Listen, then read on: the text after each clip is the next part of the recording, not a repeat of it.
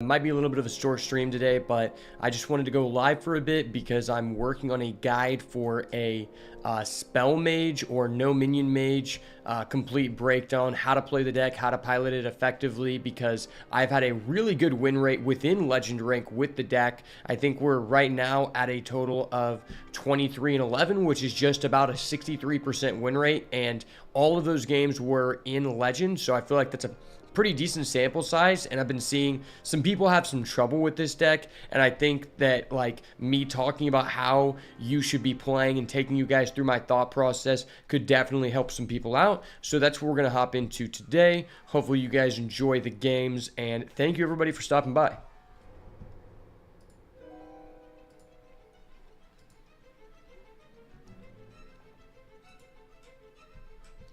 All right, let's see if we can load the game first. The first obstacle in our way is loading the client without crashing. You know, we are out here playing on the spaghetti code. It is a daily challenge to get within Hearthstone's grasp, but we are finally here. I'm glad we could take on this journey together. It is not an easy one by any means.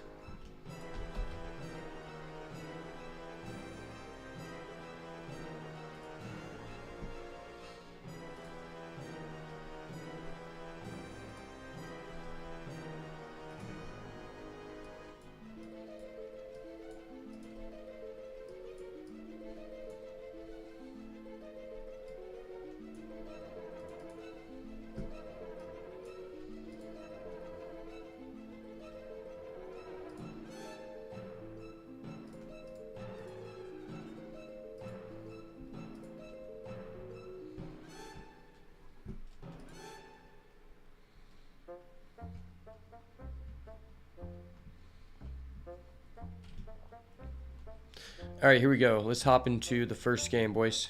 Actually, I want to change the title of this deck because I don't feel like Light Show Mage is a good title for the deck. I don't think it's a good representation of what the deck's actually about. If you guys haven't checked out my latest video, I made a video on how to pilot the Flood Paladin deck, which I feel like is very, very strong. So if you haven't checked that out, make sure to go do so. And then we're going to be recording today for a Mage video guide because I think this deck is really fun. Here's the deck list for anyone who wants to see. I just want to change the title. I'm just going to call it Manufacturing Dream. That is a better depiction of what this deck is about. Unless I misspelled manufacturing. Did I do that? I did. All right, don't look at that, chat. That didn't happen. This did not happen. Do not remember this. All right, there we go. You saw nothing, chat. Sweet. All right, we're lit, boys. All right, this is the deck. Honestly, I haven't really wanted to make any changes besides the Void Scripture. But I did want to swap out the non-golden elemental companion because that was bothering me with the 1-1. I think you could cut this down to 1. Maybe it's better to have like a heat wave, an additional 1 in the deck over this. I just like this card has such a limited play window, being that like you really don't feel good playing this before turn 6. Even, you know, if it's not reduced by your manufacturing errors, you might even want to hold on to it longer, just because like against people who are aggressive, if you play this in the early game, you can't take a turn off not to play it, and when you don't get the value from casting an additional time, it just feels bad. So this just seems like it has a limited play window, and I'm not a fan of those type of cards. Realistically, the game plan of the deck is to use manufacturing errors as soon as you access it to get the most value. And so our game plan in the first couple turns should be to use as many cards in our hand as possible, so that when we get to turn 5, we don't have 10 cards in our hand and we aren't going to burn a card off of this effect. That is a huge misplay that I see a lot of people make, but I've been doing very well with this deck. So we're going to go ahead and hop into our first game here. I believe, boys, the time is now. This is for all the people in manufacturing. This is for all the people who work at the Amazon warehouse. This one is for you guys. This deck's kind of heat.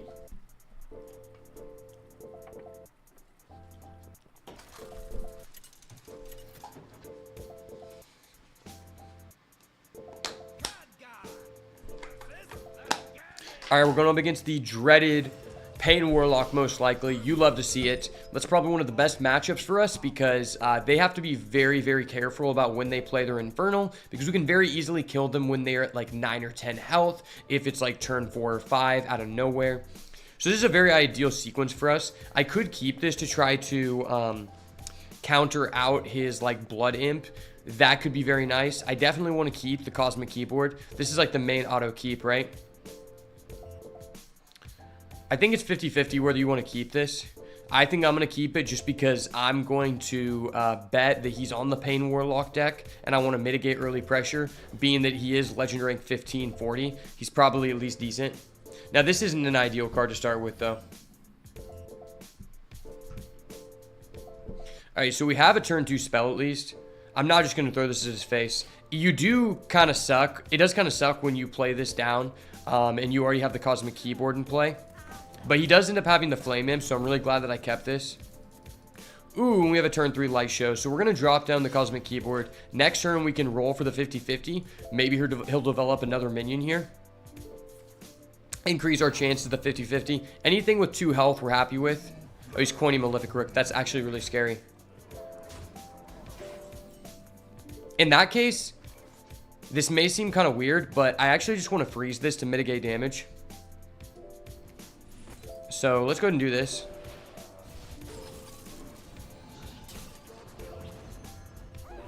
Alright, that's fine. Now we have enough stats on board to trade into this. If he wants to play like a trolley problem, it sets us up to do a decent Light Show. Giving us more targets to hit the 50-50s is always better.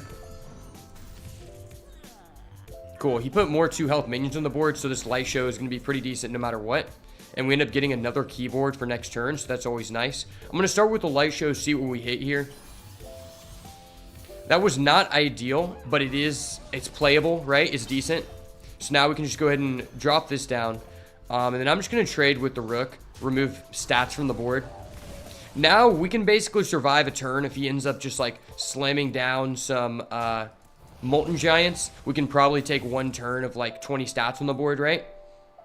Okay, if he's spending mana to remove our board, I like that. No Molten Giant. All right, 1 Molten Giant. All right, no Celestial Projectionist, I don't believe. All right, he has it.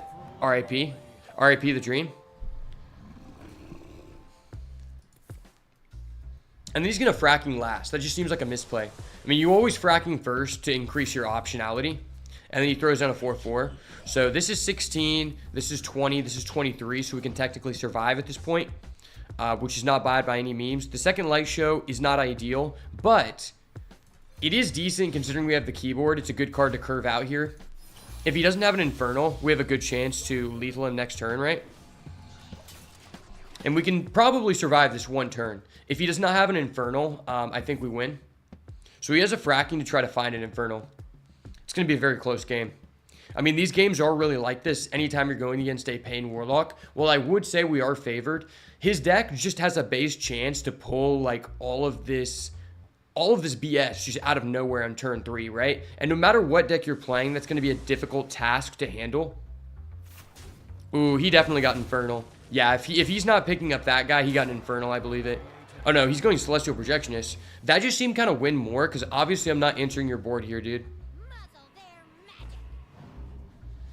So we need a Fireball here to win the game. That's not a Fireball. Yeah, that really sucks that he did this BS. That might have just lost us the game. This card is really annoying versus the Mage deck, as well as the Speaker Stomper. So we just got to play this and see what happens, boys. So we can't play any of these. That's just GG. All right, we're just going to go next game. I'm not giving this guy a satisfaction.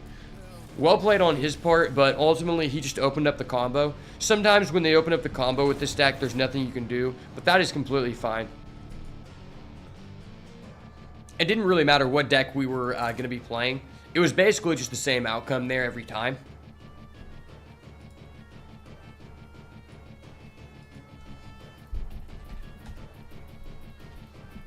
Let me go ahead and pull my bots here.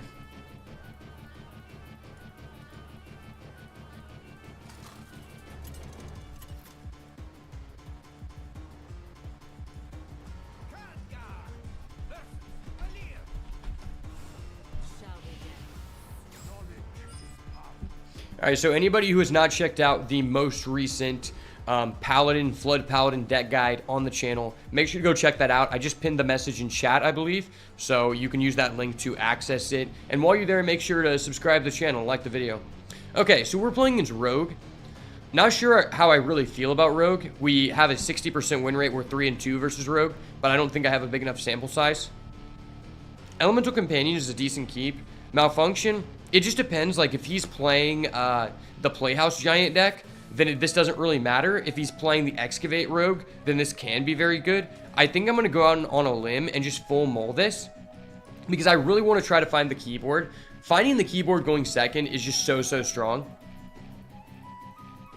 Okay, so we don't have a keyboard, we don't have manufacturing errors, but we do have a lot of early game plays, which is what I'm trying to do. Okay, so it looks like he's playing the Playhouse Giant deck, I believe, if I'm getting the right signal. I think we have enough resources in hand at this point. I'm willing to just send this at the face.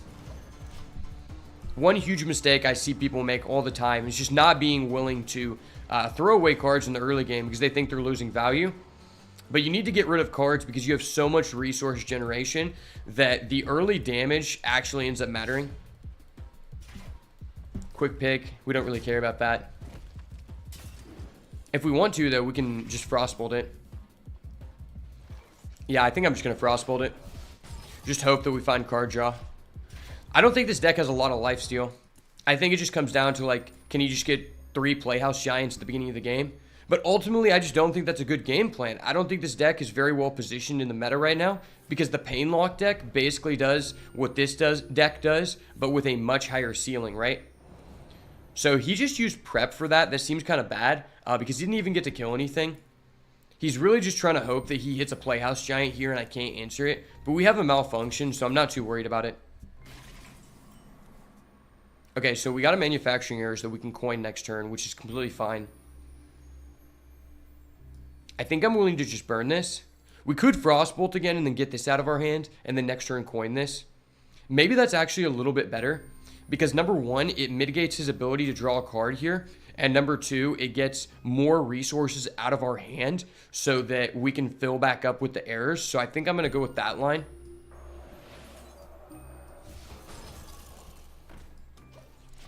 Once again, this seems kind of risky because I'm throwing away a lot of resources. But once you understand our win condition, I think it'll make a lot more sense.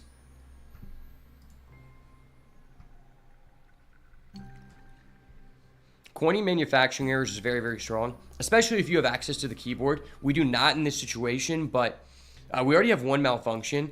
And so if he plays down like double Playhouse Giant next turn, having access to this plus one other form of removal basically answers the best thing he can be doing. So I'm not really too worried about this matchup.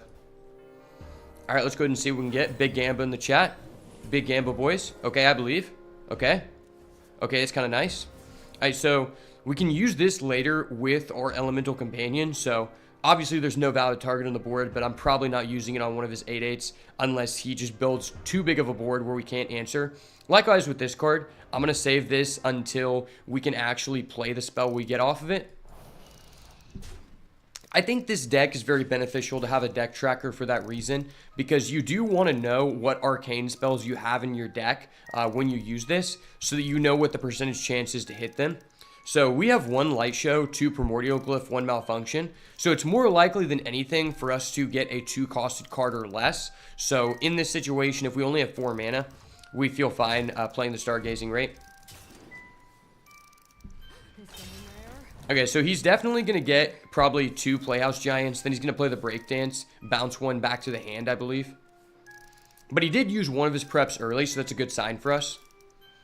I feel like we're in a good position to just clear his board no matter what.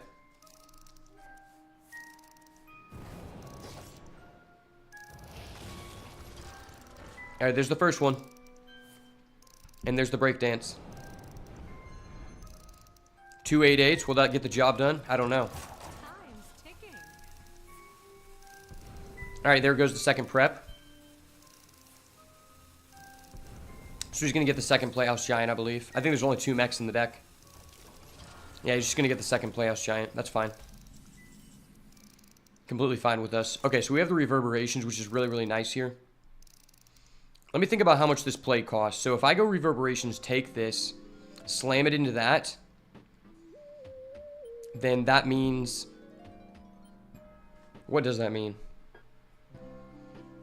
Yeah, I think we just used both the reverberations to copy this twice. Slam one in here, slam one in here. Then we can go malfunction, just answer the full board.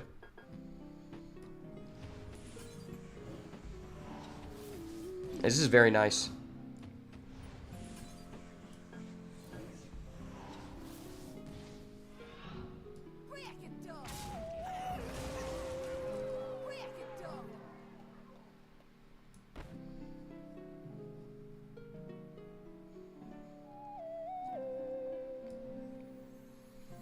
Is it better to slam this in first? It means this just has to be hit one time. That's probably more beneficial to us, right? I know it doesn't matter. Yeah, it's just automatically killed by this. I don't know why I was thinking too much about that. Yeah, so that was just a guaranteed clear. Insane turn for us. Now next turn we can go with the stargazing. Try to find a primordial glyph, and he's out of his playhouse giants. That's just GG. And see, this deck isn't very good. If your opponent can out that board, you basically just automatically win because there's nothing else that the deck does. To be fair, he could have potentially held on to that combo longer, maybe trying to get more resources, but regardless, we definitely did the correct thing there, and we were rewarded with the win. Definitely shows that this deck is very good into that matchup. I mean, even without reverberations, there's just so many answers to the Playhouse Giants, but the fact he left the breakdance rush guy on the board just basically put the nail in the coffin for him. If you guys have any questions about the deck while I'm playing, make sure to let me know. I'll try to do my best to answer them because I want this to be as informative as possible so I can bring you guys the most competitive content. We're going up against the Death Knight. Not 100% sure how exactly this matchup goes. There are multiple forms of Death Knight currently in the meta. I think the most popular one is probably the hand buff one, but I do think that the Highlander one has some merits as well. We're going to go ahead and full mulligan here, try to find our keyboard, try to find our primordial glyph. Okay, we get a primordial glyph, so we have something to do turn 2. Fireball, not something we really want to see right now. I think because he can just put out so many minions, I'm probably going to hold this. This isn't a matchup where I just want to throw this at the face.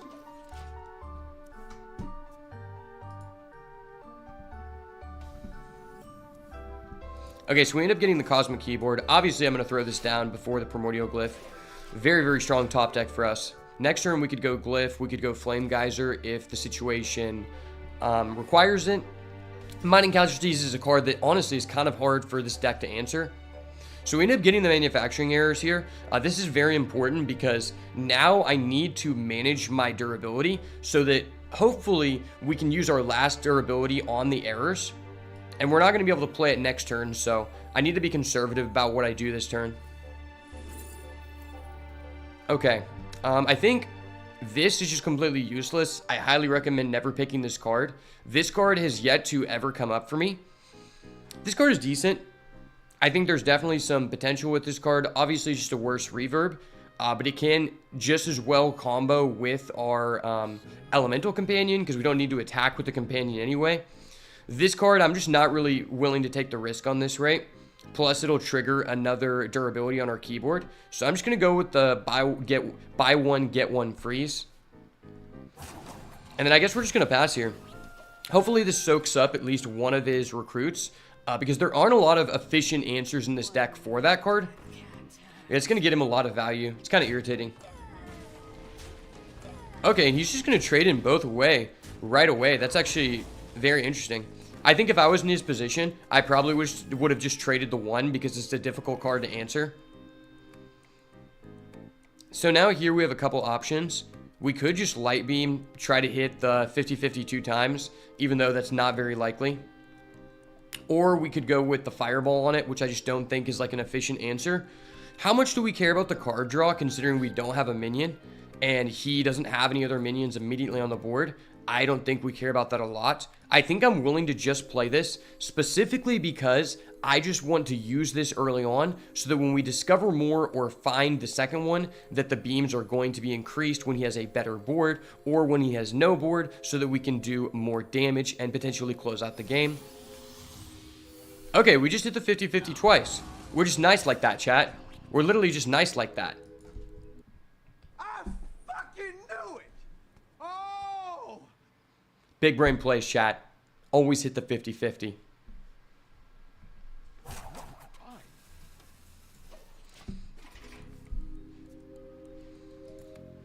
All right, no harm, no foul. We just hit the best possible situation. We have a 3-3 you can't answer. You love to see it. Next turn, we go with the errors. We're not going to burn any cards, and we get a free 5-5 out of that exchange. Optimal line of play here, chat. Let's go.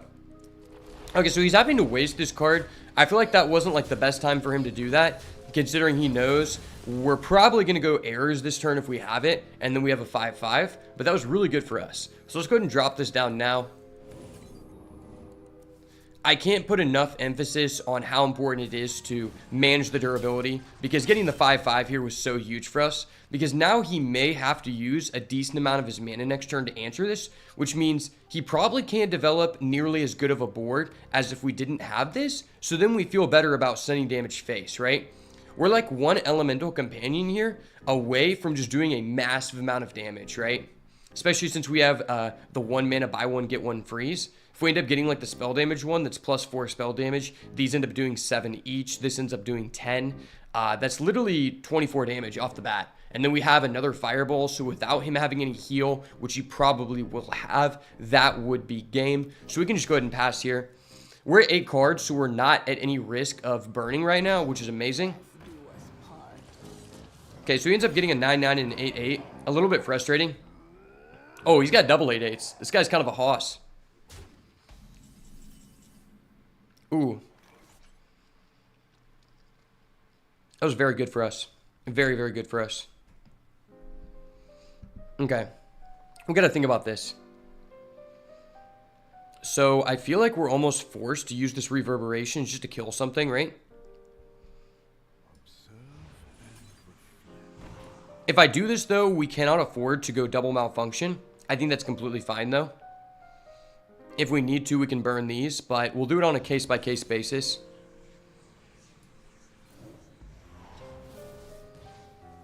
All right, big Gamba in the chat. This is the big Gamba deck. You know, you got to believe. All right, we hit the 9-9 here every time, I believe. Okay, we're nice. Nice for what, eh? Well, that was perfect, because now we can just trade this into this for full value. Do I want to freeze this? Not necessarily, but it is a lot of damage, so it's kind of like damned if we do, damned if we don't, right? I'm going to go ahead and do it.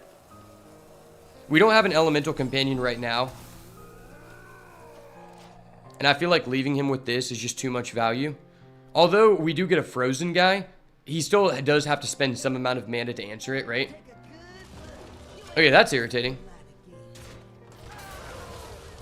Alright, never mind. We should not have frozen that.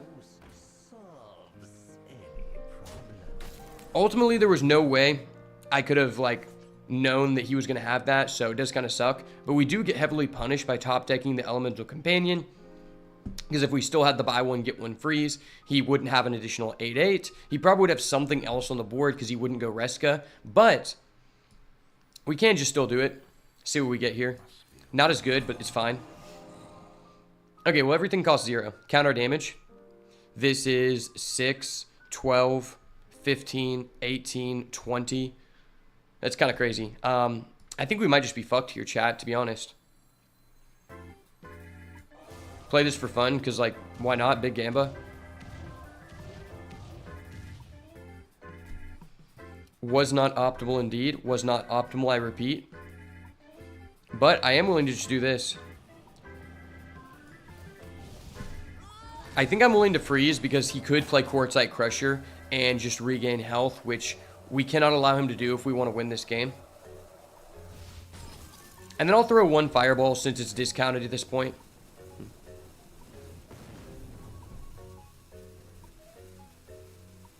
Yeah, I'm not going to use this. I'm just going to wait.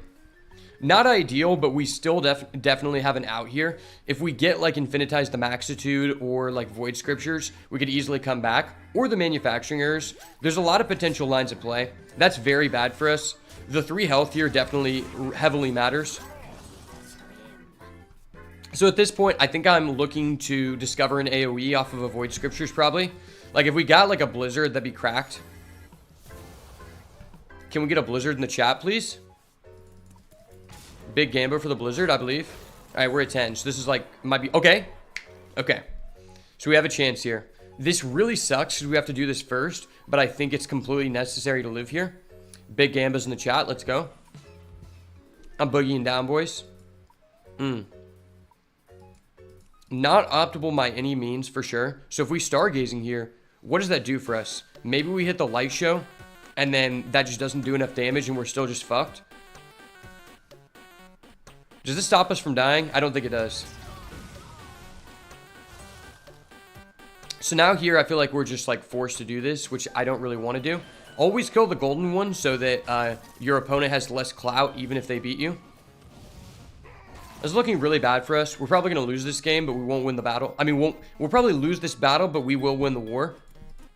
In the words of Big Sean, today I took an L, but tonight we bounce back. Okay, that's scary. Sir, why are you doing this? This is scary. Okay, wow. What a BM. We die to a snake oil. You hate to see it, but, I mean, it was just very unfortunate that he got both of his giants on a key turn. If we had like one more turn there and he didn't play the giants, I wouldn't have had to use spell damage on them. Therefore, we would have kept the reverberations, and there was a high chance that we were actually going to win that game. The Reska pit boss definitely put the nail in the coffin for us, though, so I can't be too mad. He did have a 1 of legendary. You can't win every game, but it doesn't take away from the fact that this deck is definitely very, very high power ceiling right now. Okay, another Death Knight. Kind of hoping to go against a variety of decks so I can showcase the different options you want to be doing in every matchup, but that it is what it is. So I could keep Malfunction here. I'm honestly not a big fan of Malfunction in the early game from what I've experienced so far, because it just doesn't play very well into Mining Casualties, which is kind of like the cornerstone card to play on turn 2. And if he just has something like a Gold Panther, once again, there are better options. I think the keyboard is pretty important in this matchup, to be honest. But I could say that about every matchup. Okay, keyboard manufacturing errors. We're online, boys. Let's go. Talk about it. If you know, you know. Cosmic keyboard time, baby. Let's go. Not done yet. Let's go. Okay. We're online, baby. Yes, sir. Talk about it.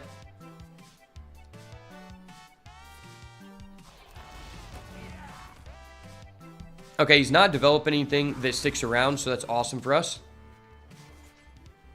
I guess we could just pass here, or we could Void Scriptures set up for later. This gives us a 2-2, so I'm willing to do this, specifically because we don't have... I want to be putting something on the board so that he doesn't develop, because I don't want to be spending mana to remove his units, so I'm willing to just do this here. Typically, I feel like the game doesn't come down to Void Scriptures in the late game, in this matchup specifically. So while I am against playing this in the early game, and I just told you guys that in the deck profile, I'm going to do it here. Okay. This is a very tough decision. Could go Stargazing.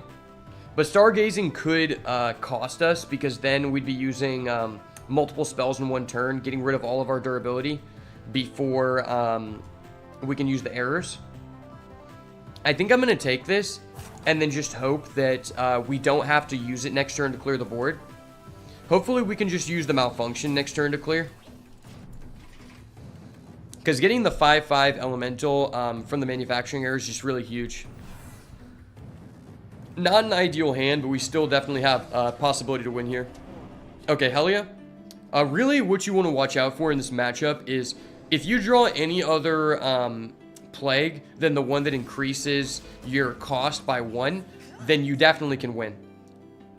The one that increases your cost by 1 is really, really toxic, because you might have been setting up for a potential turn where you have a specific amount of mana in order to do your combo, and if they remove your potential to do that combo because one of your cards costs 1 more, it basically stops you from doing anything that turn. So it was really good that we didn't draw that one this turn, and we only have 1 in our deck, so it's not like that terrible right now, especially with a lot of cards still in our deck. One thing I do want to point out that really sucks about this matchup is I found out from experience that if you activate manufacturing errors and draw a plague, it actually does not decrease the cost of the card that you draw, which will replace the plague, because for some reason the plague is decreased in cost, and so it actually lowers the value of this card. So hopefully he does not put a plague into our deck next turn. I don't know if I want to do this. I think I just want the 5/5.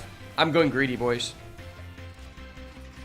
It feels bad not to get the full value out of this, but I think the 5/5 is more important. Okay, very, very good turn for us.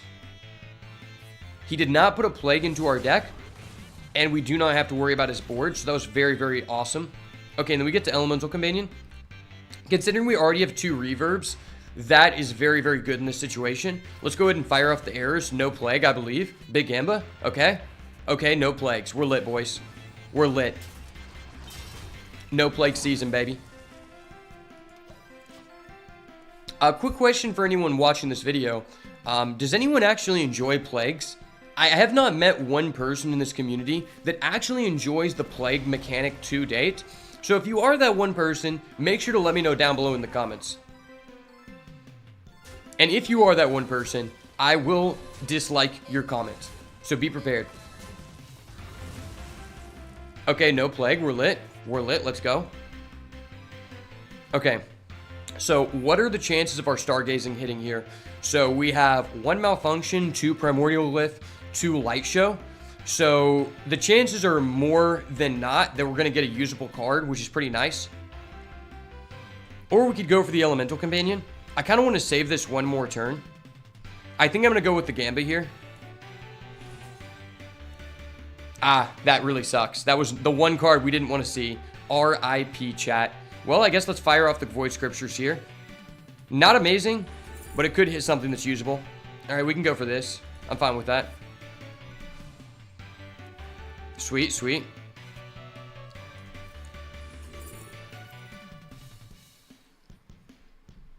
I guess we'll go with the 2 face damage. I don't think this matters. It just burns. I'm actually going to freeze face here, get a card out of her hand, and stop him from using a weapon. And then once again, I would like to use this, but I'm going to go spot the difference. Amazing. Amazing. Cracked, cracked. We're literally insane. Literally insane, chat.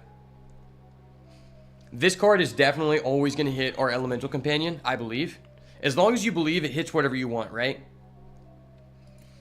Elemental Companion, Reverb.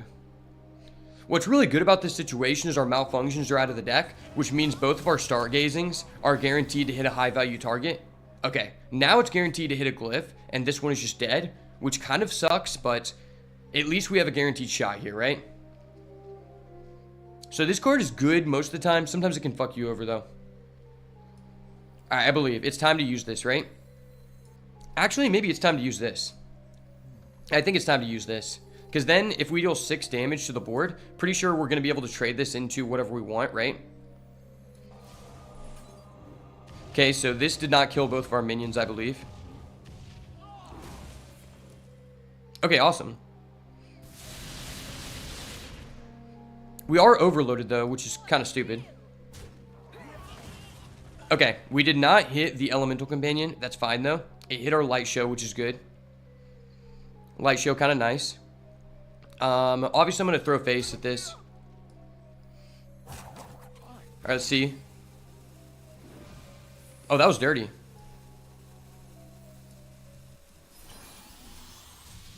Not optimal, but it does double cast. Put him at 10. RIP. RIP the dream. Okay, we have a bait and switch, and we're just overloaded too. The fact we got overloaded too is so low roll, but we do have a chance to beat him as long as he doesn't have lifesteal. Okay, Headless Horseman here doesn't matter. We have no minion on board. Sure, he gains 5 health, but we can easily push through that. We shoot 4 beams with this. Oh my god, that was terrible. That was literally so bad. Okay. Okay, I really need a freeze here. Honestly, though, I feel like we really want to do this. I really want to do this specifically because we may not be able to use this later on when he has minions for full value. And this can still hit a Primordial Glyph. Let's play this for 3. Deal 8 damage. Alright, now we have 3 remaining. I'm just going to go Molten. Replace the card. Next turn, we're going to go for an Elemental Companion. What does this do? Summon 2 copies of Demons. Okay, we got a dead card. You love to see dead cards. He is at 4. He needs Lifesteal. He needs the Quartzite Crusher. We did not leave a minion on board, so he can't play his own Holy card that has Rush, Reborn, and Lifesteal, so that's fine. That's the other thing about the reason we didn't go Elemental Companion, is because if we did that, no matter what the damage potential was, he could still play his 3/3 with Reborn and Lifesteal. Okay, that's not good. If we hit the Plague that gives him back 2 health, we might be in trouble, boys.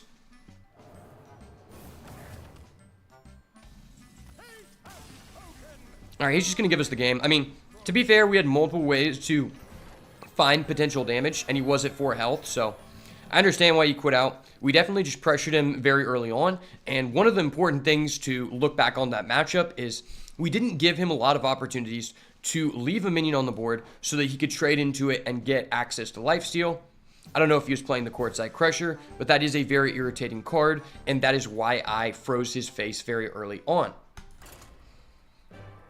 So far, so good. I feel like I've done a good representation of how to pilot this deck. I'm just hoping to get some more different matchups to really talk about the different lines of play, right? Maybe I was a little bit too greedy in the situations where I could have used my Elemental Companion. At the same time, I do think it was risky, so I can't fault myself too much, right? But in hindsight 2020, maybe it was correct to use our Elemental Companions early on. Alright, this is a very interesting hand. Very, very interesting.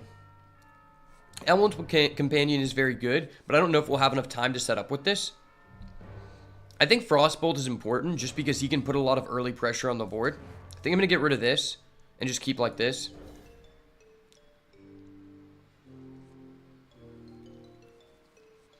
Okay, Flame Geyser is pretty good in this matchup, especially since we're going second. If he goes turn 1 Flame Imp, we can just kill this guy immediately. You want all of the cheap cards that deal damage in this matchup. Okay, sure. Alright, we can just fire this off. Get rid of that now. Not an ideal target, but I think it's fine. I think this is one of the matchups where you don't really care too much about dealing early damage, because it actually accelerates his ability to throw out Molten Giants, which I'm not a fan of. Alright, we can go ahead and use the Primordial Glyph here. Yeah, we're going to get this for sure. Now we've got damage on deck to where if he puts himself at 9, we might be in a situation to just sneak lethal. Because technically, we can do 9 damage for a total of 5 mana. So if we hold the coin, we're going to be able to kill him if he does not play Infernal. That is the key card in this matchup. If he has Infernal at the right moment, it might stop us from killing him. If he doesn't have it, and he tries to set up his Molten Giants, he might just die. Okay. So we do have the keyboard. Do I care about the keyboard at this point in the game? That is a good question.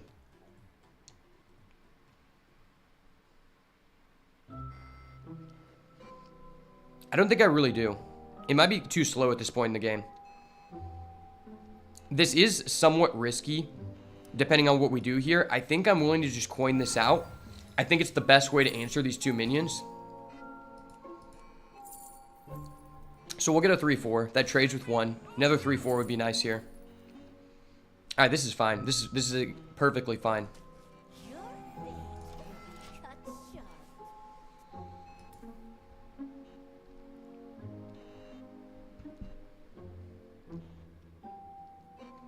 Losing the coin was very risky, but potentially by forcing him to have to remove this board, he might not be able to develop as much this turn, and maybe we get another turn. I guess he's going to give us an Imprisoned Horror, which kind of sucks, but that's fine. Interesting that he wouldn't just use the fracking first. Seems like correct to use fracking every time. So I guess there was some merit to just not developing minions. That way he couldn't use a Spirit Bomb. Hindsight 2020. Definitely have to think about that next time. So let's count our damage. So this is 3, 6. This is 9. If we just forge this and he doesn't have... if we forge this and he doesn't have Infernal, then I think we might be able to kill him next turn, right? Because we'll be at 5. We could go 3. We could go 6 and then 6, and that's 12. So that's pretty much just guaranteed game, right?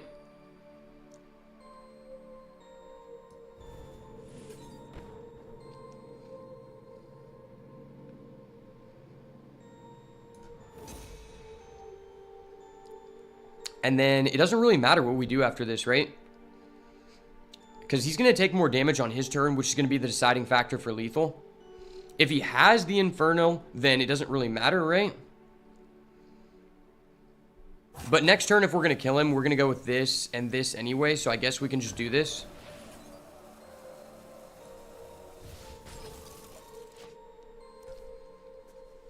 Very risky situation for us.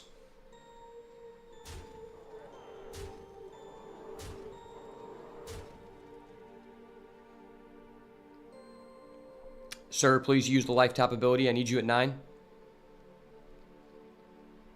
Don't just spit out some Molten Giants. I need this, brother. Okay? If he plays Infernal here, we're basically fucked.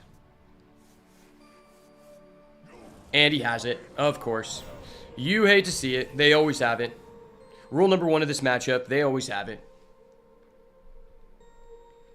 Is there any way we can stop this? So this is 13.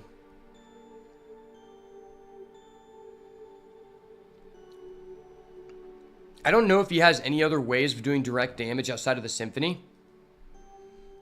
So maybe I'm willing to just do this.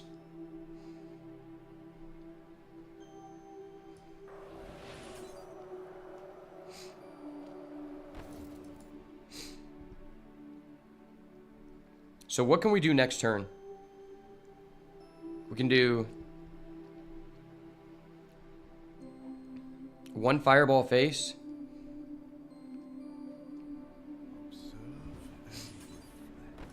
Well, let's always do this first. See what we get.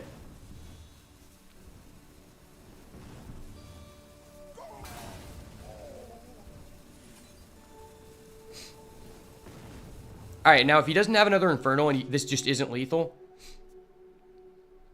He's got 13. Okay, so maybe he has the 1 damage, I guess. He could have Pop Car. Like he has that. Damn. I think that just puts the nail in the coffin. Yeah, that's just fucked. Yeah, this card is just so annoying in this matchup. It makes it so difficult to win. Because it's for all of your spells, right? So there's just like no way we can do it. I mean, GG. I would say GG, but that was just really toxic. So I'm taking our own life. Very unfortunate. There wasn't a lot we could do there. I mean, when they have 2 copies of this card, like, what can you do, right? I think it's very important to go first in this matchup, I would say at least. Keyboard on 2 is very important as well, because you can at least contest board. Malfunction is really good in the matchup as well. Kind of just one of those things where it's kind of like 50-50. Your opponent has this one specific card that can stop you from killing them. And if they have it, they have it. It's not, like, unlikely for them to not see that card, so... I think it's still pretty good. As long as they don't see Infernal, like, you probably just win, right? Yeah, this is pretty nice. I'm just going to keep this. I think it would be fair to keep the Frostbolt, just have an early game removal. We do have the coin. If we had the keyboard, this hand would be cracked. Absolutely cracked. So we have no answer for that, which is really bad. Ripperonis in the chat. Yeah, so we're going to have to Primordial Glyph next turn and just hope we hit something nice. Hopefully we get like a Malfunction off the Primordial Glyph. That'd be dirty here. And this deck, I mean, yeah, this deck is just so popular right now. All right, I believe chat. Big Gam is in the chat. Okay. Let's go. Heat Wave kind of nice. Talk about it. Yes, sir. I fucking knew it. Oh. Let's go, baby.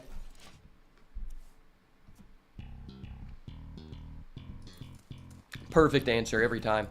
So he's playing the Speaker Stomper. That's a little bit better for us because typically they're not going to be able to afford to just drop that out, right? Okay, that's dirty. He can just go full Molten Giant play. No, he doesn't. Okay, that's amazing. Still have a chance here because of that. We could just go for this. Try to hit the 50-50. I believe, chat. Big Gamba. Okay, not bad. Put him at 10. If he doesn't have the Infernal, we have a shot, right?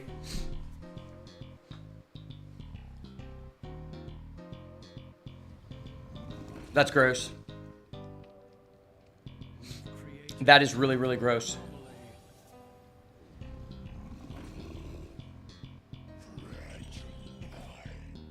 Yeah, he just regurgitated his hand on the board. I don't know if we can do this. Okay. So I think we're basically forced to just coin our manufacturing errors. There's a slight chance that we actually just kill him off of this, but I have to play to our win condition, right?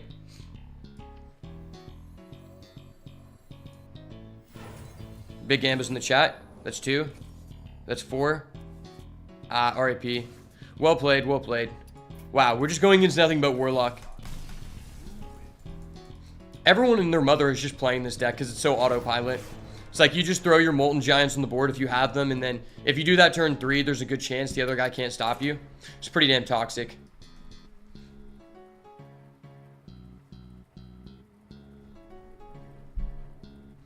It's kind of crazy because basically all the Warlock people we've won against have drawn the same sequence of cards every single game. They all started off with either Blood Imp plus Treant or Blood Imp plus Geode, and then they ended up being able to go like turn 3 with Lava Golems or whatever. Alright, I'm keeping Malfunction this time. Malfunction is 100% necessary. And honestly, oh no, okay, never mind. I thought this guy was Warlock. I thought he was Warlock. We definitely keep the Malfunction. I'm definitely going to keep the manufacturing errors now. I honestly think after further testing that maybe you don't want to keep this card in the Warlock matchup, specifically because you may not get to see that turn, right? But Malfunction is definitely really strong because it means we can just hold this till turn 3 when he has a sizable board. If he does not have mining casualties, then this is just an insane AoE. Okay, yeah, I'm definitely frostbolting that.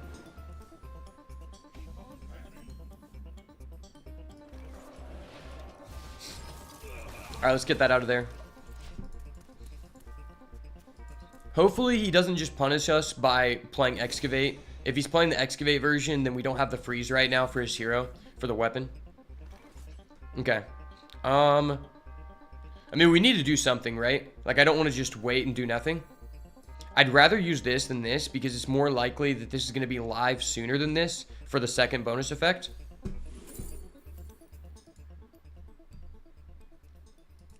Okay. I think we can just take this. We'll just hold that. Having a second one is really nice, right? Gaze into the horizon. You will see what is real. Alright, 1 second. I need to get my deck tracker back up. I don't know why my deck tracker went off the screen. Alright, there we go. Sweet. Okay. So, what does this do? So, he's actually playing a Highlander deck. That's very interesting. I don't think that's really the best build to go right now, but that's okay. Do what you want to do, my man. Yeah, let's just do this. So, this is tradable, but that is a 3-4. The chances of us getting 2 rush is just not really worth it. But considering he's a 3-4, I'm going to take this. And then we can get the 4-3. 4-3 trades with it, so that's fine. Not like this ability really matters, but a 4-3 is better in this situation because it trades into it, right?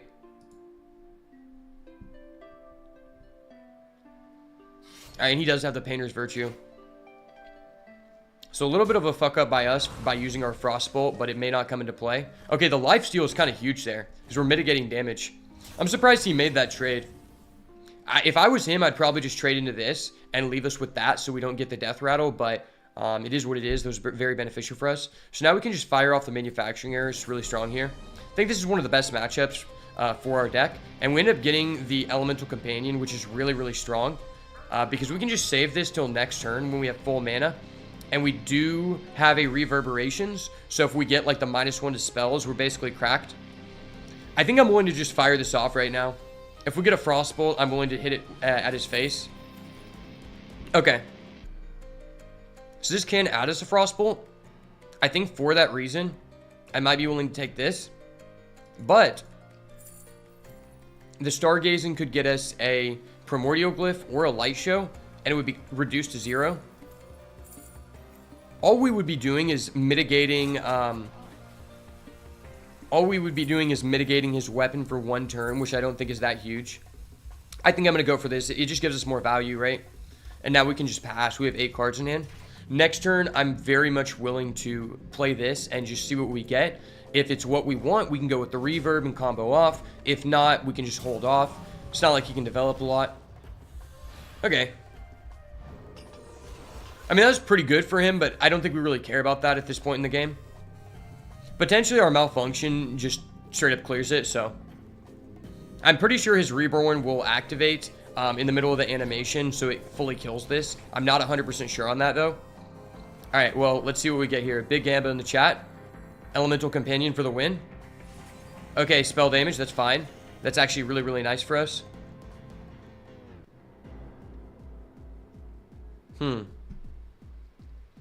So what do we want to do here, chat? I think we have to do one of these, right?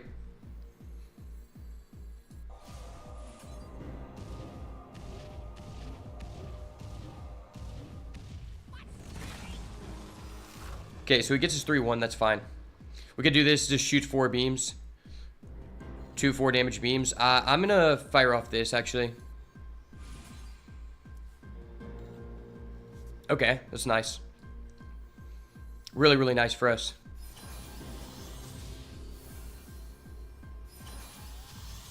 Very, very nice. You love to see it. He's at 9. I'm gonna fire this off now because it gives us more damage. Alright, sweet. We could just trade this. Cool. Cool. Okay. We're in a great position. So he has to remove this. As long as he doesn't have lifesteal, he can't afford to do a Zilliax right now. This gives him 2, but that's also 2. So if he has to attack into this, there's nothing he can do. He needs a Tigress plushie to not die here. Really needs a Tigress plushie. Okay, so he has Watcher of the Sun. That's completely fine. Goes back to 10. Sure. We do have this, which shoots 4 beams, so.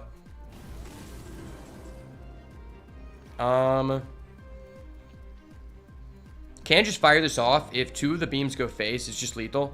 I'm willing to take the risk here. Okay, so the 2 of the beams did not go face. RIP. So this could get us a malfunction, which would suck. Or it could get us a Primordial Glyph, which would be pretty nice. I think I'm willing to risk it for the biscuit. Risk it for the biscuit, chat. Okay, you love to see it. Let's go. Let's go. That's hot. That's so hot. Ooh. We could get this, but this is more damage, right? Well, this is reduced by 2, though. Playing this for 3 is kind of dirty. I'm getting that for 3. It might be kind of greedy, but I think it's better. It was really important that we didn't end with a minion here, because now he cannot use a Tigress plushie. He cannot use a Zilliax to trade into anything, get any lifesteal off of that. What is this? Rush lifesteal. Okay, so we just played around that, which is great. Now we can just go with the Fireball face, and that's just GG. All right, very well sequenced by us. Unfortunately, our opponent was just not ready for the onslaught that Elemental Companion is with the +2 spell damage. Combined with the manufacturing errors, we ended up with a Wombo combo to end out that match. So very, very nice for us. I will say the further that I have played with this deck, the ability to do well against the Warlock deck may have been overstated by me. I think that your opponent is not necessarily guaranteed to get the Infernal guy, and we have gotten a little bit lucky, but it's also not that low of a chance for them to have that card, right? But I think it's more about you winning the dice roll and going first than I originally thought, so I did want to state that it is not completely free versus the Warlock deck, even though I said it was very good. Okay, so he's playing Rogue. So he's probably playing that dumb Playhouse Giant deck again, which I just don't think is very good. Our deck plays very well into it. If we find a Reverberations, he's basically just cooked. Cosmic Keyboard is just really good, right?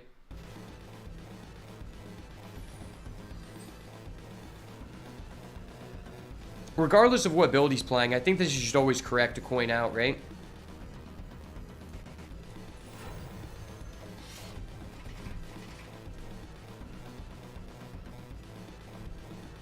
I feel like 99% of the time you want to coin this out, no matter what the matchup is. It's just too strong. It just gets you this on the board, so you can actually start sending your spells face, right? Which I think is very important. So we could use this right now, and that could be pretty decent.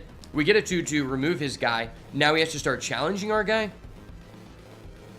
Because next turn I want to play a 3-costed minion anyway. I mean, next turn I want to play a 3-costed spell anyway. So while this is not the most insane value, I feel like if we don't play it now, we aren't going to play it next turn.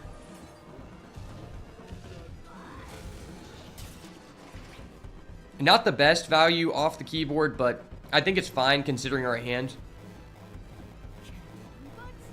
Okay, so he's got a Kobold Miner, so it's not like he was adding much to the board anyway, right? If he was playing the Playhouse Giant deck, I'd probably save it. Okay. Not too much to be worried about there. Could go for this, try to hit the 50-50. Or we could go with the Molten Ruin. So if it doesn't hit this, but it does hit that, then it's kind of bad for us, right? But I feel like this has just better late game value, right? Like, the longer the game goes, if we haven't played our first one of these, it just becomes low value. Especially because at some point we want to use this Primordial Glyph, so I guess I'm willing to just take the risk here. Alright, well that was perfect. That was literally just ideal. Maybe I should have sent this face. Might have been a misplay by us. Hopefully the 2 damage doesn't come into play. I believe, chat, the 2 damage will not come into play. What we're hoping here is that he doesn't just like prep and just do a bunch of broken shit. He's got a shield block. That's actually very good for him. If we were playing any other deck, that would be such a terrible turn, but specifically because we're playing our deck, it's pretty insane. Could go for the Glyph here. It's probably like what I want to do. And then maybe replay the keyboard if we don't get like a value card to play. Ooh, that's pretty nice. That is pretty nice indeed. I think I'm willing to just get the Firelands portal. We're going to be on 5 mana next turn, so we can actually use it. So although we aren't doing much this turn, we do get a 2-2. Already had a 3-3, so we're not missing out on the board presence. But now next turn, we're guaranteed to deal 6 damage, get a 6-cost minion, and a 5-5. So ultimately, we're going to have a huge tempo swing regardless of what he does this turn. This card is such a cool design in my opinion. I like the way that they balance the ability to create mana cheating in the form of this card, so that's why I'm a fan of it. So here, I think it's just a no-brainer. We can trade this and then just play our Firelands portal at face. Get rid of his armor in case he gets like a random spell buff. We get a 6-5 and a 5-5. Pretty damn ideal. If he wants to remove the board, he's going to have to use pretty much all of his mana, I would assume. I don't think there's any way he can remove this board for like anything less than 4 mana, right? Unless he has like a prep. Chaos Strike, okay. That's fine. You're doing the work for us. You did the 2 damage to our guy. You took 2 damage. We love to see it. So it goes Sandbox Scoundrel. We knew that was coming. And then Dubious Purchase. Always hits the 5-5, I believe. Never lucky. Never lucky in the chat. Okay, he just burned his prep. Hell yeah. The fact he burned his prep is amazing because I feel like 9 out of 10 times you lose to a rogue is because they double prep. Because prep is just so oppressive even in 2 mana. It's crazy for me to say that because I was always a guy who like, I didn't think prep needed to be nerfed. I thought 3 mana was fine. But it does just feel like every time you lose to them, it's because of prep. Okay, what do we want to do here? So we could just forge this, which I feel like is fine. We could use this, but like, is the 2 damage really even worth it? I feel like not. This is a good turn to get more resources, right? Because he doesn't really have anything on the board. We're going to get a 3-3, which is fine. Okay, we get a Brawl. That's probably very relevant here. Enemy minions cost 5 more next turn. That's actually huge. Holy shit, this is actually an insane card. I didn't even know this was in the game, but it was meant to be for us. This is actually just disgusting. So I don't want to answer as 1-1 because it reduces our damage, but ultimately I understand that this could allow him to cheat more mana out by using like Breakdance. So I feel like we're forced to answer this. Even though it really sucks, we're going to be getting a 1-1 off of this. We have a large board presence, so... Okay, he just burned a Test Greymane. Burning a Test and a Prep is literally insane for us. Alright, so he's going to have to use this, and this is probably going to dictate the game. If he's able to abuse this enough to where he just clears our whole board for free, he might win. But if not, we just reverb that. Maybe it creates lethal. Maybe it just gives us a broken-ass card we shouldn't be allowed to have, like this card. Alright, you don't have a Breakdance, brother. You never had it. I don't believe it. Breakdance is not real. Tyrannosaurus. Okay, that was busted, boys. That was literally busted. But we could just so happen to reverb this. Then we deal 7 damage to him, which is kind of dirty, right? So this is technically 3 mana, deals 7. That puts him at 9. We play this. If we can deal 6 damage, it's GG. Decisions. Well, this is a toughie. I think I'm willing to try this and just see what happens, right? Or maybe we try this. Try this while we still have mana. Okay. Freeze a minion, summon a copy of it could be very good. Because then we're just threatening so much mana, right? Actually, I'm going to get this.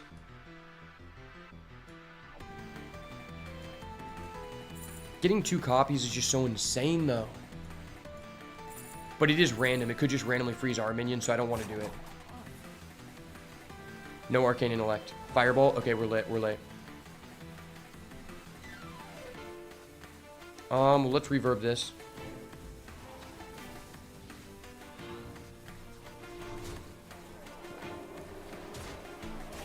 And then just play this, I guess. Missed out on the Fireball, but that's okay. We can add a Fireball next turn, so... His minions literally cost 5 more. That's kind of unfair. I feel really bad, but Rogue is so degenerate that I don't. Really limiting his mana cheating abilities here. Kind of a weird turn. Maybe I could have played it better, but hindsight 2020. Didn't know the RNG would go that way, right? If we got a damage spell, it would have been really nice. If we got a reverb and copied his dinosaur, it would have been really crazy just getting 2. Probably could have taken more advantage of that, but all in all, that Bellarok Discover was more advantageous for us than him, so you love to see it. And he's going to concede. Let's go. I feel like this deck is just really good versus Rogue because Rogue plays a lot into you developing the board, and them stealing cards from us, I just don't feel like is as advantageous for them, specifically because we have an entirely different game plan with our deck than they do with theirs. So a lot of our cards don't really complement them, right? Like they get some cards that can remove minions. We don't have minions. How does it really benefit them? It doesn't, right? Plus, we can just steal their Velorok. We can also steal like that Tyrannosaurus, which we just did. There's a lot of things that we can take advantage on from their board with Reverb. And the Playhouse Giant is just straight up a free matchup for us. We're going against Priest. I don't really know exactly how good we are against Priest. I'm pretty sure it's heavily favored. Slow decks like this that don't have like high damage output are amazing. But if he does have like an insane Zarimi turn where he just has like all 1-drops and like copies them, we might be in trouble. I'm going to go ahead and full mulligan this. Look for the glyph. Look for the keyboard. Those are the main key pieces we want to be seeing every game. Okay, we get Infinitize the Maxitude. Definitely a major win condition in this matchup since we're going to the late game. And this card can be very good if he just starts like regurgitating 1-drops, or if he throws out the 2-mana 2/3 that generates a 1/2 whelp during the end step. That can be very, very impactful, right?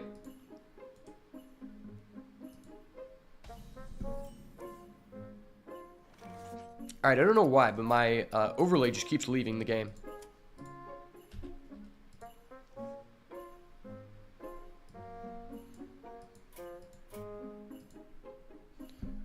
Okay, and our deck tracker has permanently disappeared. RIP. I could go Infinitize the Maxitude. I feel like... Alright, fuck it. We go no deck tracker. Alright, so I could Infinitize the Maxitude for the value, or I could go Primordial Glyph. I guess this does reduce the spell by 1, so maybe it's a little bit better. Okay. I don't really want this. This is just too late game. Let's go with the Frostbolt. 1 minute Frostbolt is always just nice. Maybe it was better to go Primordial Glyph for the discount. If we discovered the same cards, though, it didn't really matter. Discover a spell from your enemy's deck. Okay, you got a Stargazing. That's literally not possible for him to play. You love to see it. And our deck tracker is randomly back. Let's go. Okay. What do we want to do here? Could just tempo this out, but I feel like that's really, really bad. Could drop this, which isn't like terrible, right? I think I'm willing to just take the uneven amount of mana we're using on this and just play it. Okay.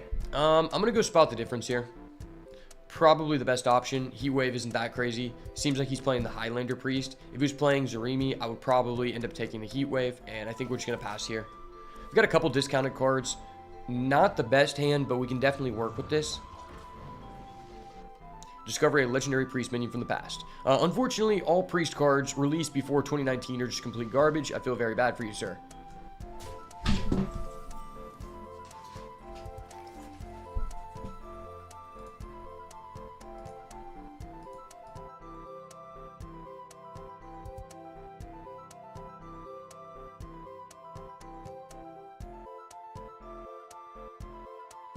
Alright, sorry about that, guys. Still getting over the sinus infection, but we can go for the malfunction here for the value play. Completely clears the board. I could go infinitize the Maxitude. I feel like this is just a better time to go ahead and use Spot the Difference. It gets a card out of our hand, so if we draw manufacturing errors, we're at no risk of be burning, and then he's going to have to use all of his mana next turn to answer our board, which we love to see. Excavate, quick draw, and tradable cards, cost 1 less, completely useless. This guy's kind of nice. I feel like, because how is he going to do 1 damage to everyone? And this guy's just a 3-3. I think I'll take this and risk it. Risk it increasing his AoE potential, right? After you draw your second card and turn destroy this, definitely do not want that. I mean, but we could trade it away, right? We don't really have anything that specifically draws us. So I guess I'm just going to take this, because ultimately I just want these minions to clear his minions. I don't really care about them for doing damage, right? Plus, if we get 4 damage in and then we draw 2 cards and lose it, who cares? Choose 2 enemies, they fight, add copies of that fight card to your hand. Okay, it's kind of weird, but sure. You used all of your mana, so I'm happy for it. I'm all for it, boys. So we could just go for another Spot the Difference. You love to see it. Do our 4 damage first, then we'll just go for this. Okay, we could go for the Exploding Ear. It's kind of funny, so we'll do it. I see new card. I pick new card. Okay, we'll just get another one of these guys, because like we can't really draw. We literally cannot draw, so we'll just get another one. This guy isn't golden, though, so he's inferior to this guy, even though he's taking damage. Could just go with the Flame Geyser. Like, the freeze in the face doesn't really matter, right? The freeze might come up for something else if it has lifesteal. The one weird thing about this card is that, like, it puts minion on the board so that your opponent can then, like, trade in a rush with lifesteal. But that's completely fine in this situation. Oh, shit, he's got a diamond ETC. This guy's a Chad. I put some respect on this guy's name for having a diamond ECC. He knows how to rock. Anyone that knows how to rock is okay in my book, boys. Discover a spell if you have enough mana to cost it. Okay, we could play that. Could definitely play that. This could be really good if we discover the -1 to spells, right? I kind of want to keep this alive, right? So let's always go face here. Or we could trade this into this. It's kind of dicey. I think I'm going to do this and just save the elemental. Ooh, that is kind of dirty, though. Yeah, this just gives us a copy. I think we like this. I believe we hit something good. Big Gamba in the chat. Big Gamba in the chat, I believe. Okay. It's kind of dirty. Nice for what? Eh. Let's go for a second elemental companion, right? Just play the card that we just showed to him. Ooh, that was dirty. Really dirty. Well, I think I'm going to get rid of this because I just don't really care about it. 5 face, get our value, play this, get our card, choose very quickly because we're out of time. Don't care about his board. I'll take the draw. Don't care about his board. Okay, 2 bombs in the deck. How funny would that be if our bomb actually killed him? Oh shit, we got the bomb. That's actually so relevant. Like, this card is actually just so good when you discover it in this deck because you do so much burst that the 5 actually matters. And he's going to die. Bomb Mage is literally cracked. Bomb Mage OP. Let's go. Bomb Mage insane, boys. Fuck a Bomb Warrior. I'm trying to be a mage. Okay.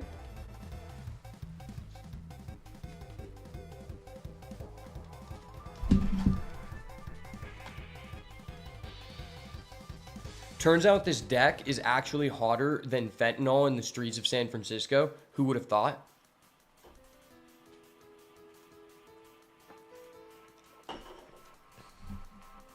It couldn't have been me, because drugs go crazy in San Fran. You already know.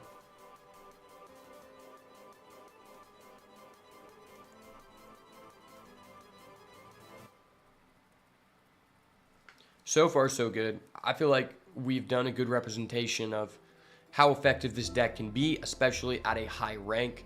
Definitely have gotten, you know, quite a few wins more than our losses today. We have, I believe, won 1, 2, 3, 4, and lost 2. So pretty nice.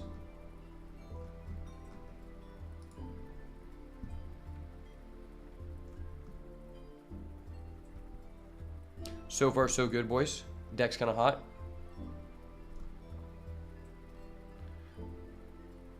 Currently, though, we are 2-4 versus Warlock, so I retract my statement about the deck being insane versus Warlock. It's fine. I think it's 50-50 matchup. Just depends if they get their Infernal. Infernal is just such a push card against our deck. It's like, all right, I'm just going to extra Alexstrasza for 4 mana and just get a better rate body. You hate to see it.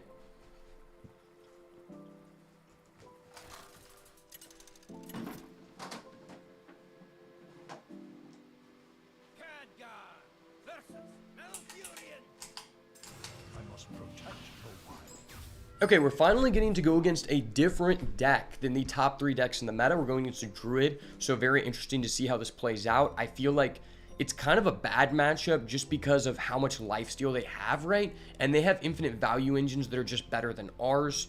I definitely do not want these. Don't think I want this. This card is going to be very clutch, especially with the coin. Try to look for the keyboard. Try to look for our malfunction, maybe. Okay, we get the keyboard. We're lit. Let's go. This is actually a very, very nice hand. Gives us a chance to actually beat this matchup. So we're currently 4-2 versus Druid. I feel like the matchup is definitely better for us, but very, very slightly. I think that if you end up being forced to play, let's say something like your Spot the Difference, and your opponent can then play their big dragon that has 12 health and lifesteal, it could just backfire on you and you just die, right? It's very difficult to determine, like, at what point will they be able to cheat that out, but I think it's still more beneficial for us than it is for them. Okay, so he's going Magical Dollhouse. I think it's really good versus the Hero Power Druid deck, though. Actually, this is a situation where I don't want to coin out the keyboard, which is very, very strange. Typically, I want to coin out the keyboard in just about every situation, but here I think it's just better to save so we can coin out the errors, because he's not really going to put out anything I want to spend mana on to remove. Sweet. Okay, this is going to be really good, because now next turn, I can probably just use this to clear the whole field. He might play out his choose one spell damage or draw a card guy, and he's going to go double Splish Splash Whelp. That's really good for him. He's got a really nice setup now. It's getting a little bit scary, but I think we're still in a good position. Okay. Do I need to remove this? Not necessarily, but how good is this really? Like, I feel like not much. I think I'm willing to do this just to get cards out of our hand, right? Man, I wish there was more ways to interact with locations, because locations are so infuriating when they're actually like high value cards, because there is no way to interact with them unless you have something like Reno Lone Ranger. It's kind of a difficult mechanic to balance, to be fair. He's got the Chio Drake. Yeah, so that would have been nice if we would have held our malfunction, but that's okay. Next turn we can coin for our errors, so we're going to be in a good position regardless. This card is really irritating versus us. If they just stack those, it really, really sucks. So I'm just going to go for it. I believe. We get the 4-4. Okay, that's decent. That, not so much. That, okay. Not ideal by any means. So we can't really kill anything, which really sucks. I don't really want to do anything here, to be honest. It's kind of just a bad situation for us. I could trade into this to guarantee the damage, because if he has a swipe, he just clears full field. I think I actually care about that more, because it's very likely for him just to do a swipe, so I want to reduce his stats as much as possible for our chances of finding another malfunction. We do have 2 copies of Stargazing, so our chances of finding malfunction are pretty high. And then if we end up getting off an Elemental Companion, we could just full clear with that. Or we just cast it twice and it just full clears anyway, right? Because it's just a broken card. Unfortunately for you, sir, I don't need spell damage +1 for my cards to be good. Okay, that's really good for him. Very, very scary. He's going to go for the swipe. You hate to see it. I knew it. Literally knew it. Literally 5 brain for us trading in for the 2 damage because I knew he would have that. Like they just always do, right? Okay, the Elemental Companion is here. The chance for us to high roll is very, very possible. I think we just go for this first because, like, he's forcing us to do it, right? Okay. Could do this. Try to get the manufacturing error. It's just a low chance. Maybe we just want to do this immediately anyway. I think I'm willing to take the shot. Not ideal, but it will remove some stats, make the second one a little bit better, right? Okay. Could risk it for the biscuit on this one, try to play it. Could definitely be down for that. This could really help us, though. I feel like I'm almost forced to risk it for the biscuit here. Because, like, if we go for this and we get, like, Primordial Glyph or Light Show, it's just really, really bad, right? So I think I'm just going to hope that we get the good Elemental. Okay, we got the good Elemental. We're lit. We're lit.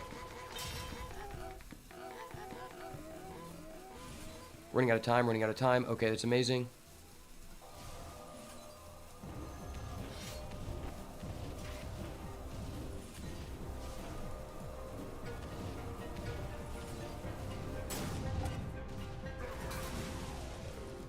RIP. I couldn't tell what he had low. Very unfortunate situation for us, but I mean, if we don't die, we can go with another malfunction. Yeah, this deck you really have to be able to play fast. You have to have good actions per minute because you have to do a lot of things on the turns that are important, right? But, I mean, it wasn't the worst. The fact that we got that RNG and got to actually find the one malfunction in our deck was absolutely amazing. That was the only thing that would give us a chance. Getting the -1 to spells was huge. And this is that card that I was saying is very, very bad against our deck, right? Discover a card from your deck. If you have spell damage, copy it. Oh, that's disgusting, because that means he just gets another one, right? So we know he has 2 of these. Absolutely disgusting. Could just go Fireball into Malfunction. Not bad by any means, right? So we deal the damage, and then it's guaranteed to clear both. Not ideal, but I think it's fine. Gives us a 4/4. He's going to play another one. But once that's out of the game, we have a good chance to take over because we have the Infinitize. We need our second manufacturing errors here. Or Reverb. Reverb would be crazy because he's going to play it again. Draw 2 dragons. Okay.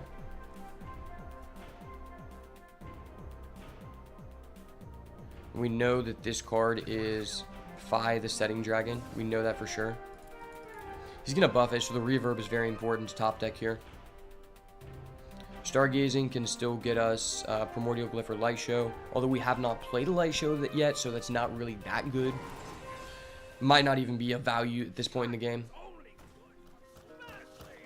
I forget how his Phi Dragon gets reduced. I gotta read that card. He's probably saving it. Costs 1 less for each dragon from this game, so he can play for free. This isn't very good because then he can just, you know, use his Phi Dragon again. He's got a 3/2 and a 4/3. How can we answer this? This is 3 to kill that. And then this kills that. That's 4 mana. We play this, and then we just do this. Not the best, or we could just go for this. Try to hit a Light Show. Okay. I can dig it. I can dig it, boys. Play this, I believe. That was terrible. Okay, so we just full cleared. We're lit. Now we can just do this. He's going to be forced to play his Setting Sun Dragon. Blizzard. Do we want Blizzard? Maybe. I think we want Blizzard. I think it's integral for not dying.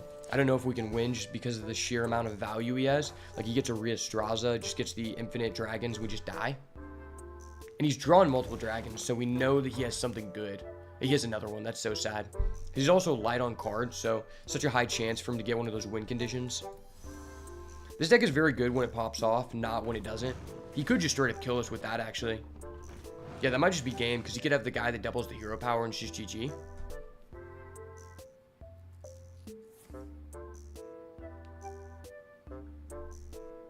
Okay, yeah, so he's just going to swipe us. It's very bad for us. I don't think we can win at this point. He's probably just going to do too much damage to us. This is a play, right? But he just gains 5 attack. Yeah, this is the 5 attack one. We're at 5, so we have to, like, get some way to freeze his face. We have to freeze his face, so that really sucks. I don't want to waste this, but we specifically have to find something right now. Okay. This is reduced. I don't know if we've played all of the spell schools, but it could be an out. It gets us 3. If we get a bonus effect, we could just not die, but I think he's just got it. We're going to go Big Gamba here. We get a lifesteal one. Oh, no, never mind. These don't have taunt. I'm actually dumb. GG. Well played, sir. Well played. For some reason, I thought they came with taunt. That was my bad. It is what it is, though. We didn't get to see manufacturing errors in time, or we could have definitely clutched that up, but, you know, you can't always do that.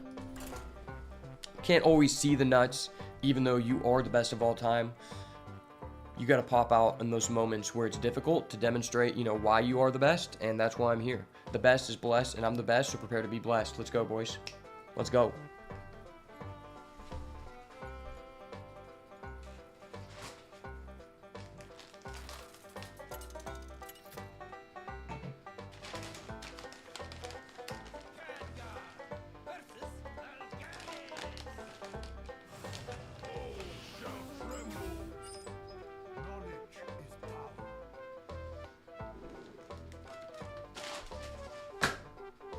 Alright, boys, going against another one of these degen warlocks. It's time for our redemption arc, I believe. Chat. Time for the redemption arc. Keep the flame geyser to answer his blood imp for sure. Let the redemption arc begin. I'm pretty sure I've played against this guy before. If I remember correctly, he might have actually been playing Sludge, but I cannot validate that. This is pretty good, though. And we have the manufacturing errors. I just feel like in this matchup, you usually cannot take enough time to play this card a lot of the time. We're going first, so we have a better chance to do so. I think going first is a lot better in this deck, in this matchup specifically. Really have to think about how you're using your burn in this matchup, though, because when he manipulates his health total, if he gets it down to a point where he can just drop his giants and then Infernal, you're kind of cooked. I think I'm going to just do this. It's less beneficial for him. And I'd rather hold this later on in the game. I think it's just higher value, right? Get a card out of our hand for the errors. Play it on a minion. It doesn't really trade into anything, but it's a body nonetheless. It can clean up from the malfunction. Probably going to try to hold this later on. Like if he plays Trolley Problem. So this is the 1 minion it trades into, so not bad. Very niche situation where I actually just want to drop this here because he doesn't have a lot of like immediate removal. He specifically has to have a Trolley Problem to answer this card, right? So we get -1 to spells. Low chance it survives, but if it does, we're in a good position. He could Spirit Bomb. Actually, hindsight 2020, maybe I shouldn't have played that because he could Spirit Bomb, and that card's just so good against us. Yeah, he's the Trolley Problem. Rip. Ripperonis in the chat. But the dream was there. If we actually hit it, oh my god, that'd be so sweet, right? Literally so sweet. This does direct damage. I want to save these because this can answer like a huge board for no reason. Just get rid of it, get a 2-2. Working our way up the ladder. Not bad, not bad.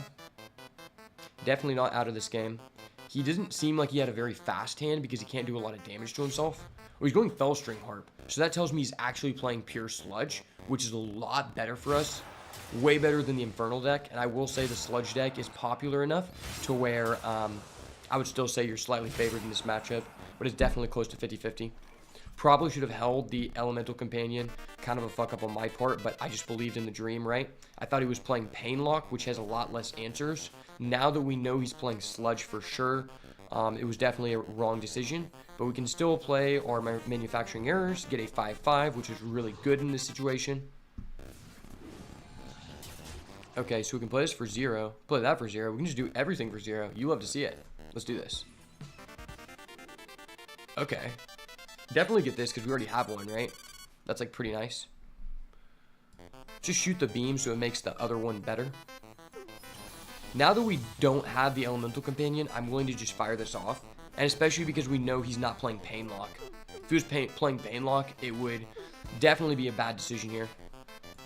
But we've done a sizable amount of damage. That's one thing about Warlock that's really tricky. It's because you don't want to do damage to them if you know they're playing Painlock, because it just turns on their Molten Giants without them paying any mana. But now that we know he's not, we do. So we definitely missed out on a little bit of early damage, but that's completely fine. We have the Malfunction here, which just fully clears the Pop Guard for 2, which is pretty nice.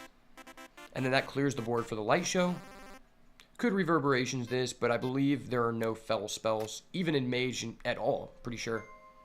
So let's do this, get the free clear. Not like we're going to play this, so we're not missing out on, you know, any higher cost elementals. Actually, hindsight 2020, I didn't realize we had this. We could have just added his Pop Guard to our hand, which seems like it would be absurd. So if I could go back, I probably would have done that.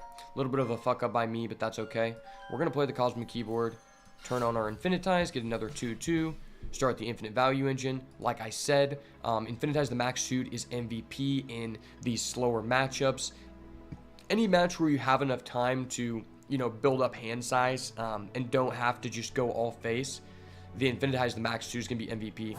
Tough situation. These cards are both kind of equal value. I think I'm going to go with this. It just has a higher ceiling and we have the reverb. Had we not had the reverb, I would have went for the draw. Reducing this card is just so crazy because it mitigates the risk that you have by playing it, right? Because there's a huge risk that if you just get the 4-4, you paid 3 mana and did nothing, which you can't really afford to do in this deck. But considering it's 2, it's a lot better rate for us. Cool, bro. You killed a 2-2. Congratulations, brother. Congratulations. Alright, yeah, we really need to hit the spell damage +2 here. Really need the spell damage +2 bad. I believe, chat. -1 to spells. Not bad, not bad, okay. I guess I'm gonna do this.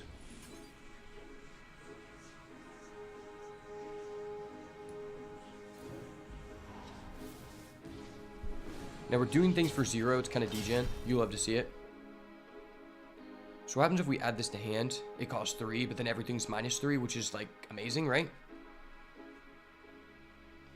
I think I'm gonna play this still. Actually, it's better just to play this. It's better just to play this and add it to hand, right?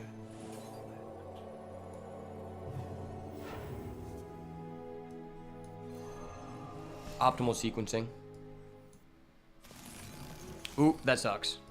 Never mind. I lied. Malfunction. Light Show. Light Show. Light Show. Malfunction. I believe we hit.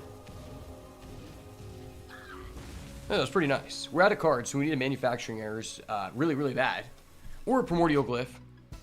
We at least get the Infinitize the Max Dude back, so we can do something next turn, right?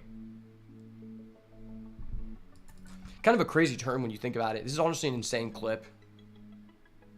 This is how you play Spell Mage, guys. Just reduce all of your spells by 3, and you will get everything you ever wished for, right?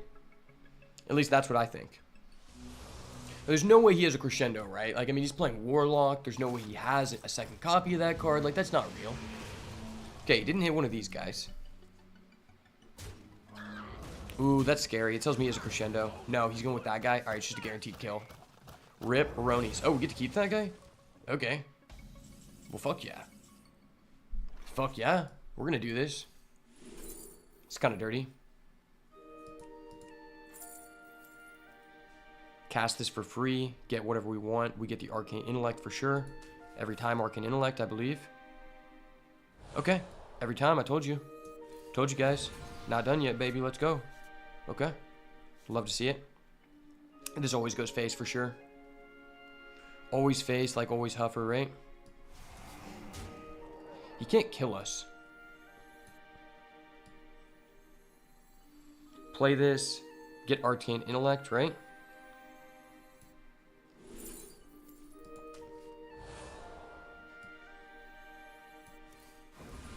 Big Gamba in the chat, I believe. Okay.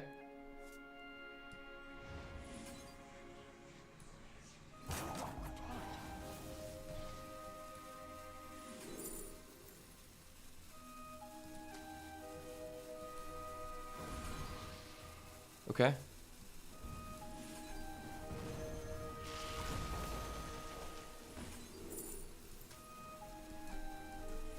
I believe.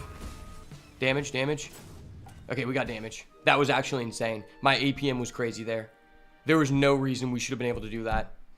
To be fair, we shouldn't have been allowed to start our turn with one of these again, but it's crazy. We went from 1 card in our hand back to 4, and an infinite value engine continues to feed the dream.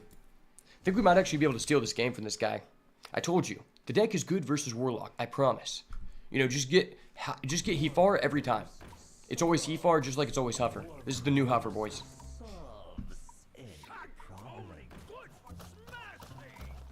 Ripperonis in the chat. The dream is gone. Okay, the dream is back online. Let's go. I'm dirty. That feels so degen because we only have one of those in the deck. We discovered one. We just hit him with one. You love to see it. This is 6. And that's 4. I believe. The damage is there, right? The damage is just always there. 1 mana spell. Ooh. Okay. Okay.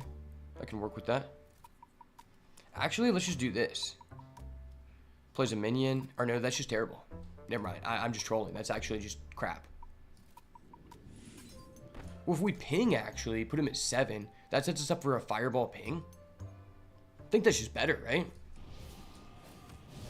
We don't have a minion, so he can't lifesteal. He already uses Popgar. I don't think there's any way he can lifesteal, actually. He would have to get a Symphony here in order to come back.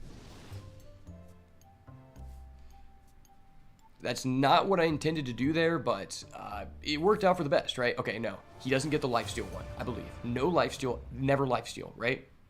Always Heifer, never lifesteal. Okay, sure. That's completely fine, man. Completely fucking fine. You didn't lifesteal. You know, I'm just going to fireball you for game. Let's fucking go. Hold up. Wait a minute. Something ain't right. Yes, sir. Talk about it. Let's go. Well played, sir. The better player has been identified. And the better player is the one who pings face and then goes for the fireball. Let's go, baby. Not done yet. Deck is cracked. It's kind of funny because I played this guy like 3 times in the past week. And I'm pretty sure we beat him every single time. Let's go, baby. Definitely showcasing what the deck has to offer. I think it's definitely high potential. And if you haven't tried it out yet, you should definitely give it a go. Especially after watching this content because a lot of people are not playing it to its highest ceiling. And I hope you guys are able to gather enough information to take this deck into high success. Because it definitely has that potential.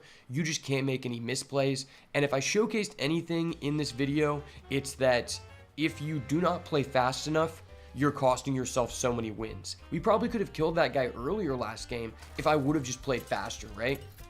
It's very difficult when you have to think about the ordering of your cards and also what you want to discover. Okay, I think this might be our first warrior on the stream, so that's good to showcase. Definitely keep the glyph. Everything else we're going to send back. Now, Malfunction is actually kind of bad in this matchup. Highly recommend just not mulliganing for it in this matchup specifically. Now, this is another one of those matchups, though, where we want to find Infinitize the Maxitude. That is a key cornerstone to this matchup, and the faster we get access to it, the better we are. Typically what dictates this is just how much armor he's going to have, right? And also, if he has to wait to find his brand, like, we're probably winning. Probably want to hold this as long as possible so that you can freeze, because he can use Ignis to give a lifesteal weapon, and you want to make sure that you have this at that moment. This is one of those cards where it's like, you got to be careful about using this early because of, like, the rampant amount of weapons in the meta and the lifesteal that's created off of them. All right, so let's go ahead and use our Primordial Glyph, see what we get here. I mean, that's a light show. I think I'm a bigger fan of the light show than the stargazing, because we could still get a malfunction off of this and be kind of screwed. So we'll just take the light show. Even though it does kind of hurt us in this matchup specifically to have 2 malfunction in the deck, to potentially be able to hit it off stargazing, I'm still a huge fan of the 2 malfunction because it's so important in the matchups where you need it. Like specifically in the Painlock deck, you need 2 of them to be able to answer the board. Maybe even 2 of them plus the spell damage elemental, right? Okay, so this is a decent turn, I guess, to use this. And then light show just hit face, right? Just get this out of our hand. Not ideal, but I don't want to use this because it's like we're not going to be able to get value off of the additional cast. We could do this, I guess, and just save that. It's not like the worst. I think we will do that because this could remove something like a Burrow Buster for 2 mana. Really don't want to be contesting the board in the early game, though, if you don't have to. Now, this card is actually really, really bad for you to discover because it puts more cards in your hand, which is the opposite of what we want to do, and it gives your opponent targets for lifesteal. Once again, this is one of those matchups where you don't really want to play Spot the Difference because it turns on their Zilliax to crash into your stuff and gain life. Okay, cool. You Dirty Rat for nothing. That's dope. I love Dirty Rat. It's funny because as the Warrior player, I thought it was like a huge advantage to like Dirty Rat and not summon anything from the hand. But the reality is we're never attacking you. So it really isn't. Like it gives you 2 attack, but you paid 2 mana for that. Is that even really worth it? So glad that we kept the malfunction. That was definitely the correct play. Now we have no light shows in the deck for our stargazing. So we know that it's either malfunction or Primordial Glyph. So I don't really want to use this. Now, if we want to, we could just coin to play this to get it out of our hand, right? Like, I don't really want to use this card because it stops us from malfunctioning errors or manufacturing errors because then we might get to 10 cards. This seems kind of weird, but I think I'm willing to just do this now because I'd rather keep the lower costed one, right? And I want to start using these so that the beams will increase when we get something like an Elemental Companion. That's going to be very, very important in this matchup. Plus, even if we don't get manufacturing errors, I don't want to play minions because it gives him stuff to lifesteal, stuff to interact with and get more value from his engine. I don't know why it says we're 0-1 versus Warrior. We've definitely beaten multiple Warriors. I've definitely put more than 1 Warrior for sure.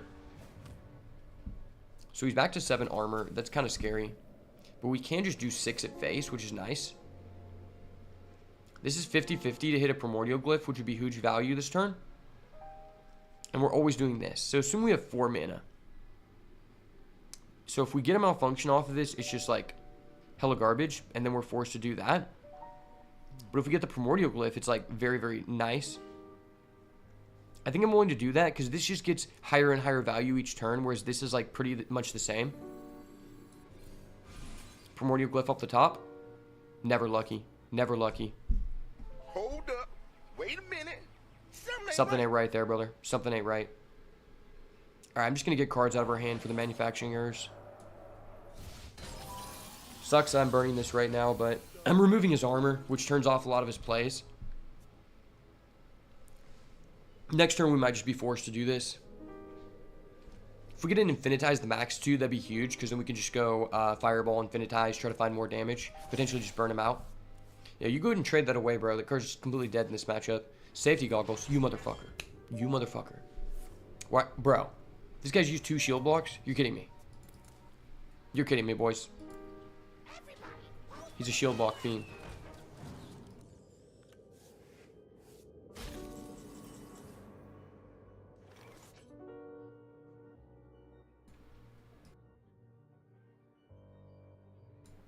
Alright, so we get a light show, which is kind of good because it's been buffed, right? But ultimately, like, that's not the best. What if we just go Light Show Fireball? Is that, like, good enough? I mean, the longer we hold this, it's just better, right? And this just isn't, like, that good here. Well, actually, we can't even do that. We literally can't do that. So maybe I am just doing this to get cards out of the hand.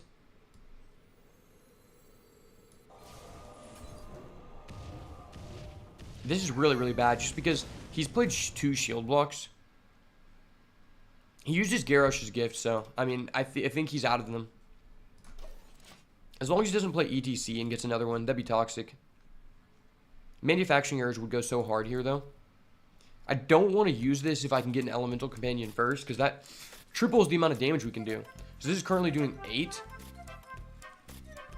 So it'd be 4 times 4, do 16 for 3 mana. Sign me up, please. He's going to coin for Bran, I bet you. Coin for Bran. Oh, coin for Ziliax. He's playing the 8-mana Ziliax. You don't see anyone playing this. You literally don't see people playing this nowadays. Let's do this first. Let's find something decent, please.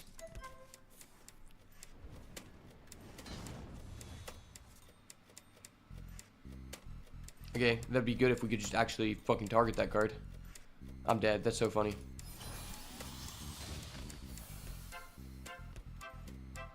And this has lifesteal. RIP me. RIP me, boys. We'll take this card. This card's very good. That card is also very good, but we have to take this. We will play this card next turn and draw the reverberations because we are good at the game. Big brain play. Big brain play, boys. Pretty much anytime you see this card, you're happy to see it. Unless you have 10 cards in hand, that's why I don't want to play this. But Brook and Jinbei are happy to see it. This card resonates with the Straw Hat Crew. This guy is the puzzle builder of the Straw Hat Crew, in case you were wondering.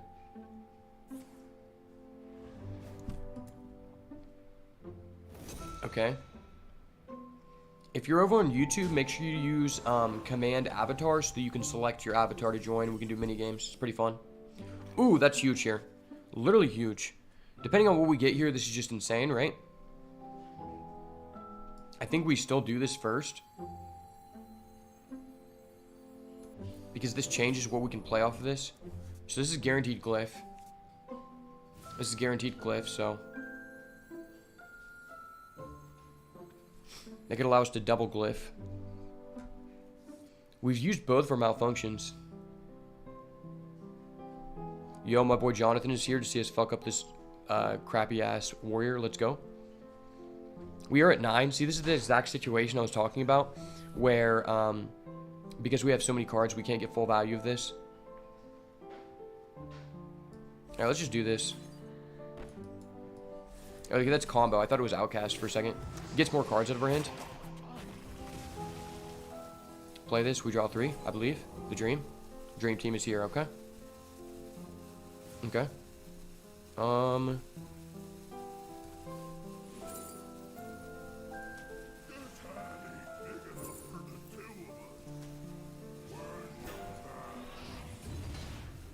I'm playing that to get cards out of our hand. Very scary situation, but we have the Elemental Companion, so there's a chance we combo still, right? And we have the Primordial Glyph. This is a pretty good situation for us.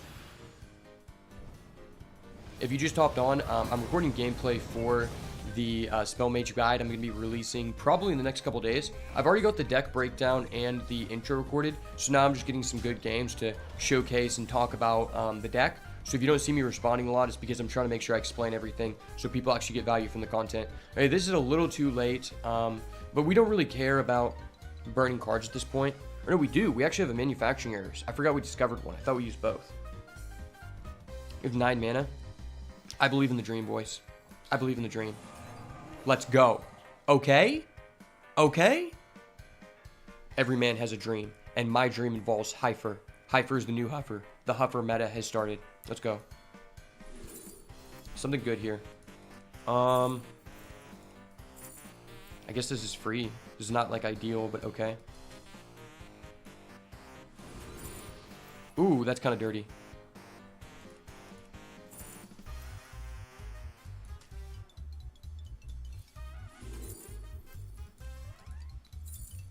Kind of big dirty.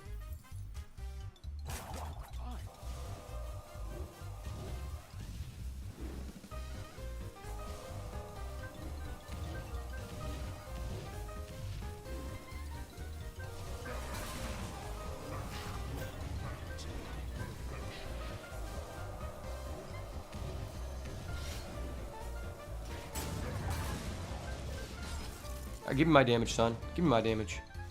This is going to be a close one. We still have a chance to win here.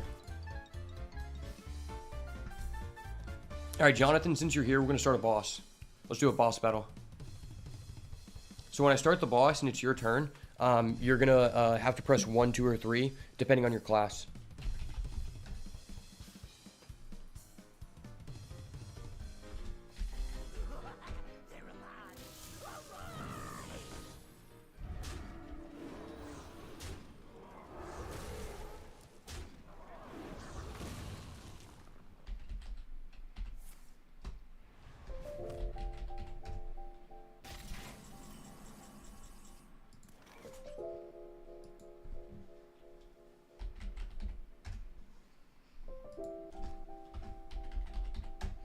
Okay, I might have to restart the boss battle. I gotta take this turn. It's really scary. I believe in the big Gamba. So, we technically have no targets for this. The fact we never saw Reverb, which is crap. This is kind of dirty though, right? Kind of dirty for what? Eh. We'll get a 7 mana.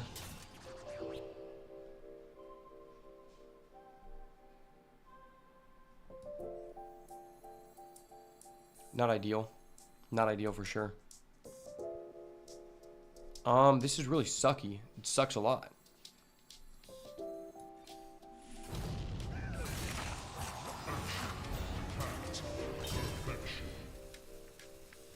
And this does nothing, which sucks. We might be cooked just because we never saw Reverb, which is like really important in this matchup. Alright, we get an overload card that says we win the game. I believe, boys. Big Gamba. The reality is he just attritioned us out. He drew too much armor. Sometimes when they have double copies of shield block, it's just GG. It is what it is. We tried our best.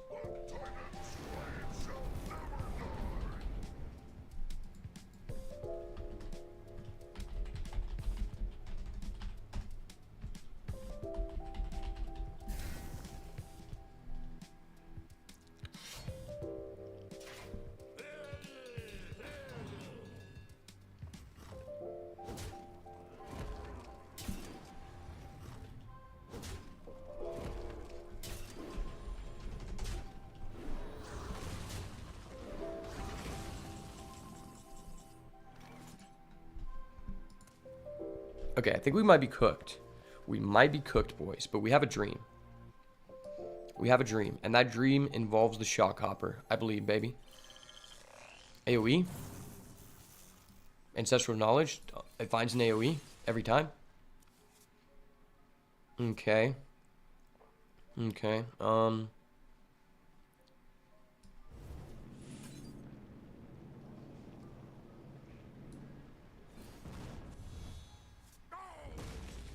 Okay, I don't know what I'm doing. We're just cooked. I stayed in the game way too long. My bad. My bad.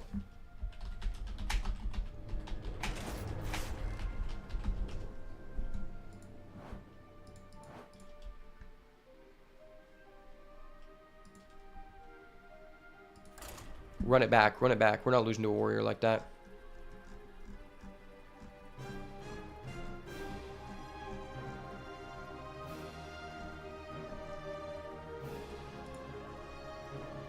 Alright, let me look at the commands real quick.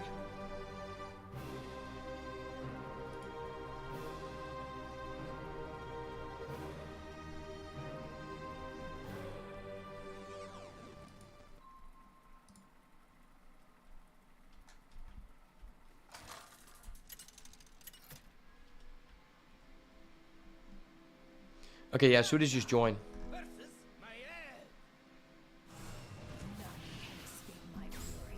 It is just join, okay.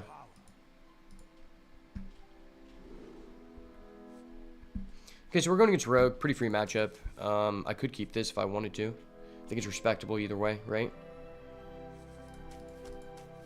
I'd rather have a keyboard, rather have a primordial glyph, or even reverberations if he's playing excavate, right? If he's playing excavate, we steal his Velorock, which is always value, right?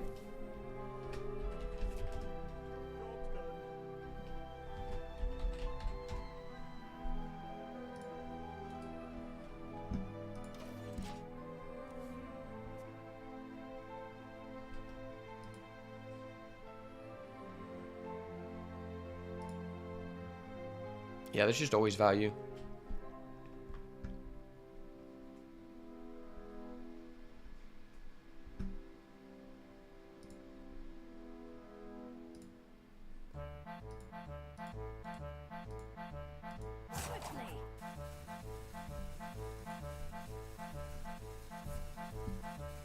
Dig for treasure, okay.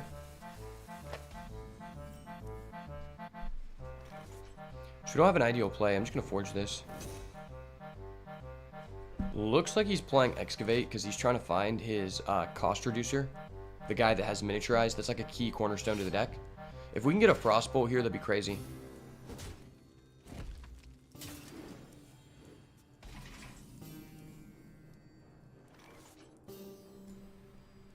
Okay, so we ended up getting the manufacturing errors anyway, so we're lit for that. Let's go. I think I'm going to just do this, see what we get. Ideally, if we had a frostbolt, we would use it on his face here to stop him from getting value on the weapon. This card's randomly like decent because we do have the spot the difference, so we could go for like a full AoE at some point in the game, especially if we get like a elemental companion. Now this card is really good. Depending on what build he's going, this could be very high value, and we definitely have time to use the forge. I feel like Rogue is one of the best matchups for this deck. We're currently 5-2 versus Rogue, but I'm pretty sure we've played against more than that. It just wasn't tracked. Combo draw 2 from the deck. I haven't seen anyone play this card. It's kind of a juicy tech, my man. Kind of a juicy tech. So this is like a risk, right? So if we get Primordial Glyph, it's crazy. We can't play Light Show. That's why I highly advise you saving this card until turn 5 unless you absolutely need to. We're just going to go spot the difference. Sucks we're not getting the quick draw from that, but I'm willing to take it. Ooh, this is nice. This is actually really nice. It just has bad stats.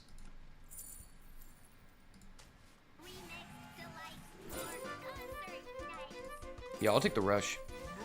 Let's trade. So we spent 4 mana to kill his guy and get a 3. Okay, so we spent 4 mana to kill his guy and get a 3/3. So that's pretty nice. You really can't ask more than that off of 4 mana, man.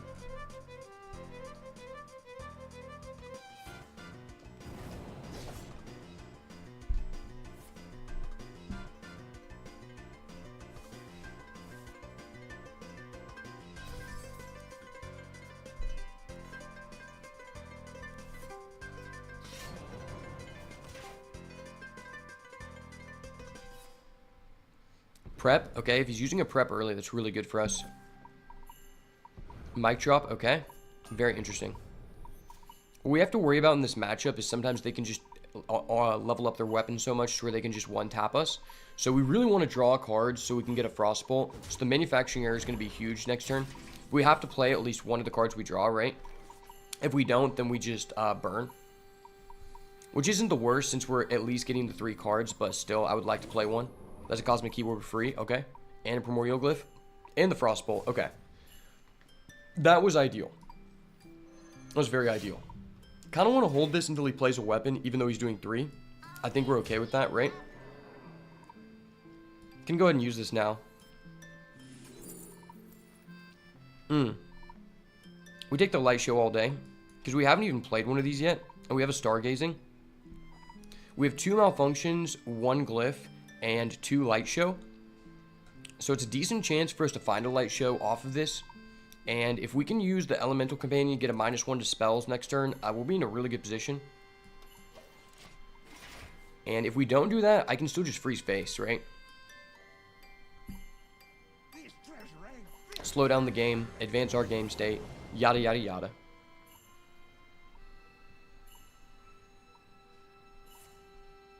Minions take double damage this turn. Okay. Literally never seen this card.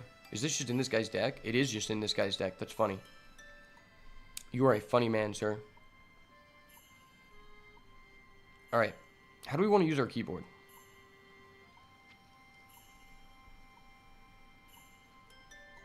Pretty sure we want to do this. Believe in the Gamba.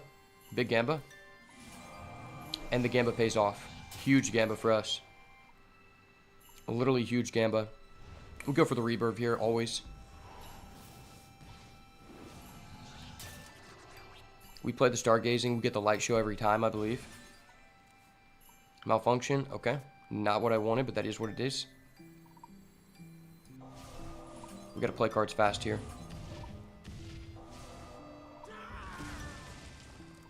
Okay, sweet. Play cards fast. Light Show, perfect. Literally insane.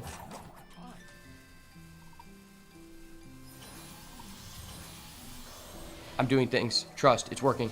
Trust, we're doing things. Okay, we put him at 5. There's nothing else we can do. That was an insane turn. Yeah, this is how you mage, boys. This is literally how you mage. You can't do it better than that. We literally just regurgitated our entire hand on the board, and we still have a fireball. He's frozen, so he can't even play that weapon that has a lifesteal. That's going to be wraps. Like, there's no way this guy can come back. He has to drop a Velorock and then just hit the most insane card out of nowhere to even come back. But ultimately, we have so much gas that I don't think that's possible. It's kind of funny because both of these cards that we discovered are kind of dead. Also, this one too, to some extent, because we can't even get the quick draw effect, but we're still just going to clap this guy. He's going Sonya. That's scary. No Sonya. We don't like Sonya's feet on this channel. Okay, that's dirty. That's literally so dirty.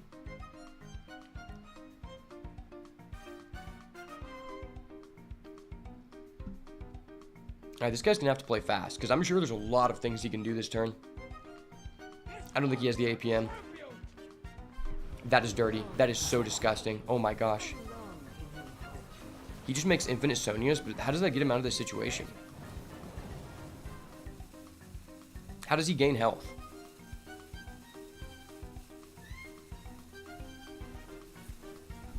Okay. I don't know how that saves you, bro. Alright, you roped. Well played, sir. This is how you mage, boys.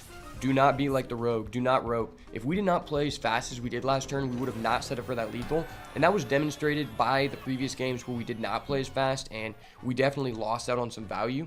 Luckily, it has not heavily punished us yet, but that just shows playing fast is a big part of this strategy. And I think you just have to jam as many games as possible to where you get to that point where you're able to think about what the best play is in a timely manner and build up those muscle memory skills. Definitely a big component of performing well with this deck and effectively piloting it. All right, we got another warrior. Time to show what we're made of. Come back for Century. We're not done yet with the warrior. We are going to beat him down, I believe. Let's just keep these two. We could keep this too. I don't know. It's kind of 50-50. There are better cards, but also just gives us a turn 3 play. Man, I hate drawing this card so much in the early game. I'm very tempted to just cut this to 1. I'll have to look back at the card pool and see if there's like a efficient damage spell to just replace it with, or something that generates more value, right? Like if there was another form of like a light show, or like something like the Molten Ruin, I definitely replace it with that, because drawing this in the early game is just so dead, right? Alright, so he just starts with the highest win rate mulligan card in the deck. You love to see it. Unfortunately for him, we are not going to develop the board, so you won't be able to do anything with that rush minion, brother. Ooh, piece of candy. It's kind of nice.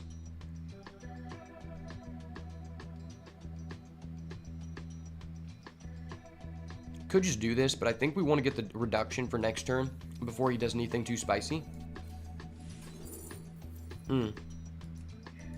Decisions. Honestly, all of these are really bad. I think I'll go with the Flame Strike. It might come up, it might not, but if he develops a decently sized board, it could come up, and also just depending on what form of Ziliax he plays, right? Because last matchup we went against a guy who played the 8 cost Ziliax. Personally, I'm a fan of the 9 cost one that summons double copies. But the elusive one is definitely specifically good against us, right? Because we have double elemental companions. I could just tempo this out. I don't think it's correct. But we need to play a card here because we're going to be at 8 cards next turn regardless. So if we coin this out next turn and we don't play a card here, we're going to be at capacity if we don't play one of the cards we draw off of this. Yeah, I'm just going to play this.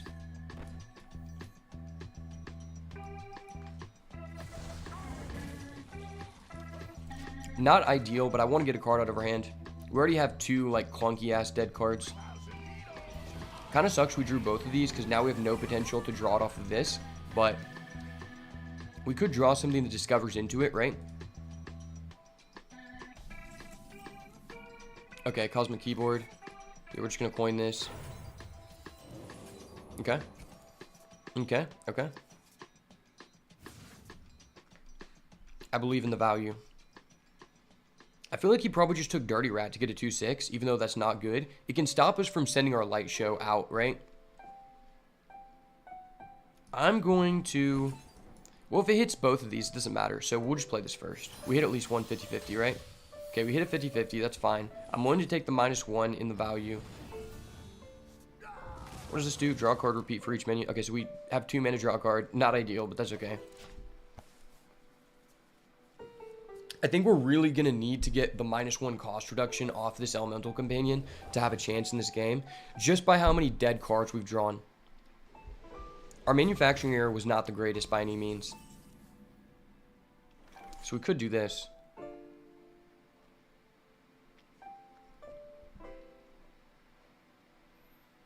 So we're out of our Primordial Glyphs, so basically this is most likely getting us a Malfunction, which is not good here. Could use to clean up the board, right?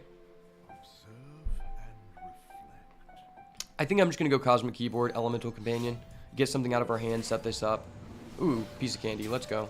These are going to get removed. We already know that, but maybe he won't be able to develop his board if he's using all of his mana to remove these. Would be ideal for sure.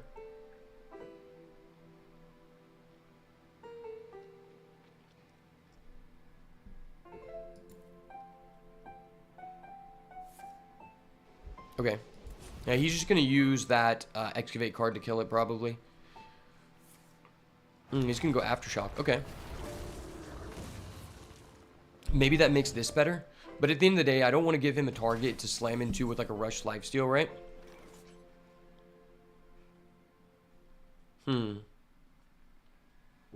Could try our luck with this.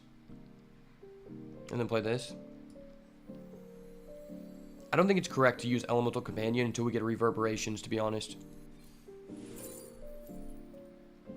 I'm okay with that. It removes some armor, at least.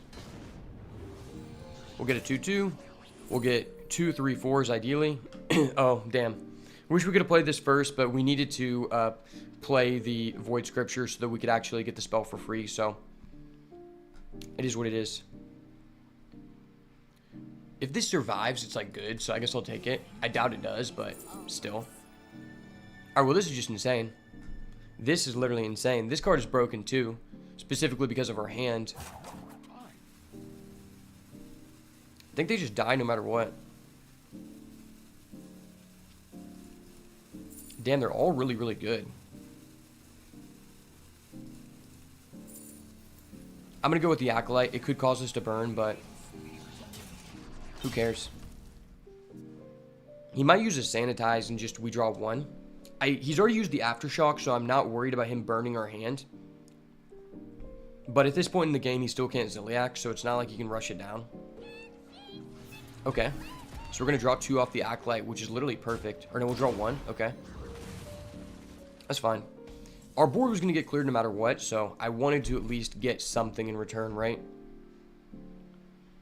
We definitely still have a leg in this game. Unfortunately, we haven't drawn a Malfunction so that our Stargazing becomes 50-50 to find the Light Show, because Light Show would be crazy. Trade this. Now we can go with this. We get -1 cost every time. Spell damage. Okay, spell damage is fine. Okay, so I'm probably playing both of these. Let's try this first. Okay.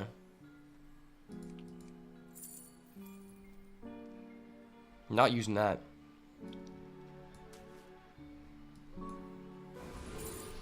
Ooh. Guess we'll just take this. Not great.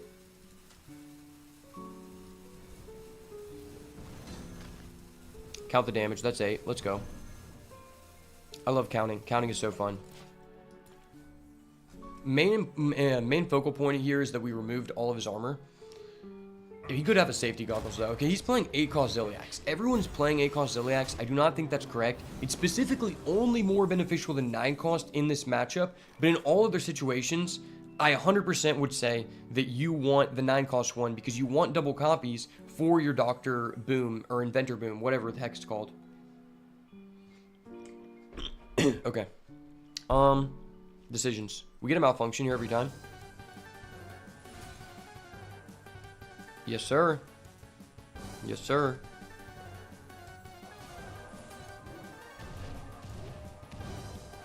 Does this fully kill it? It doesn't. That sucks. That sucks. I thought it did. I actually thought it did. It did. I'm such a meme. Just play this, I guess. Okay, the fireballs are here. Never fear. Get cards out of our hand or forge.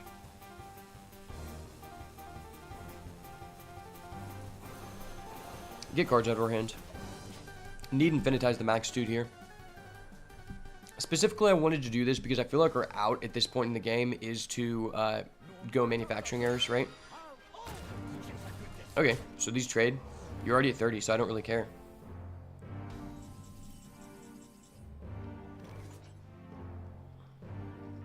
$50-50 to hit the light show. The dirty light show here every time. Yes, sir. Yes, sir. You know it. You know how we rolling. You know how we be stepping in this bitch. Let's go. Alright, you're already at 30. Who cares?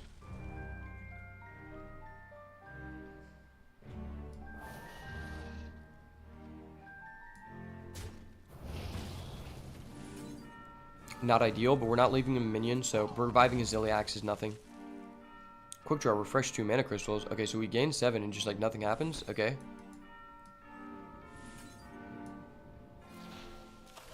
Whatever. Whatever. I do what I want.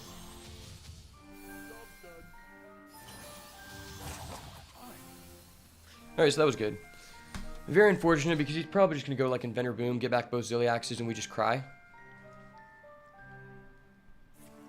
Ah, he had the safety goggles. Of course he had the safety goggles. You hate to see it. Safety goggles is pushed. Okay, that was honestly one of the better things that could have happened.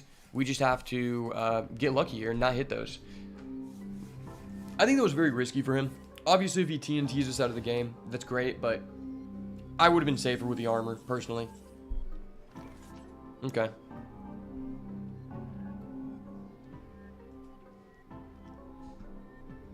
So we're forced to do this.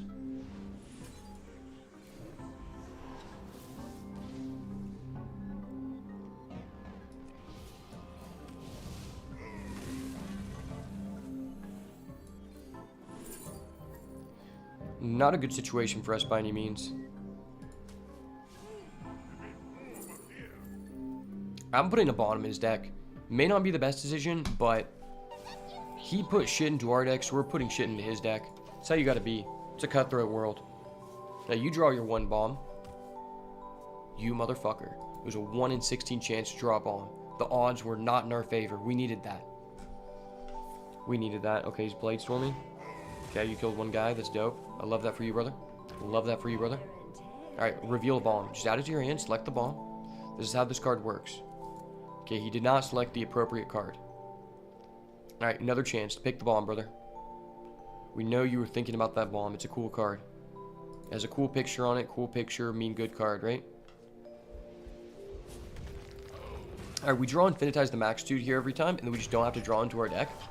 You know, like, that's how that works, right? We never draw a bomb. There's just no way, right? 6 out of 15 chance. I don't believe it. Okay, I'm just a better player. Let's go. Better player identified. Let's go. Oh, we just find damage here every time? Okay. Do we have to Yogg in the box, though? I mean, this is just so high. This does a lot of damage. I feel like we have to take this. This shoots 5 beams. That's 10 damage. If we don't hit a bomb next turn, we have a chance to win. Especially if we get, like, a Void Scriptures. Okay, of course he has that. You hate to see it. It's crazy we still have a chance in this game because we're not drawing the bombs. Technically, if he would have drawn a bomb for turn, we could easily lethal him next turn, which is crazy. That'd be a funny way to win. We actually beat someone with a bomb last game, which was hilarious. Okay, draw a bomb. Dude, you literally played a card to draw a card. Imagine he just drew a bomb and he gained no armor. That'd be funny. Oh my gosh, the Azurite Ox is scary. The Azurite Ox is really scary. There's no way he goes quadruple rag. Okay, no rag. Alright, get a taunt minion, that's fine. We don't care about taunt. Okay, double taunt, cool. We do not play minions, brother. We do not play minions.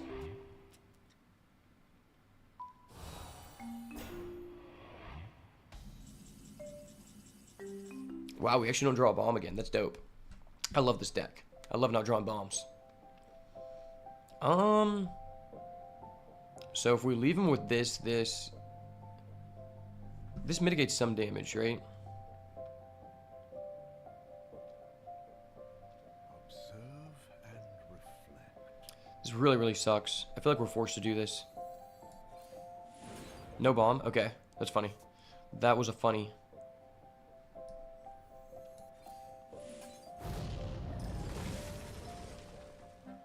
Shoot 5 beams, I believe. The beam dream is here, brother. Believe in the beams. Okay, the beam dream is alive. The beam dream is alive, baby. Can't stop the beams. Talk about it. Alright, so this is what we do. This is a pro play, chat. We draw manufacturing errors for turn. We draw these 5 cards and not a TNT. And we just kill him. That's what you gotta do. Except for the fact that he just has so much damage on the board and he's going to gain even more armor. And he just won't draw his damn 1 of bomb. That is an issue. That's what I don't like about this guy. He's not a very respectable person to play against. Okay, draw your bomb. You're drawing 4 cards, bro. Literally draw your bomb, please. My hand is too full. What the fuck? What the fuck? That's so toxic. This deck is so toxic to play against, I swear.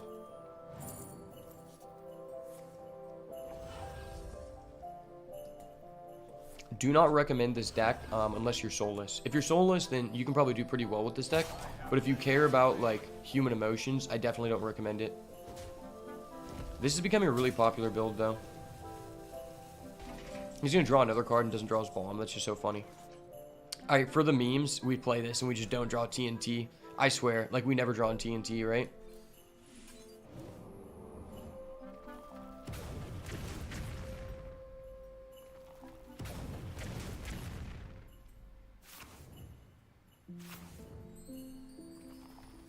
Alright, we just draw all the TNTs. You hate to see it.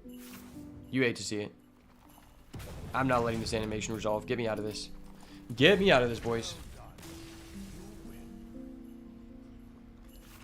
Alright, what did my heroes say? Well done. There was nothing well done about that. Not at all. Alright, we're going to play one more match with this mage, and then I think I've got enough content for the video. To be honest, I probably already have enough content, but I just want to go against a Warlock one time where I showcase how you can beat it, because it's definitely very possible. It's just like we've gotten very unlucky versus the Warlocks, right? So not a lot you can do when your opponent goes turn 3 Triple Mountain Giant and turn 4 Infernal. Not a lot you can do about that, indeed. And we're going against Hunter. At least this is a person we haven't played against yet. And I think this is a very good matchup for us. Knowledge is power. Okay, this is a very nice hand. We'll play it. Ooh, the curve. The literal God curve, boys. His hand is kind of dirty.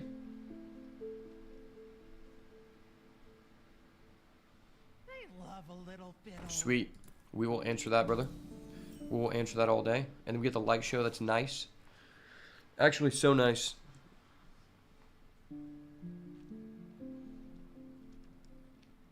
Is there a merit to just coin and kill that? I feel like there is.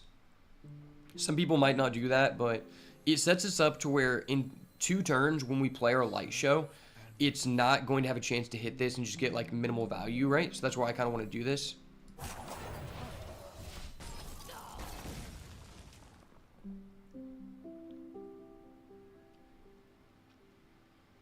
Plus, if he's playing the Spell Token Hunter, we just win by clearing the board over and over again, right? So we don't necessarily care about the value. We care about being able to remove his minions before it does damage. See, this is a great board for us to Light Show, because we'll get a 2-2, waste the buff, and then if we can Light Show, we could potentially hit both 50-50s, especially if he keeps them stealth. Okay, that's even better for our Light Show. Ooh, that's dirty. That is dirty. Could play this, but I'd rather get the cost reduction of 2, so we have a better chance of getting an AoE. Okay. So we played minimal spells. Maybe we want to get this for 0, though. Maybe that's just better. It's not, like, insane or anything, but it does allow us to clear multiple minions next turn guaranteed, even if our light show misses. So I think I'm fine with it. Not optimal value, but I don't think we need to play for value in this matchup. Plus, we have the Infinitize the Maxitude, so more likely than not, we're going to be able to refill our hand no matter what the circumstance is. Hopefully, he plays one of his 4-1s. Okay, no, he's going snakes. Sneaky snakes.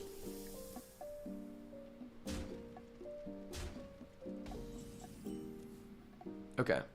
I'm going to go ahead and kill one of these guys first, so it has a higher chance of hitting the stealth. I believe. Double stealth. Okay. Better player identified. Chat. Literally. I fucking knew it! Oh! Let's go. Talk about it. Talk about it. Let's go.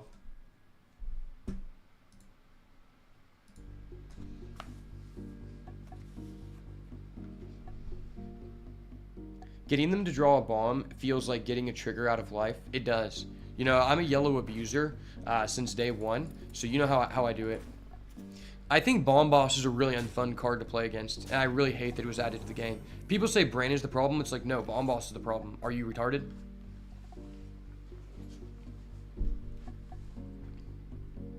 Okay. How do we want to answer this board? This kills his Huffer for 1, right? So that's kind of nice.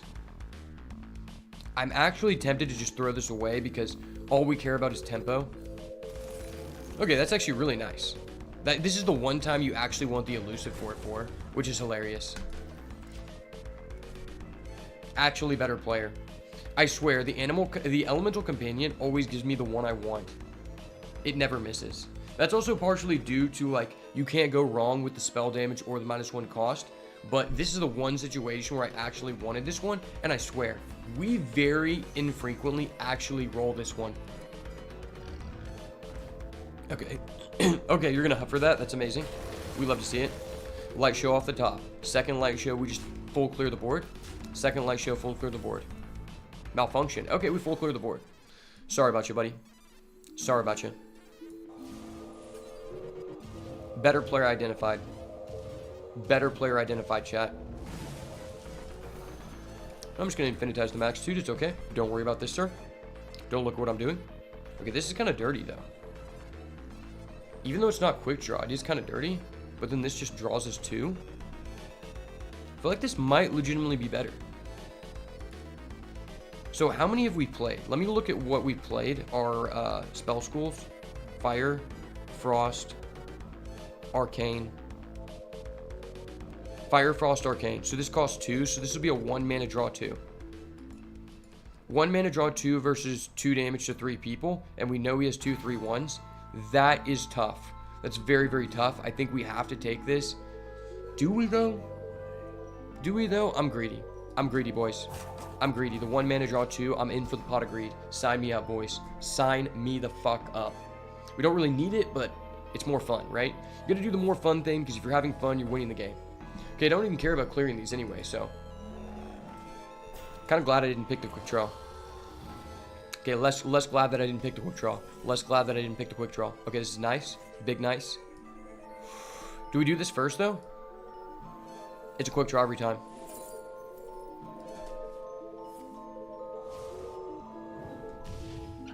Let him know.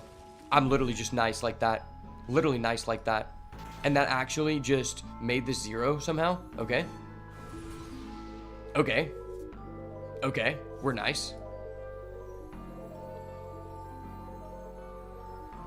Do we do this right now? I don't know. Kind of just want to do this.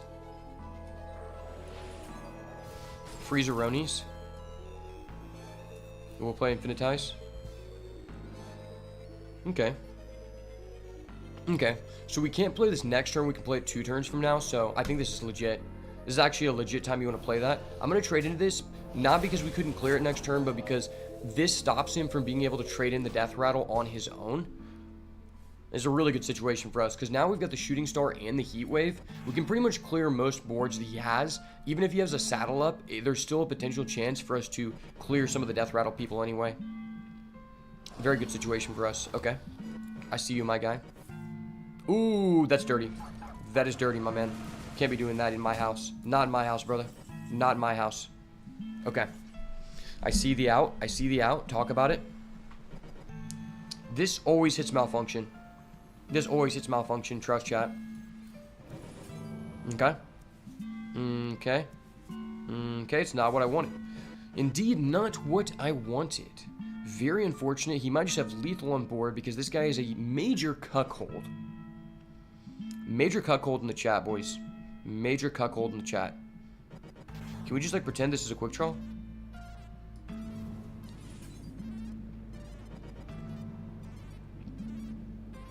I think this mitigates the most damage, right?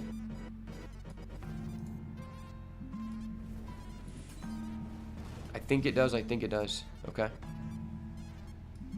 Okay. This is 12. I'm forced to do this, and we might just die anyway. If we get a taunt and or a lifesteal off of this card, we might be back in, but it's like a 50-50 at this point.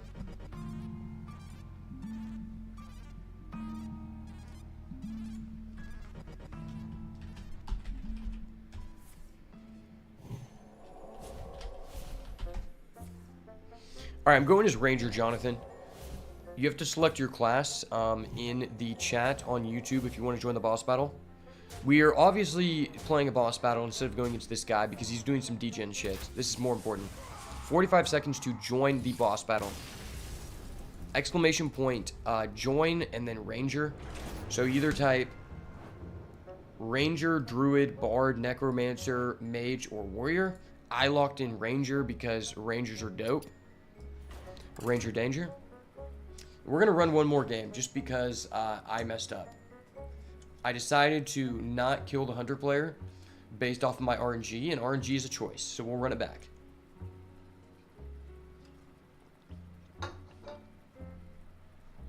Eight seconds to join, Jonathan.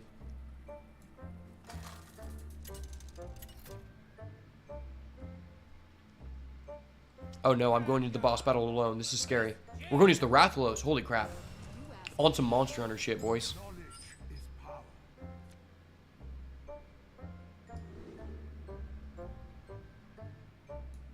Okay. What do we want to keep here? Mage versus Mage mirror match. Obviously, we go Cosmic Keyboard. Keep this so we can coin. Coin the Cosmic Keyboard. Play the Frostbolt. We draw manufacturing errors every time. Okay, we get the Primordial Lift. We're literally hot. We're literally a hot boy in this situation.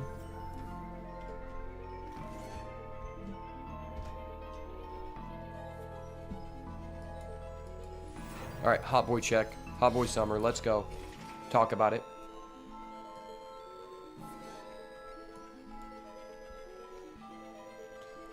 Holy shit, this Rathlos is cooking us, boys.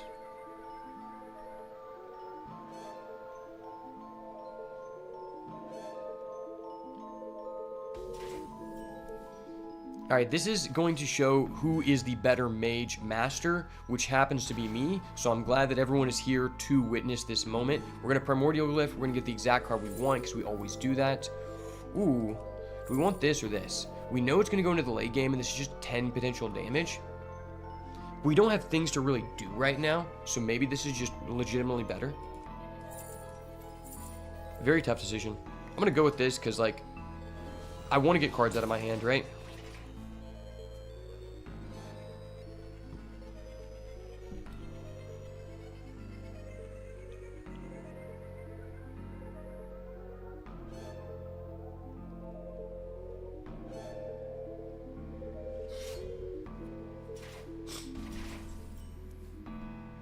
Okay, so he put up his keyboard.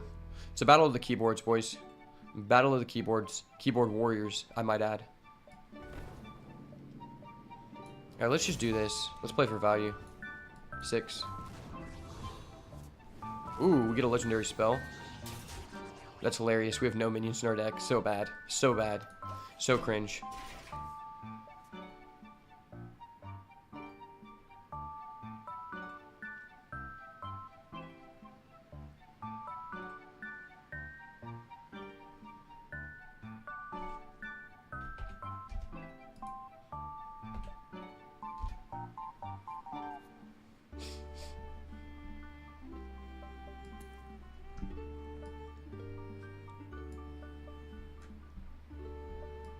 Alright, buddy, what are you doing? Your keyboard is online. Play spells.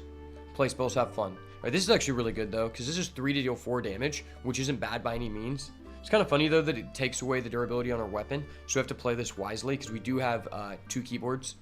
Keyboard is a very important tool in this matchup. If you have it and your opponent doesn't, you're in just such a better situation than them, right?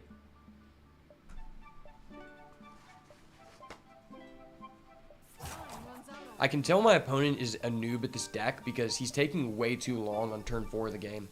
Either that or he's just being toxic. Who knows? Maybe a little bit of both.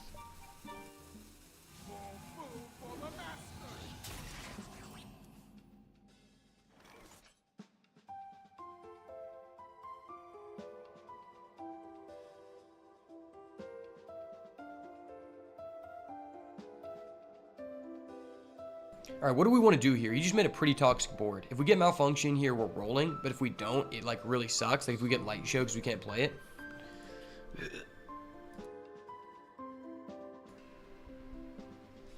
This can hit something. I want that to die, right? Always want that to die.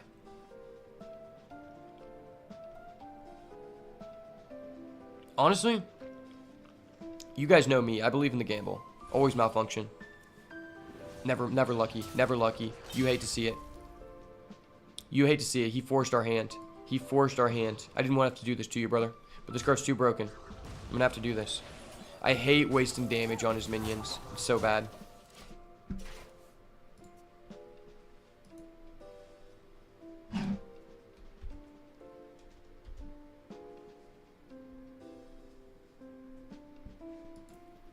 You hate to see it.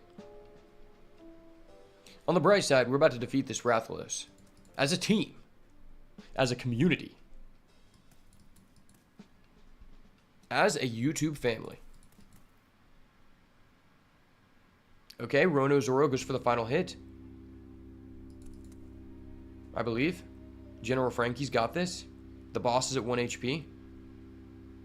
Let's go. The Rathalos is down. Let's go, chat. Talk about it.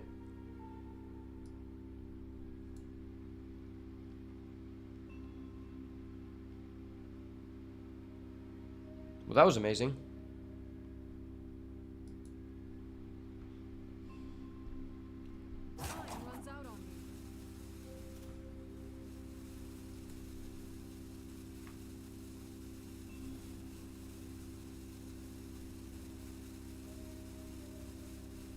Alright, once again, this guy just ropes us. Please just pass. I need to demonstrate to my chat why I'm the better mage player. Alright, this is why. Because I don't rope. I actually get to take my turn and use my mana. I knew it. I knew there was a reason I was the better mage player. And it's because I do not rope. Even though we're in a really bad situation. He roped and we're in a bad situation. That's really sad. Let's play this. It's kind of funny. It's like we're losing a durability on this, so I don't really want to do that. But we haven't used a light show yet. Maybe we just always hit with this. Or we make a 4-4. I believe. Big Gamba. Okay, we get a 3-3 go face. I wonder if our opponent's still here. He might have got intimidated by us defeating the Rathalos as a team, as a unit, as a community. Yeah, he got intimidated. The better player's been identified. That decision was made a long time ago. I do really love how after you rope for like 2 or 3 turns consecutively, it just says you left. It used to be a long time ago. It just made you wait in the match while the guy has to kill you. Okay.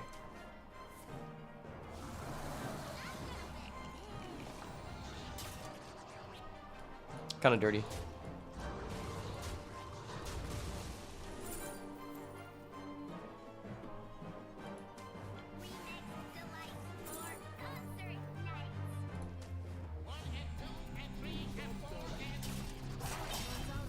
Yeah, there's no way even if he comes back, he can't clear the board.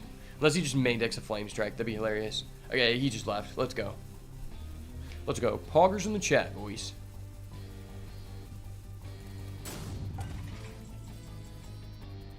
Alright, I'm going to use the Feral Rage for lethal. You love to see it. Wait, no. Oh, this is in your deck? Fuck. I thought it was in the field, too. That's gay.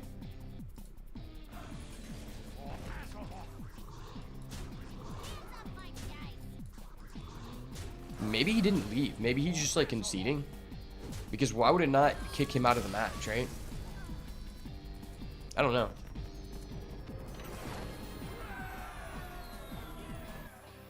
Alright, I just want to get one more good game for the content. You're kidding me. You're actually kidding me. The manufacturing dream needs to be alive.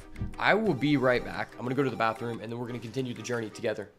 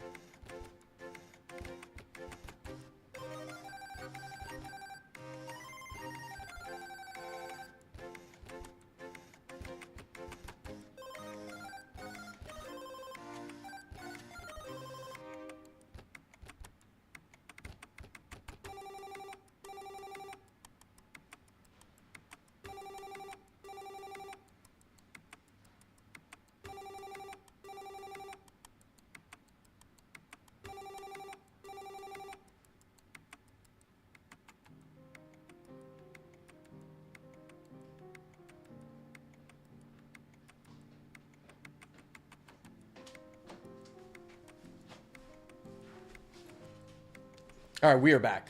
Oh, sorry, Jonathan. The boss fight was over. I can start it again if you want. If you want me to start it again, just let me know.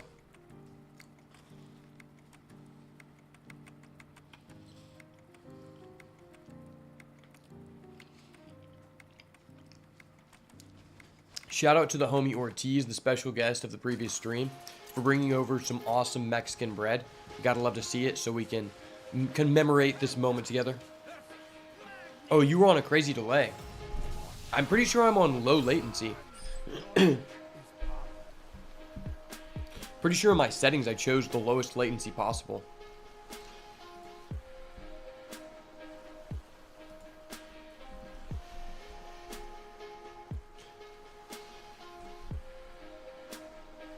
Yeah, I don't know. I don't think I have a latency on. So we're going against a warrior.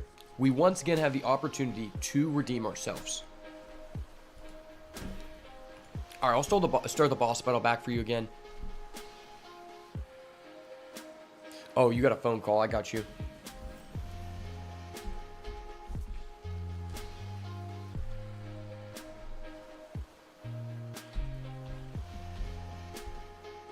All right, so I'm locked in as Mage. I'm going to do the 2 damage phase. Just want to get cards out of the hand. Pressure him early, right?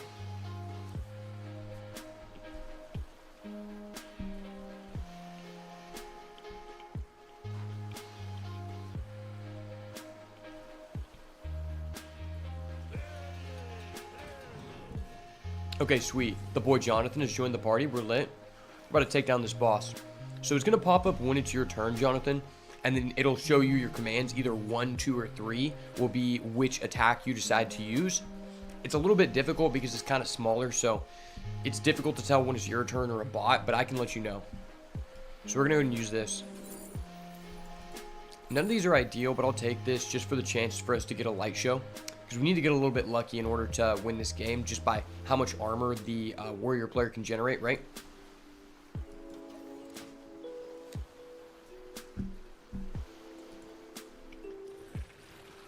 Ooh, the Pumpkin King.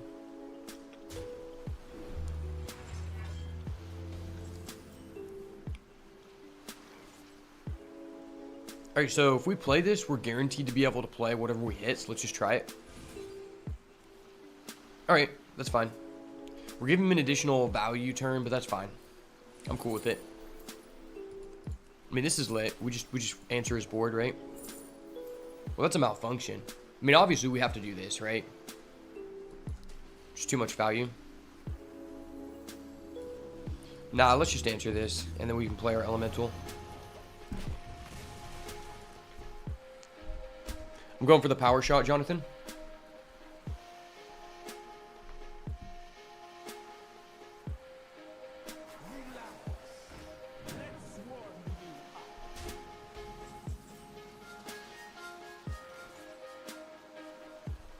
Alright, so this is a pretty nice draw. I guess you could say so. We do have a high chance to get a light show, so I don't really want to do that right now.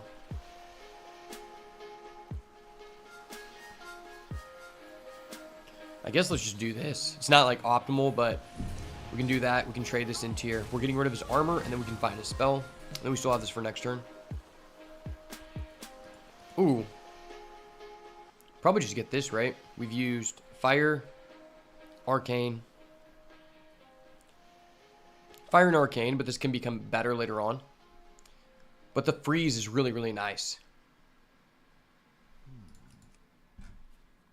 I guess we're going manufacturing errors next turn anyway, so we won't really need the draw. Okay, you're up, Jonathan. 1 is bones at target, 2 is poison, 3 is vampirism. I think you go vampirism every time. Select 1, 2, or 3. You got 8 seconds, Jonathan.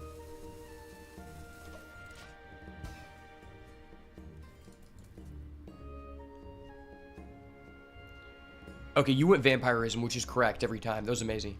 Let's go. You don't have to put vampirism. You just have to put 3.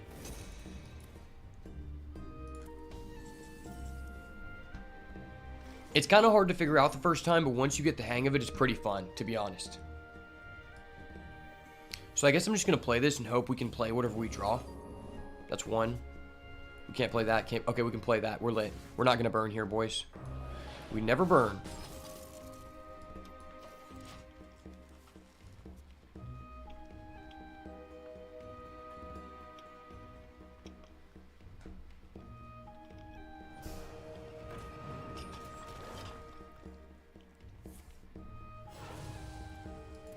Okay, you're going to play a Burrow Buster and have nothing to trade into it. That's awesome. Give it +2 attack. That literally does nothing. Let's go. Nice. Nice, sir. I now cannot just manufacturing malfunction for 0 here.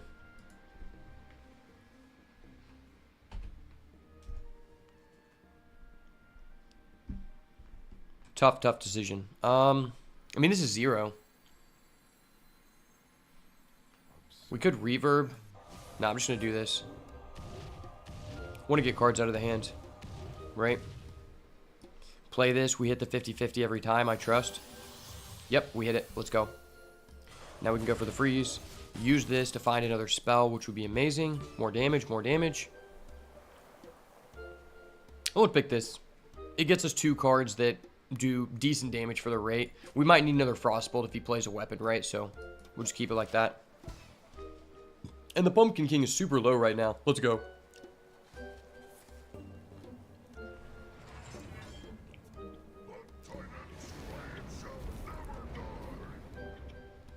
Oh shit. He thinks he's big brain by playing the Ignis because we just used a Frostbolt. He doesn't know we have another one, boys. He doesn't know. Alright, this is a tough decision. I think we start with this. Could just play this. Like, this is kind of nice. This is a 50-50 to hit a Light Show or a Ignis. But we already have one of those. I'm going to go with this. It might not be the best decision, but we'll see. We will see.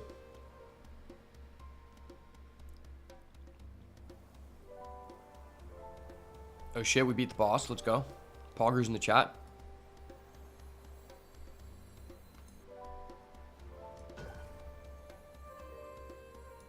Guess let's rock with this. Alright, we have to do this.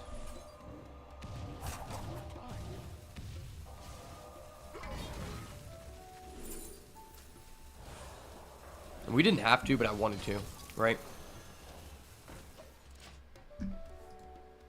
Well fought, Jonathan. Yeah, you just, you type 1, 2, or 3. For me, I don't have to type commands. I think once you join, you don't have to type command. You might just have to type 1, 2, or 3. I'll have to look at it some more. Okay, we just countered this guy's Sanitize. That's literally hilarious. And we can play another counter spell. This might have just been the secret to beating this matchup. It's kind of funny. I'm going to do this again. He hasn't put bombs in our decks, so like we don't really care, right? Wow, that was dirty. And he just used a Sanitize.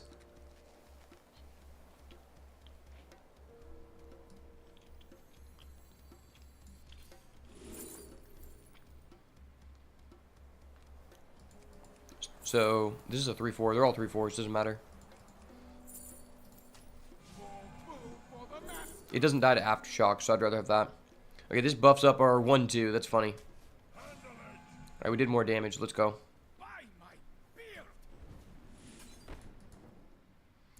And then I'm going to Infinitize. Ooh, piece of candy.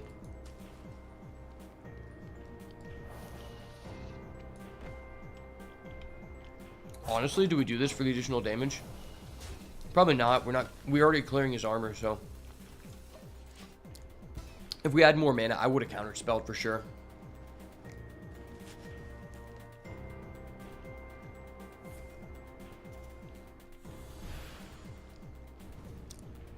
One thing I'm realizing about this matchup is it's actually really important for them not to be playing 8-cost Ziliax and be playing 9-cost instead, because the 8-cost Ziliax makes such a big difference having elusive versus the other one not. Because then you can't reverberations, right? So we'd probably play this. Well, actually, we kind of just want to do this. Like, yeah, this is just too good. It's just too good value.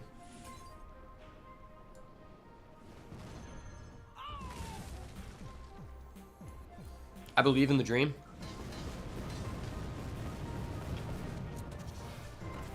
Okay.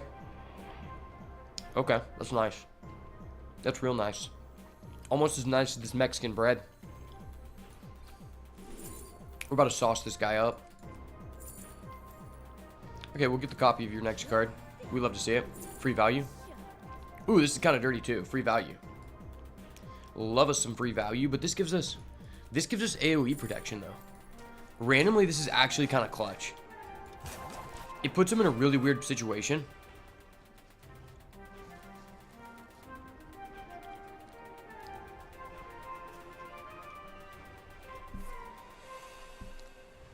Okay, and our potential just to kill him out of nowhere dwindled very fast.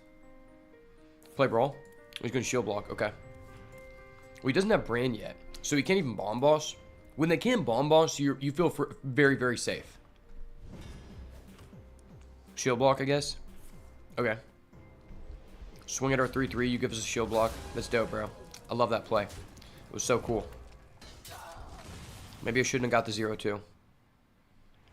Maybe we should have not gotten the 0-2. Maybe we just trolled. Let's see it. I believe. -1 to spells. Ooh, +2 spell damage. That's it. That's it. I'm him, boys. I'm him. Let's go. Okay. We're going to do this. I'm literally him, boys. Talk about it. This does 10. Is it better just to reverb and then just play this again?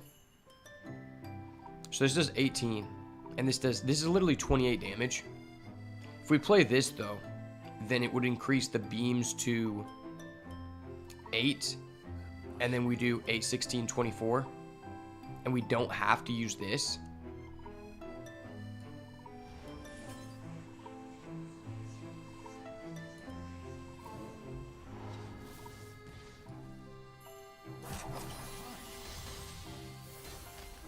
That was actually amazing. That's so funny. Alright, now he's just 8. Wombo combo. That's how you beat Warrior, baby. Talk about it. Unless he just pulls something out of his ass. Like, there's no way he does that, right? He's used, like, 30 cards that give him armor. Like, I don't believe.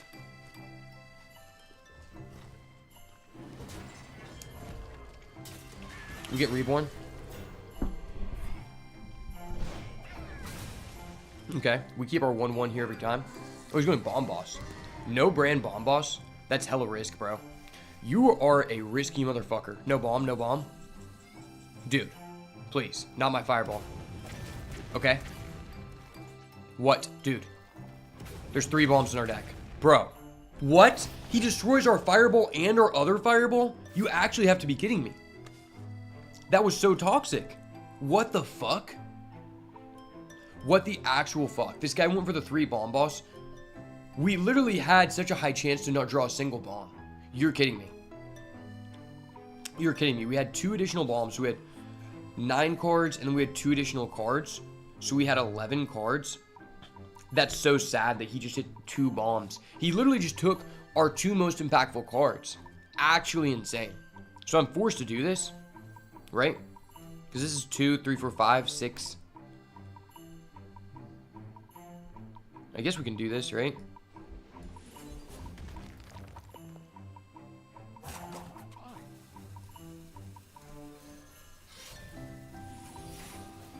That was so silly.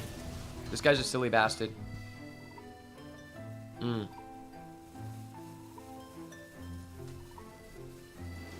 I believe in the Gamba.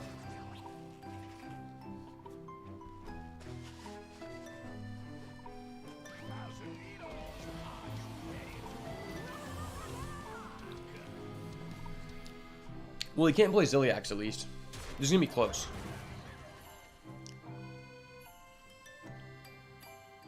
Okay. Sure, dude. You're at 10. There's such a high chance we just kill you. Such a high chance we just kill you out of nowhere, brother. Bro, what? You're kidding. That's so toxic. Okay, hold up. Count up damage. This is 6. He's at 12. We need to find 6 more, I believe. No. No, that's not what I asked for. So this will cost us 5. We have to find 6. I don't know. Yeah, we got to do this.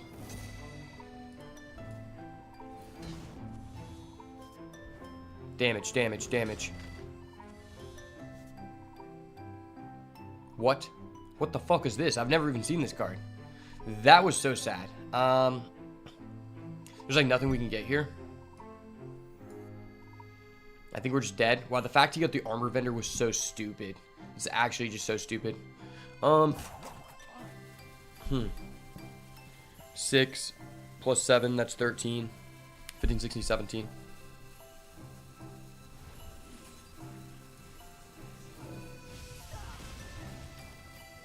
Damage.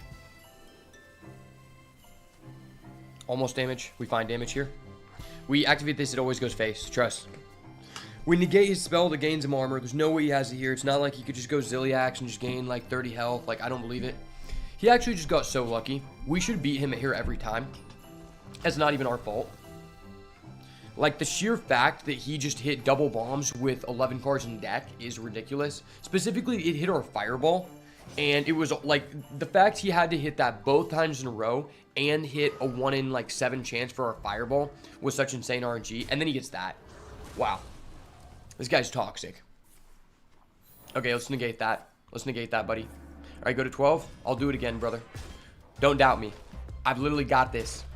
I'm locked in, baby. No bomb, no bomb. 1 bomb, 6 cards. Never has it. We get Frostbolt. We get Molten Ruin. It's literally a lock. Don't talk to me. Don't talk to me. I'm dirty, okay? Let's go. I believe. We play this. We draw. Stargazing. Elemental Companion. Molten Ruin. That does 6. 5, 6, 7 to deal 6. Then we're in the same position where we need 3 mana to deal 6 damage. I think we have to do this. We have to do this. Ooh. This does 5.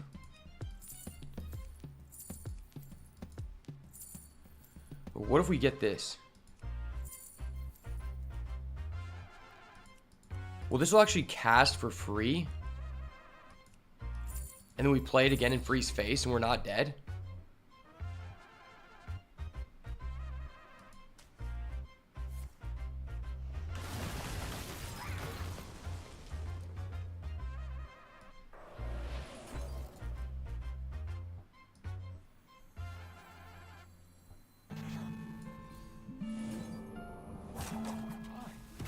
Of course. Of course he gets my 1 card that freezes face.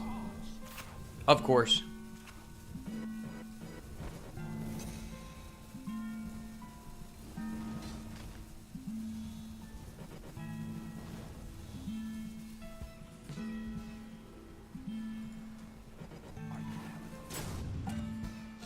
The reason I picked that is because I thought we had enough mana. Yeah, the fact that we didn't freeze his face, that really sucks. I think we're just dead. I think we're actually just dead. So we take a burn damage next turn. We're going to be at 7. He just has to do 1 damage and it's just wraps. But we did stop him from developing more than 1 minion. So if he has a Zilliax, it's just 1. Our Infinitize the Max dude has to find something cracked. It literally has to. We could Excavate, though. Get Rock. And then we're lit. Excavate, get Rock. I thought that the bomb wouldn't be classified as a spell, and that's why I did that. It was a very, very close game. Okay, he filled up his board. What can he do? There's no way he can do anything. He just passes, right? He always just passes here. No armor spell. No armor gain spell. I don't believe it. Armor spells aren't real. Armor spells aren't real, boys. They're not real. We need to deal 8. So every good turn starts off with this card, right? It's always just -1 to spells or +2 spell damage. Okay, +2 spell damage. Okay, it's dicey. Big Gambas in the chat. We always reveal Fireball. Always Fireball. I believe, chat. What the fuck is this, chat? What the actual fuck is this? Alright, we always reveal Fireball, chat. Always Fireball. I believe. I believe. Big Gamba in the chat. There's no way we can do damage. Yeah. Wow, this is really sus. This is sussy baka as fuck at its finest. What is this? Wait. We get the forged copy? You're kidding me. The better player has been identified. Talk about it. Let's go. Best Mage player NA. Let him know. Let him know you found out how to master the Mage Goo on Beats by Ash's channel. In Beats by Ash's official live stream. We did it here today. We defeated the Dirty Warrior player, and Deep Miner Brand will never unleash his wrath again. Let's go, boys. You already know what it is. As always, thank you so much for watching me demoralize these fools. And if it's not the goo, it's got to go. Peace. Alright, that was just such an insane outro to the video. Literally clip that shit. It's clipped. Mentally clipped as well, you know? That has to be one of the most insane games versus Warrior, versus anyone with this deck that I've seen. We literally had no chance to beat him because he went double bomb, and that's going to be such good content, boys. Like, you don't even know. I'm literally a content machine. Dude, people spend money every single day to buy machines to make their content better. I'm literally a physical content machine. That was absolutely insane. They talk about my plays, boys. They talk about my discovers.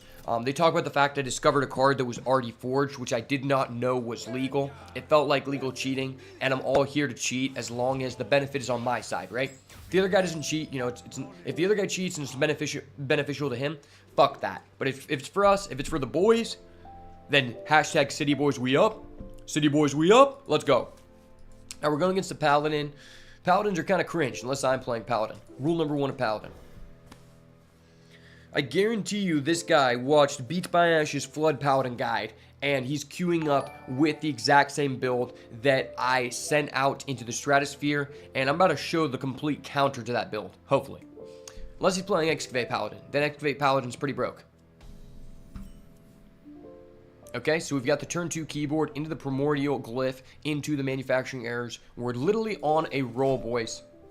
We took down the Rathalos, we took down the Pumpkin King, and now we open Cosmic Keyboard, Primordial Glyph into Manufacturing Errors.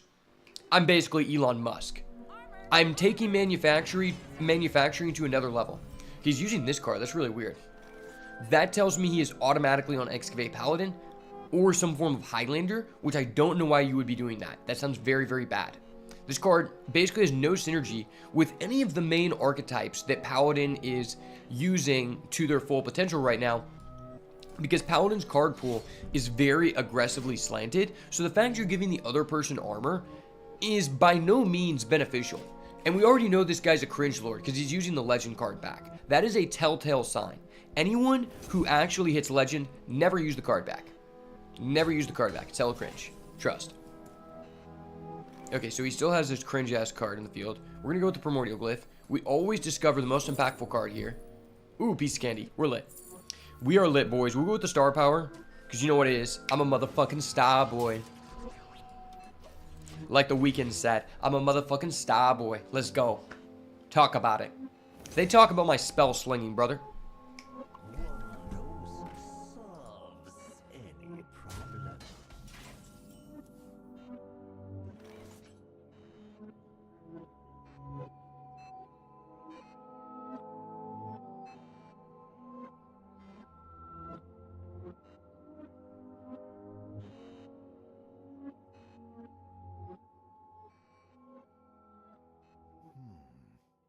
Oh shit. Wilson Joy 33, thank you for the follow, my guy. I just noticed that. Sorry about the delay. Okay, what are we going to do here? We have so many ways to fuck this guy up. The question is, what way do we want to take here? So I think we're going to go with the optimal manufacture, the optimal malfunction, wombo combo. Take him into deep waters. It's GG. Let's go. And now do we go with like the hero power finesse? Or do we go with the Flame Geyser? I'm going with the Flame Geyser. I'm feeling a little bit spicy. Want to get as many cards out of my hand as possible. Sweet. Okay, honestly, that was kind of a misplay by me because I just realized next turn we're going Manufacturing Errors. Now we're missing out on the 5/5 Elemental. It was kind of cringe of me. But we did 2 damage up front. So, I mean, obviously that's worth it, right? I did it for the content. Just know that. Okay, it was actually slightly better that we did it the way I did, specifically because this card is very difficult to answer efficiently inside this archetype, so I actually don't feel that bad. I don't feel that bad. We always hit the big gamba here, okay? Reverberations, okay? Spot the difference, okay? That'll be good next turn, I believe. We're gonna go for the mega trade here. You already know what it is. We easily answer this guy's board. He's pathetic. You are nothing to me, sir. You are nothing to me. Paladin has no removal. Literally no removal. What is this guy gonna do? Rush into my 1/1? Ha! That's gay. And you know what I think about that. I am not gay. I have relationships with women and sex with men. And I got news for you. That means you're gay. You already know. You already know. That's how we roll, baby. Okay. So good copy is ETC. Probably not worth it. Do we want to start off with the keyboard? Keyboard is kind of clout right now. You guys know me. I'm very good at playing the guitar, but on the keyboard, I'm suboptimal. So we're going to have to pull a old trick out of the bag here. We're going to play a very basic riff on this boy. Still sauce him up regardless. Okay. Okay, this is kind of dicey. We do not have an elemental companion yet, but I'm going to take this for later because we now have a 0 reverberation and basically a 1 mana reverberation. So when we get the elemental companion, it's literally going to be a Hoss boy play. Like, I don't even know what to say. Absolutely disgusting. Let's do this. This card good. Good card good. Best stats. Okay, we get a bomb. Alright, we're playing Bomb Warrior, boys. Literally was an entire smoke screen. This deck was a complete smoke screen, and I'm a complete smoke show. So those two go hand in hand. Alright, we're shuffling the bomb into his deck. Let's go. Ring-ding-ding! Let's go. We're playing Bomberman. Let's go. I'm secretly playing Bomb Mage. Like 5 games ago, we actually won a game because our opponent hit the bomb. So we got to go with the Dream Team. Explodoneer is by far one of my favorite cards in this mini set, just for the sheer factor of discovering it and tilting your opponent. You love to see it. But also, in fact, the Bomb Warrior deck, in my opinion, was one of the most fun decks ever in standard meta with Dr. Boom Mad Genius. And it's kind of sad because they could have just brought this back sooner, but instead, they just created the cringe-ass Plague archetype, which is just bunk as fuck. Bomb Warrior? Based. Plague Death Knight? Cringe.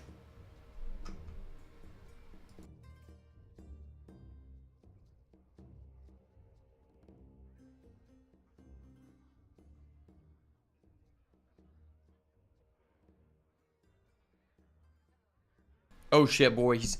Oh shit, boys. He's on to us. He literally watched the Beats by Ash Flood Paladin guide, and now he's rolling out.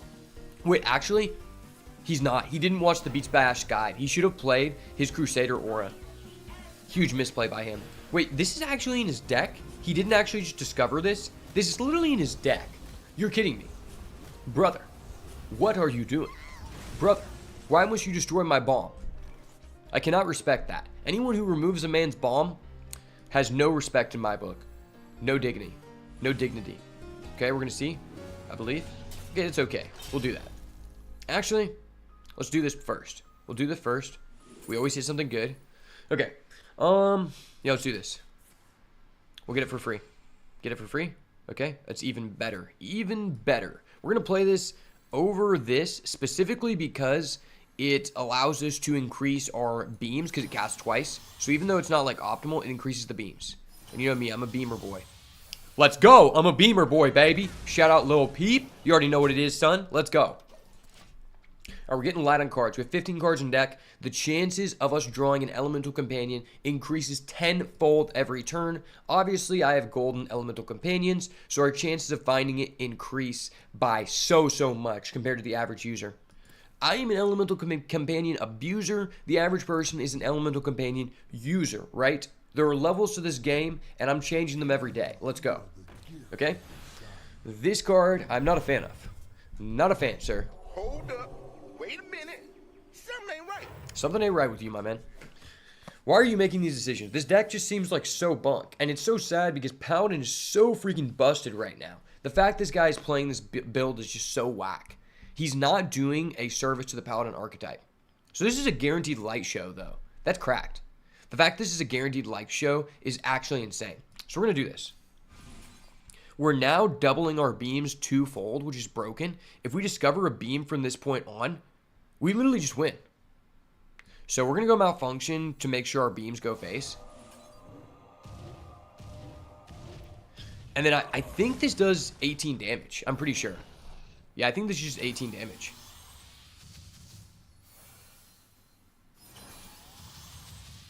Yeah, it was 18 damage. And we just put him at 9. We literally did 18 damage with 3 mana. The better player's been identified, boys. And his name is Beats by Ash, the best of all time, aka the boat. Let's go. Let's go. I'm here to show you guys how to mage and how to enter mage school. I'm taking you boys to school. So sit back, enjoy the ride, and watch us deal 18 damage with 3 mana. Because that shit busted. I'm here to abuse it before we lose it from a nerf. I swear, manufacturing errors is eventually going to be nerfed because the card's just so cracked. Literally so cracked. Sometimes you just win the game because you high roll on it and you just go into like an elemental companion frenzy. Brother, I hate to say this to you, but the game's not going to go on long enough for you to capture this photography fizzle. Okay, sir? That's a little sus. A little sussy baka of you, buddy. Little sussy baka. Okay, that's hot. That's literally so hot. Oh my gosh. I'm such a hot boy right now. Let's go. Let's go. Hot boy season, baby. Maybe we just copy this low-key so that it dies and I don't have to ping. Because I don't want it to damage my people. That might be correct.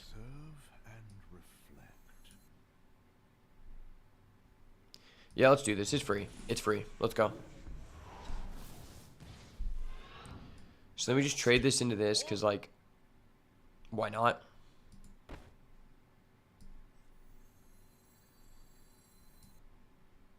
Actually, do we trade this here?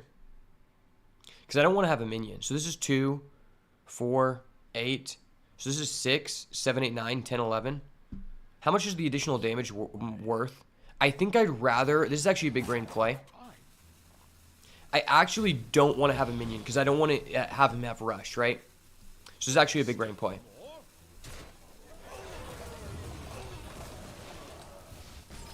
Big brain play, boys. Let's go. Let's go. If he develops the field, we star power. But we obviously top deck the last manufacturing error here every time. Like, there's just no way we don't, right?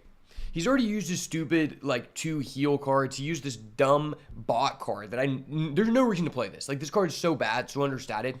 And then he also played the freaking Watcher of the Sun, which I don't know why this card was added to the game. Why do you just get a 2/3 with a +1 and even higher upside? Cool. I made the right play. If I did not remove that, we literally just die. We literally just die if I did not remove that. Because then he would just trade in his rush and get in his lifesteal, right? So what does this do? This does 5. It kills it, but he gets it back. I mean, we have nothing else to do. Why not?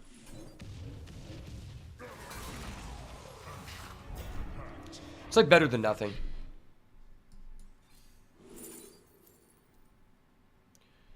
Okay.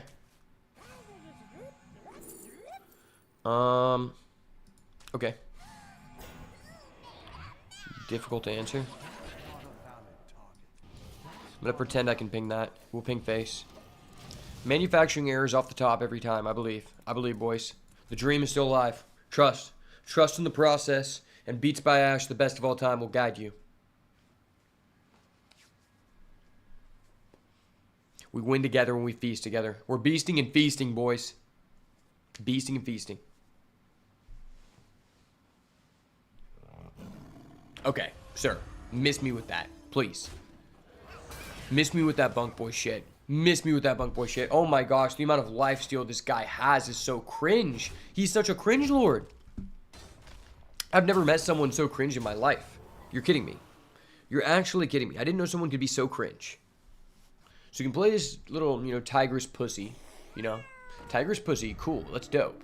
You just gained like 10 health. I love this deck, man. I love this deck. And that's just raps. RIP. I hate that everyone and their mother is playing fucking 8-mana Ziliax. This is not the preferred form to play. Dude, it's just so infuriating that every warrior now plays the 8-mana Ziliax. 9-mana Ziliax is so much better. Like, why are you playing this garbage? Please, someone tell me. Someone tell me.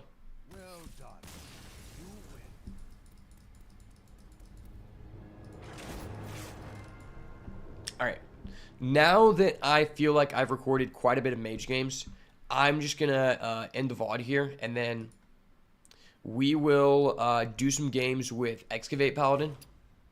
We'll do some games with Excavate Paladin for sure, because I feel like this deck is just overall better. We've been doing well with the Manufacturing Dream, but at the end of the day, like, the games take so long. It's not worth it for climbing purposes. Plus, I got enough content from it. It's fun, but I'm not the kind of guy that can just sit there and play the same deck for, like, 10 hours, right?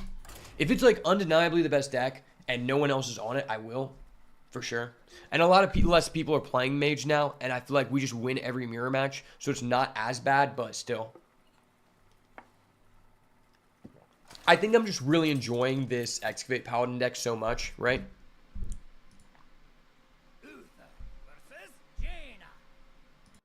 You asked for it. I will fight with honor.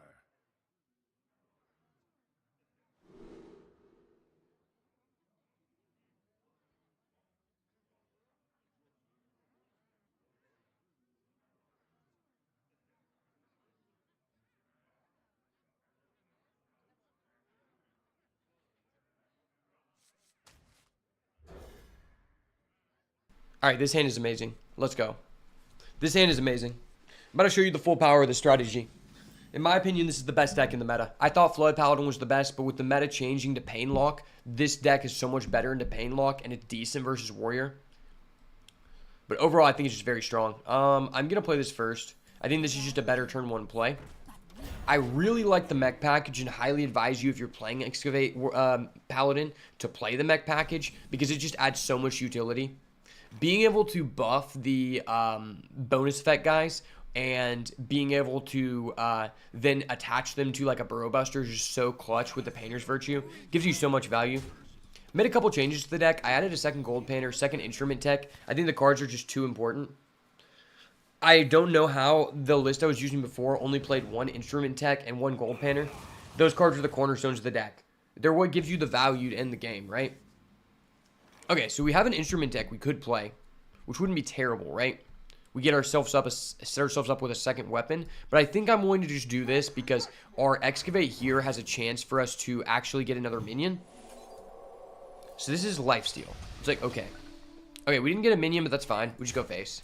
He could go Malfunction here, which would be a little bit irritating. End of the day, our weapon just clears his 1-2 anyway, so we don't care about trading. Yeah, so he's going to go Malfunction, sure. I mean, that's not like the best board we could make anyway. Our weapon still trades with your 1-2, so we don't really care. Okay, cool. And we draw another minion to be buffed by the Painter's Virtue. Good thing we already got our Excavate off. It increases the value of our Burrow Buster here. Although I don't think this is one of the better Excavate targets we could have got for this matchup specifically. It's by no means bad because it can allow us to get our Burrow Buster above 6 HP, which means that it does not then die to 1 Malfunction, even though he's already played one. He's coining manufacturing errors. He's a good player. Giga Chad in the chat. Okay? Giga Chad in the chat. Okay, this is really nice. That's actually just insane. So we're going to hit with this. Big brain play, boys. I want to get my Excavate up as soon as possible. We could play this, but we could also just get this out, and then next turn, this is going to have even more value because we're going to get another weapon, right? But I guess we could hold off on this because we're going to use the weapon next turn. I think I will play this. 8-7 is fine. I just didn't want to risk this dying because I want to be able to get the Spark Bot value on it, right? If we don't get to attach the Spark Bot to this, it means we're having to wait for Zilliax, which I don't know if we can wait for in this matchup. Okay, so he's playing the keyboard, and then he's going to go Malfunction into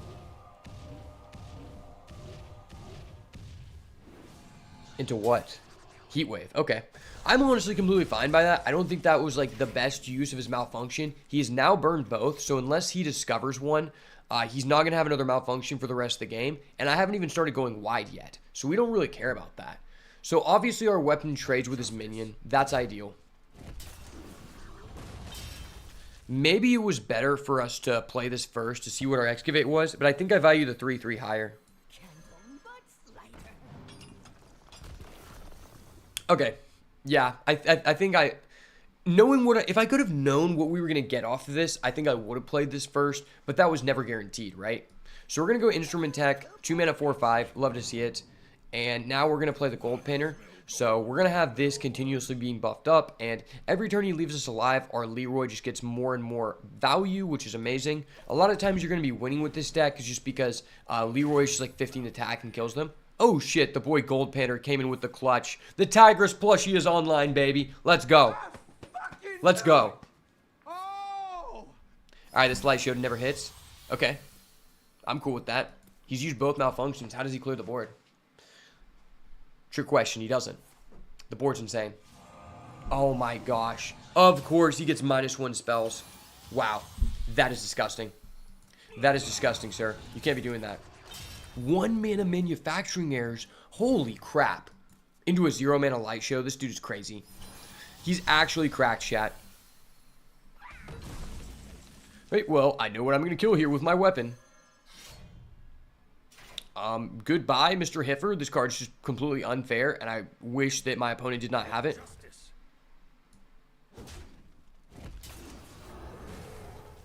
Then we'll just play this. Gain back 5 health. Because we're good at the game. I just don't know how you can beat this version of Paladin with Mage unless you have double Frostbolt. Frostbolt is just so important. Okay, maybe you can beat us like that. That was disgusting. I was going to say I don't think you can win unless you have Frostbolt to freeze their weapon. But I guess you can just do that, which is dirty as fuck. Part of me likes to just reduce this. What is this at? I'm not using my Leroy on that. Fuck that. I'm not using my Leroy. Yeah, we're just going to reduce it to 2. Screw that. That card just pushed. I have to get that out. I will not forsake. The fact he hit that was just so stupid. Okay. Now we can go with this bad boy. I believe, chat. Okay. Sure. Unfortunately, we couldn't buff this with the Virtue, or with the, with the Painter's Virtue. Very unfortunate, because I had to use the Reduce, but this, oh, wow. That is the one way he can remove our Titan. That is disgusting. That was the one way he could remove the Titan, and he got it. And then he's going to, oh my god, he gets Heifer 2 turns in a row. This guy. Dude, this guy might actually be better at playing Mage than me. Like, there's no way, though, right? Hold up. Wait a minute. Something ain't right. Dude, wait, this 5th light show activated? That's crazy. That's fucking crazy. Wow. This guy is literally insane at this game, bro. You're kidding me. You're freaking kidding me. Well. At least we can gain back a lot of life. This actually guarantees us our legendary excavate. So that's 2 plus 4, that's 6. So we can't play this in the same turn. So we literally have to do this. I'm going to do this just to get the kill, right? We're not dead off of that. We buff everyone. Then we go play this, get our legend. Let's put out our Tigress plushie, and then let's go ahead and play this. Make it a 11-10. Swing at his Huffer. Go back to 17. And make him wet his pants. That's how you make your opponent wet their pants in Legend, brother. He's going to burn himself, I bet. Oh, okay. Never mind. He actually has a chance to win. Dude, what? You're freaking kidding me. The guy freaking hits a second one of those off of a random discover. That's actually so stupid. This guy has had the highest RNG that I've played against a Mage person in so long.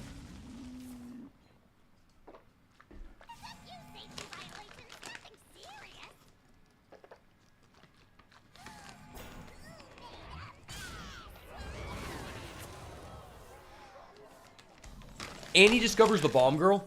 Dude, this guy is vile. He's literally vile. I don't even know what to say about that play. Well, let's play this, obviously.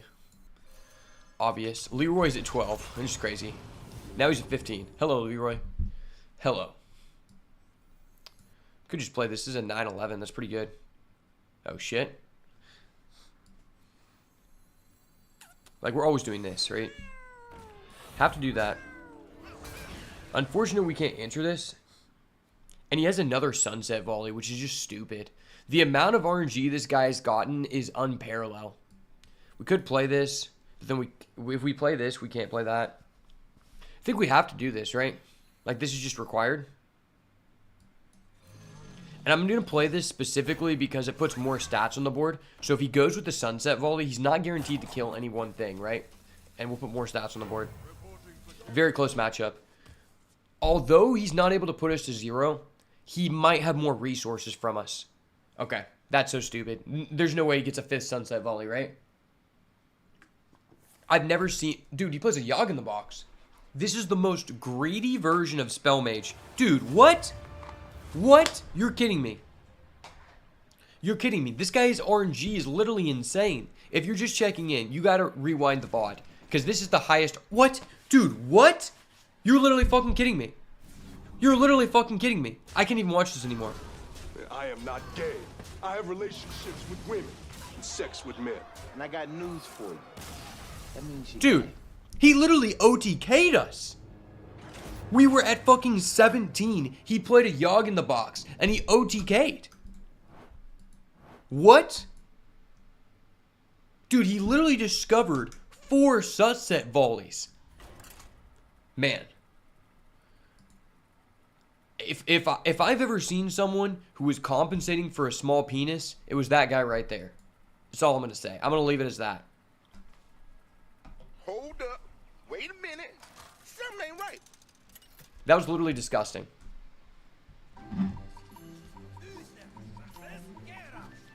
A literal skill gap. How come I didn't get to discover a single sunset volley over the course of our like 20 games on the VOD? Literally.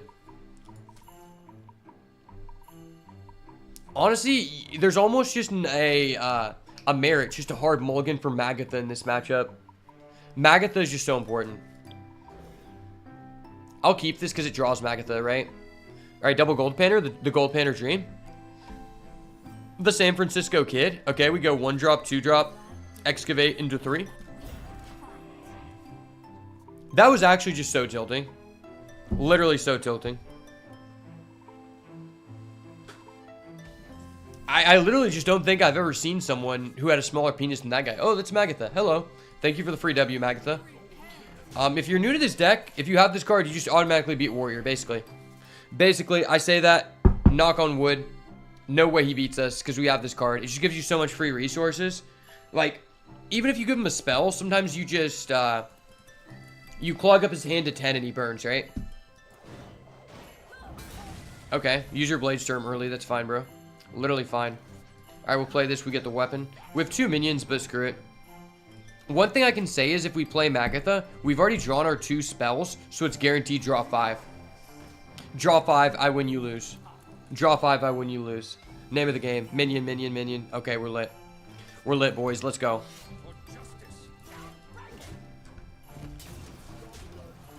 Next turn, we go Magatha. We just buff, like, 5 people. We're lit.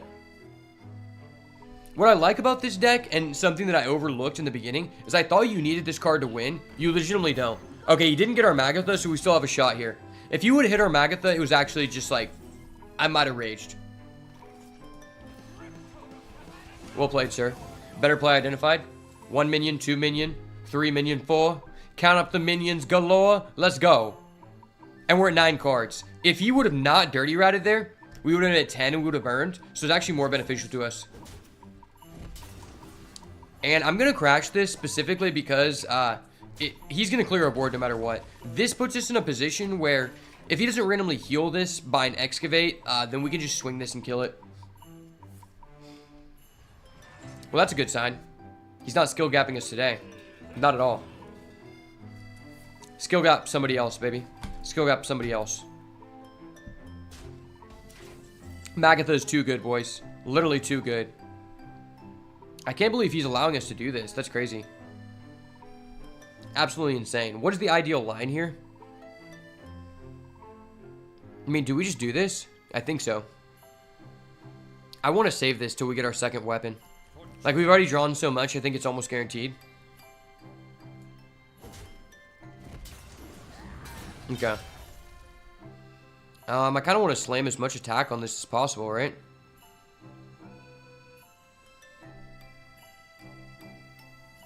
Let's just do 10 to him.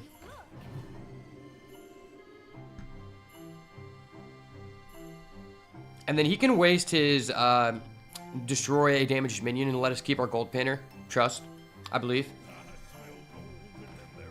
No reason to commit more to the board. We'll just keep our resources in hand to redevelop. What AoE has he used? He used Blade Storm. I mean, this doesn't die to Aftershock, but if he brawls, it makes it worse, right? If we were burning a card, I'd do it. Okay, sir, sweet. We got Sir Finley. We have yet to excavate, but we have the resources to excavate to 4. Okay. This seems really bad. Okay. You used 3 cards to kill my 3 cards. I'm happy for you. I'm very happy for you, sir. Maybe just pre-establish this? Nah.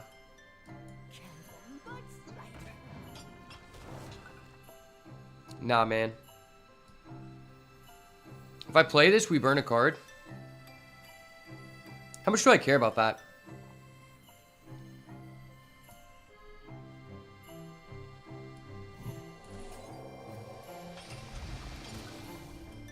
Okay.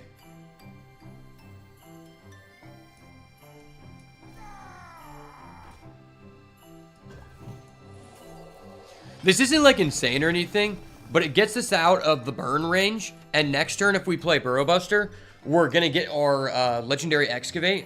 And I want to get that as soon as possible so we can just hard buff everything. Plus, I didn't want to burn a card and burn Leroy. Okay. Sure, dude. Sure, dude. So I always want to put this on the board.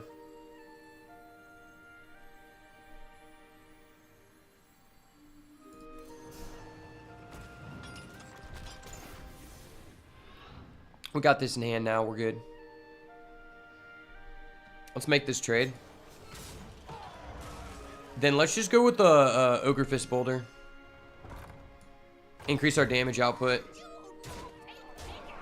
Now, as long as he doesn't go Bomb Boss and just RNGS and discard our Azurite Dragon, I think it's just GG. If we resolve Azurite Dragon with so many cards, we don't even care if he Bomb Bosses for 6. Like, we actually don't care. And it's crazy I'm saying that. Okay.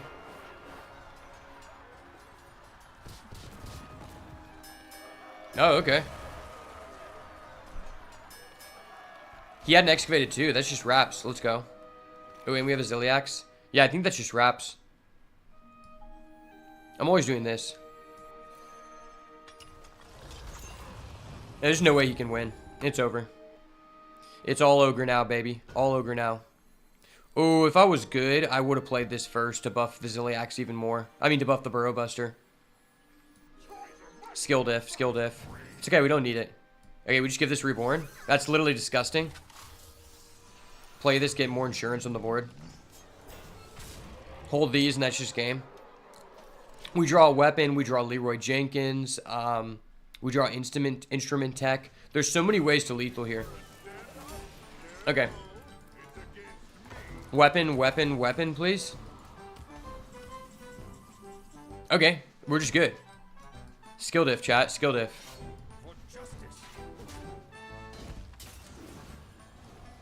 Literally skill diff, chat.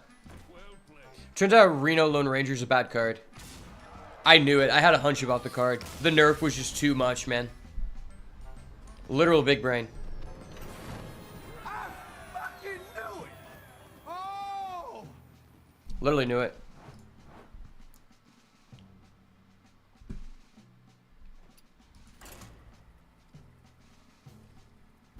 That one was for you, Jonathan, because you witnessed me getting skill gapped, so I had to skill gap back.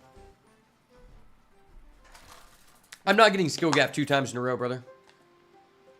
That's not how this rodeo works. Khadgar's an OG. I'll put respect on it. I fight in the name of honor.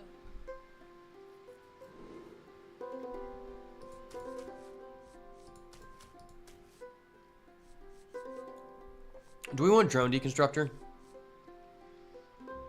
I mean, it can bait him out, right? It can bait him into using, like, a malfunction. I think I'd rather have this.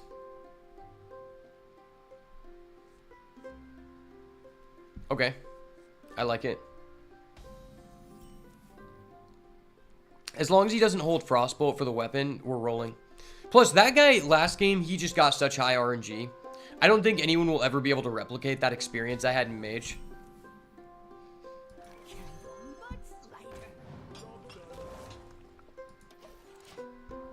We did not deserve to lose to that guy. His Yogg in the box literally did 17 face damage to us for no reason. Okay.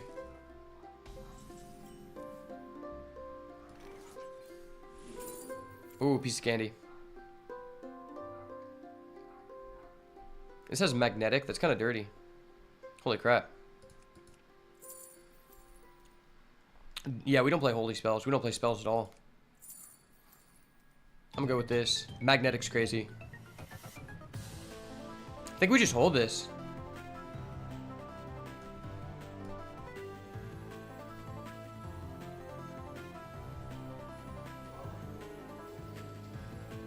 I kind of want to play it.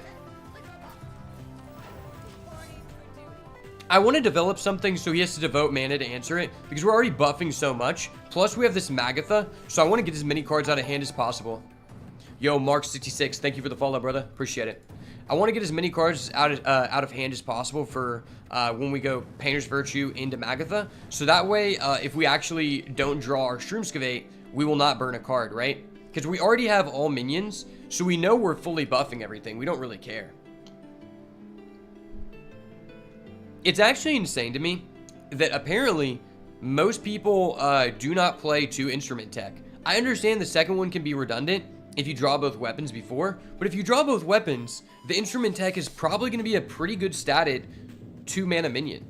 And I don't really care about that. The deck live and dies by the weapon unless it's a slow matchup and you just get all excavate, right? That's the advantage to this deck, is I originally didn't think it was as good because I thought it was solely based on the weapon. Holy shit, he just got 2 good hits off that. But actually, if you just get excavate, you can still win. Which one of these is more important? I don't know. They're both pretty broke. I mean, we always do this.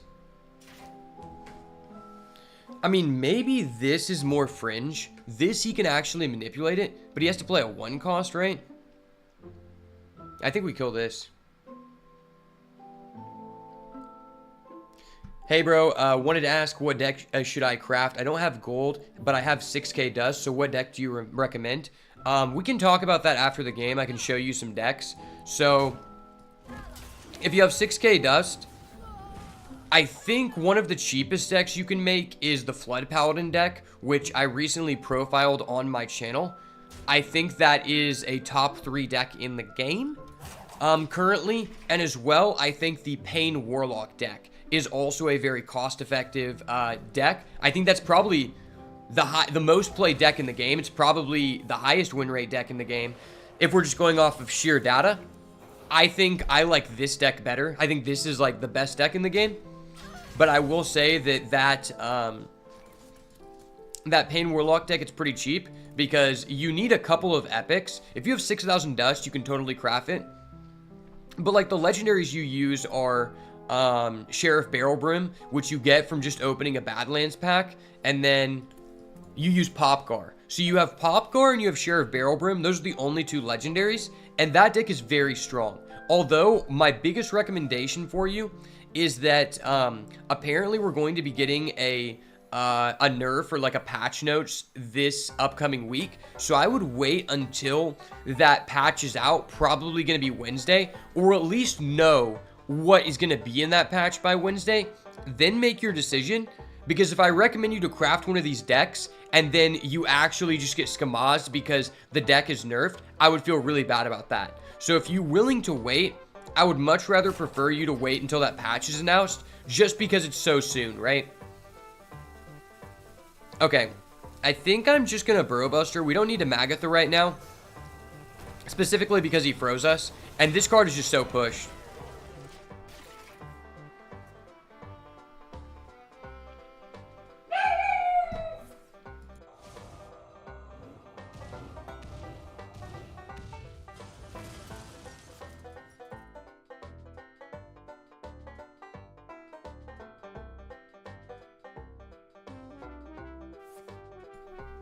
Oh, for sure, bro. Thank you for stopping by.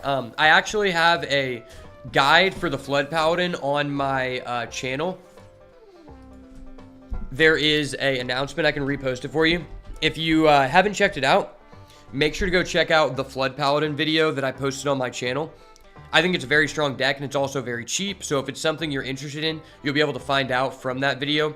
I'm also going to be uploading a Spell Mage guide after this. Spell Mage is also very cheap. It just depends on your play style. I will say the deck's not for everyone, but if it's something you like, it's definitely very strong, and it's also very cheap, because I'm only playing 1 legendary in that deck, and it's Infinitize the Maxitude. So honestly, you might be able to make 2 decks with 6,000 dust that are top tier. It just depends on what is your play style, and also, like, are you trying to be competitive, right? How do we want to answer this? Obviously, this goes here.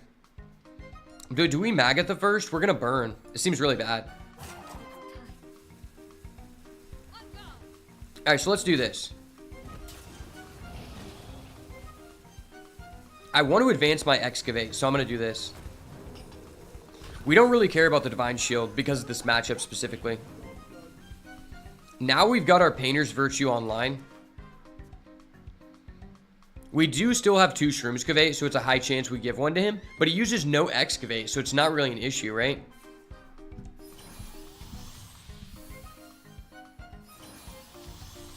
For sure, Marks. What is your playstyle? Do you like control, aggro, or like mid-range? What kind of decks have you liked in the past? Personally, this Excavate Paladin is the most fun I've had in a long time. Just because there's so many different outcomes of what you can do. Like, I like decks that aren't linear, and there's a lot of ways to win the game. That's something that really resonates with me. Because the most important thing to me is that the deck has a lot of options, right? I like that there's a lot of agency in this deck for me as the player to affect the outcome of the game, and it not just be like, okay, did I draw the combo or not, right?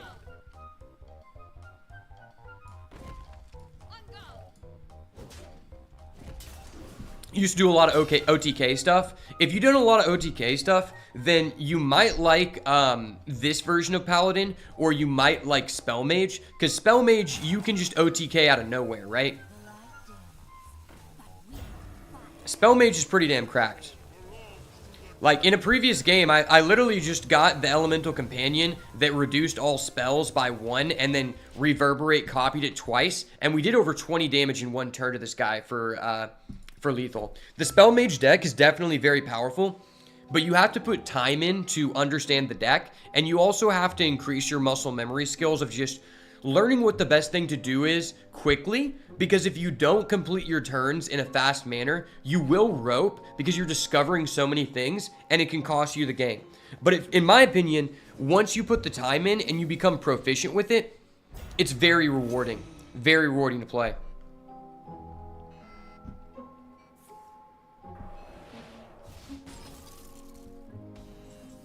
Alright, well that was not nice. Not nice indeed, sir. Not nice indeed. Honestly, maybe I'm just willing to play this.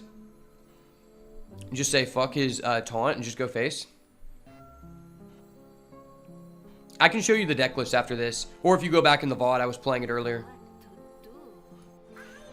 The reason I switched over to this deck is because this stream, I basically wanted to record content for the gameplay portion of my Spell Mage guide, and I feel like I already got enough content, so I kind of wanted to switch off to this deck because I've just been enjoying this deck a lot, and it's a lot more fast. Okay.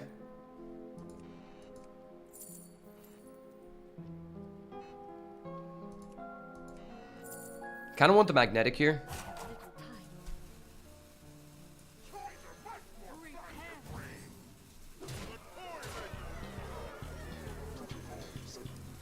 This seems kind of disgusting.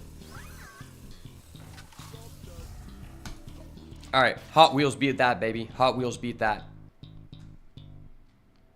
I fucking knew it! Oh! He doesn't have it. There's no way he can deal 16 damage with 8 mana. It's not possible. Trust, he's playing Mage. It's just not possible, man. Unless it's me. If I was playing the Mage deck, I would have it.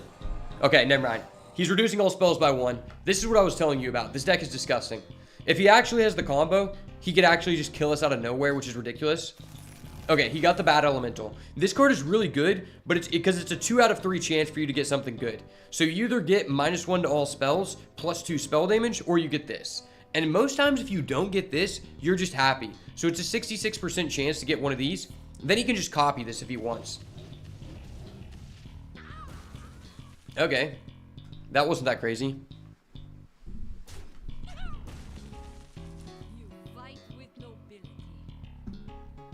Well played, brother.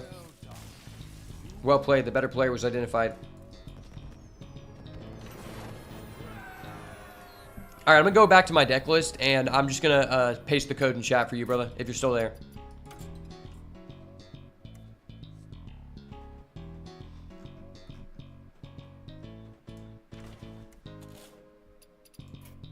Going to be coming out with a deck guide on this soon, but I'm going to paste this deck code in chat. There you go. Copy that. And then this is the Painlock deck list. You can copy this too. This one is Painlock. Both of these are pretty cheap. Oh, no, wait. Okay, this actually isn't that cheap. Never mind. I kind of lied. I think you might still be able to afford it, but because you get Leroy for free, but you have to have Symphony, you have to have Zilliax. But to be honest, like, you should have Zilliax. If you have any dust, you should craft this card 100%. So you need Zilliax, Pop Guard, and Symphony. Everything else is epic or below. Now, there are, like, 4 or 6 epics, but if you can afford it, it's probably the best deck in the game. Hopefully it doesn't get hit, because it's a really fun deck. Warrior is really fun too, in my opinion. I enjoy Warrior, but a lot of people don't. A lot of people felt like Bran was OP, but I felt like it was Bomb Boss that was the issue. My thing is, I like how many options the deck has, and I just really like Reno Lone Ranger. Reno Lone Ranger is one of my favorite cards to ever be released, and it does have its issues. I think it should be changed to where it doesn't ignore death rattles, and you can actually revive the minions that it removes from the field and locations. It's pretty degenerate. But I like the aspect of you getting a different hero power every turn, and that's why I'm a fan of it, right? It's just a lot of people didn't like the deck because of Bran, but I felt like shuffling the bombs into your deck was what was unfair. I think that Bomb Boss could just be banned and they could revert Bran, and then we could go back to playing Odin, because I never really got to play Odin when it had its time to shine, right?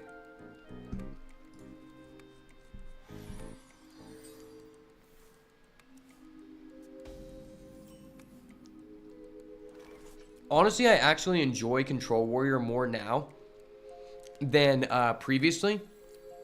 And the reason is because the nerf didn't necessarily extremely lower the power level of the deck or the consistency. What it did is it caused a lot of people to stop playing the deck. And the most fun part about the Warrior deck is when everyone was on it. Because the mirror matches were extremely RNG based. Pretty much whoever saw Dirty Rat and sniped the other person's Bran or Bomb Boss just automatically lost. Or if one person had Bran and the other person's Bran was in the bottom of the deck. But since there's not many people playing Warrior now, it's really fun to play Warrior in my opinion. Because you have a lot of options in that deck. And a lot of tools, right? Okay, so he left us with our Gold Painter, which is amazing. That pretty much tells me he does not have a malfunction, which is good to know.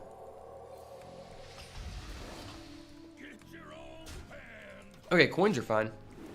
Coins can allow us to cheat out a weapon if we top deck it.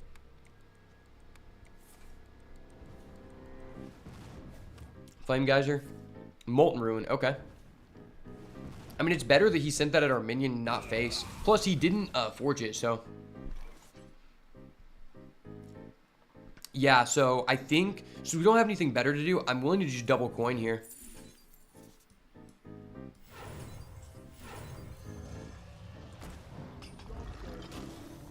Okay.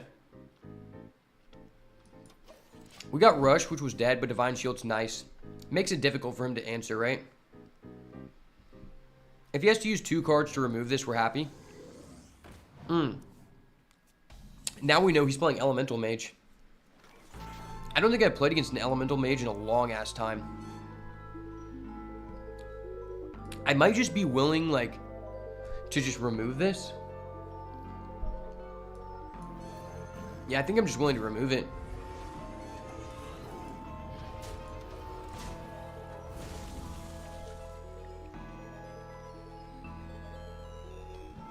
Specifically because now I know that he's not playing no minion mage. He cannot use malfunction, which is like the best clear possible here.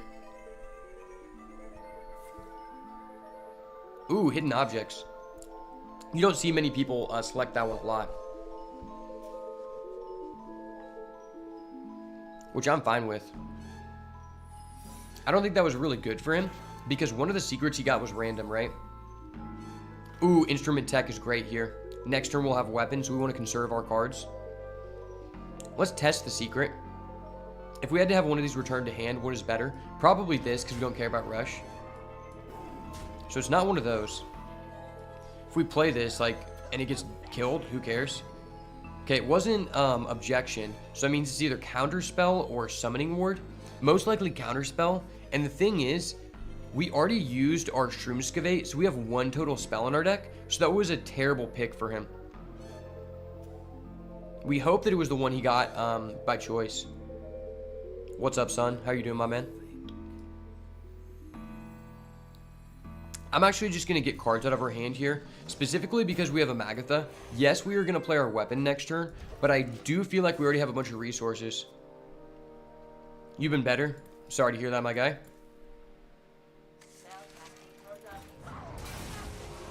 You're kidding me. You're freaking kidding me. I don't believe it. I don't fucking believe it. There's no way that he just had that. Wait, what is up with my soundboard?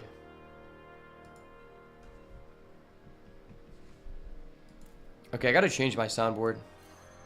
Well, you can't negate this, so who cares? Do we care about this? No. I'm just going face. Face is the place, baby. Let's go. Okay. The better player has been identified. Talk about it. Probably should have played this first, but I'm going to get this out of there. So now next turn, if we want to go Burrow Buster, we can just combine it with this. Oh my gosh. Burrow Buster with stealth is just disgusting. Yeah, we're cool with this. We're rolling, boys. All right, hold on. I got to change from full screen because I got to check my stream deck.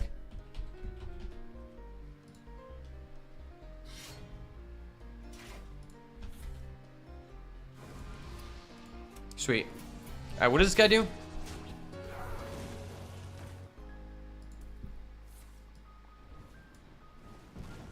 All right, so basically what this guy did was a bunk boy play.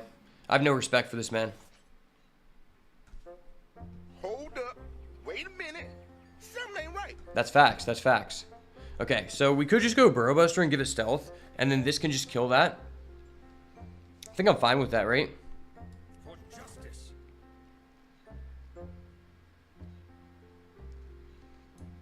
Well, actually, do we care about any of this? I feel like we don't. Justice.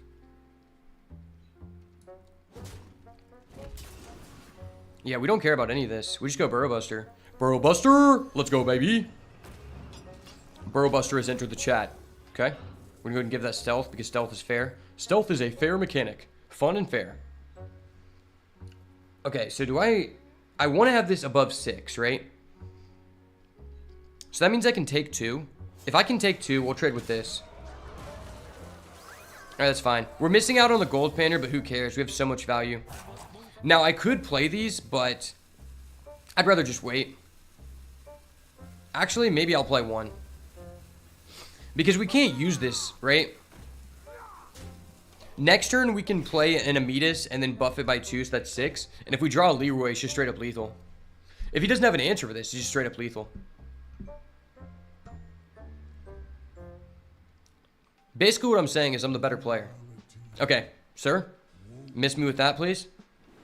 What are you doing, sir?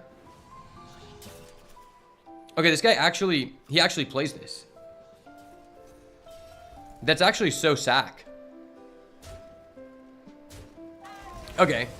So that tells me he has something that activates on attack. Well,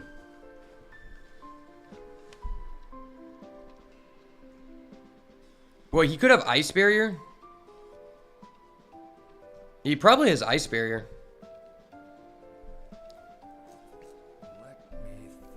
What if we go Amidas? I mean, if he has an answer for it, he has an answer for it, right? I'll play this first. Not Explosive Ruins. This could be game. I will not forsake.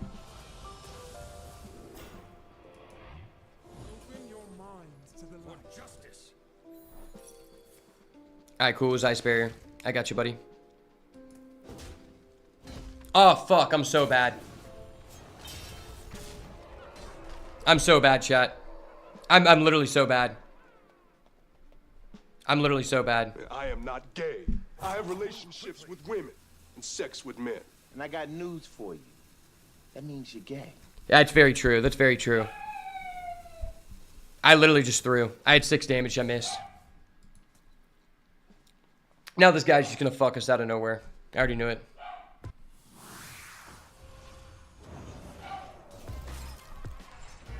Okay. Wow. Okay, I guess it didn't really matter about the 6, but still, kind of a big misplay by me. I'd be really surprised if he doesn't answer this. Okay, yeah, he just gained 20 armor. To be fair, it is very lucky that he upgraded this because, oh my gosh. Wow. Hold up. Wait a minute. Something ain't right. This guy's RNG was insane, but to be fair, I can't be mad because I did misplay. Okay, never mind. I just have Sir Finley. I'm a jit. Sir Finley to the rescue. Let's fucking go, baby. Yes, sir. Talk about it, baby. Sir Finley in this bitch. Let's go. Let's go, son. I'm hot right now. Let's go. Okay? Talk to me. Okay? Okay? Yes, sir. Yeah, you can have that. Fuck that card. Let's go. We're not done yet, baby. Let's go. Okay. Play this for sure.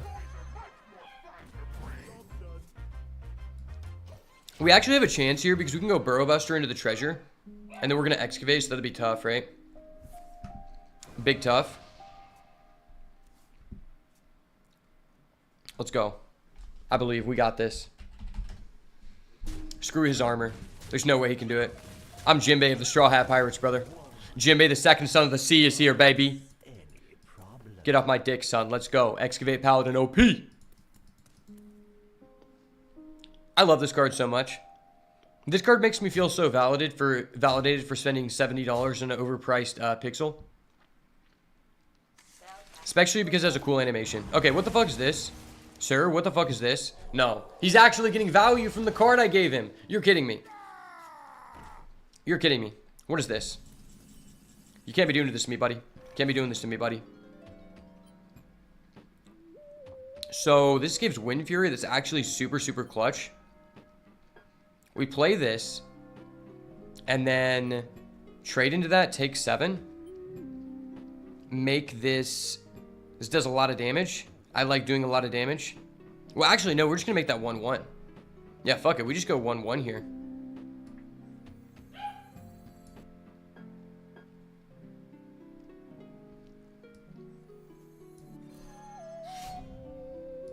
Justice. Yeah, we clear board. We clear board. So we have 6. We can play this. Just don't buff anything. Oh, we have to do that? Okay, I didn't know that. I did not know we had to do that. That sucks. That really sucks. And it's not terrible.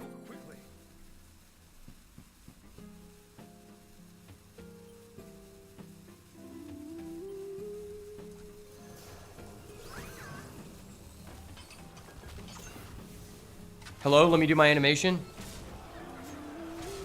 Alright. We're still in this. The fact that this card is actually real means we're still in this, because this card's stupid. Plus, we still have a Zilliax. Zilliax pops off, brother. Sith? Okay, maybe we're just dead. Sith is... Okay. Okay. I see you, my guy. Bro, he just went Snake Oil for 10? Holy shit. Okay. I did not expect us to die like that. I did not expect that. You've got to be kidding me. Hold up. Wait a minute. Something ain't right. You've got to be kidding me. Miss me with that, brother. That was not cool. I have no respect for individuals like that, chat. No respect.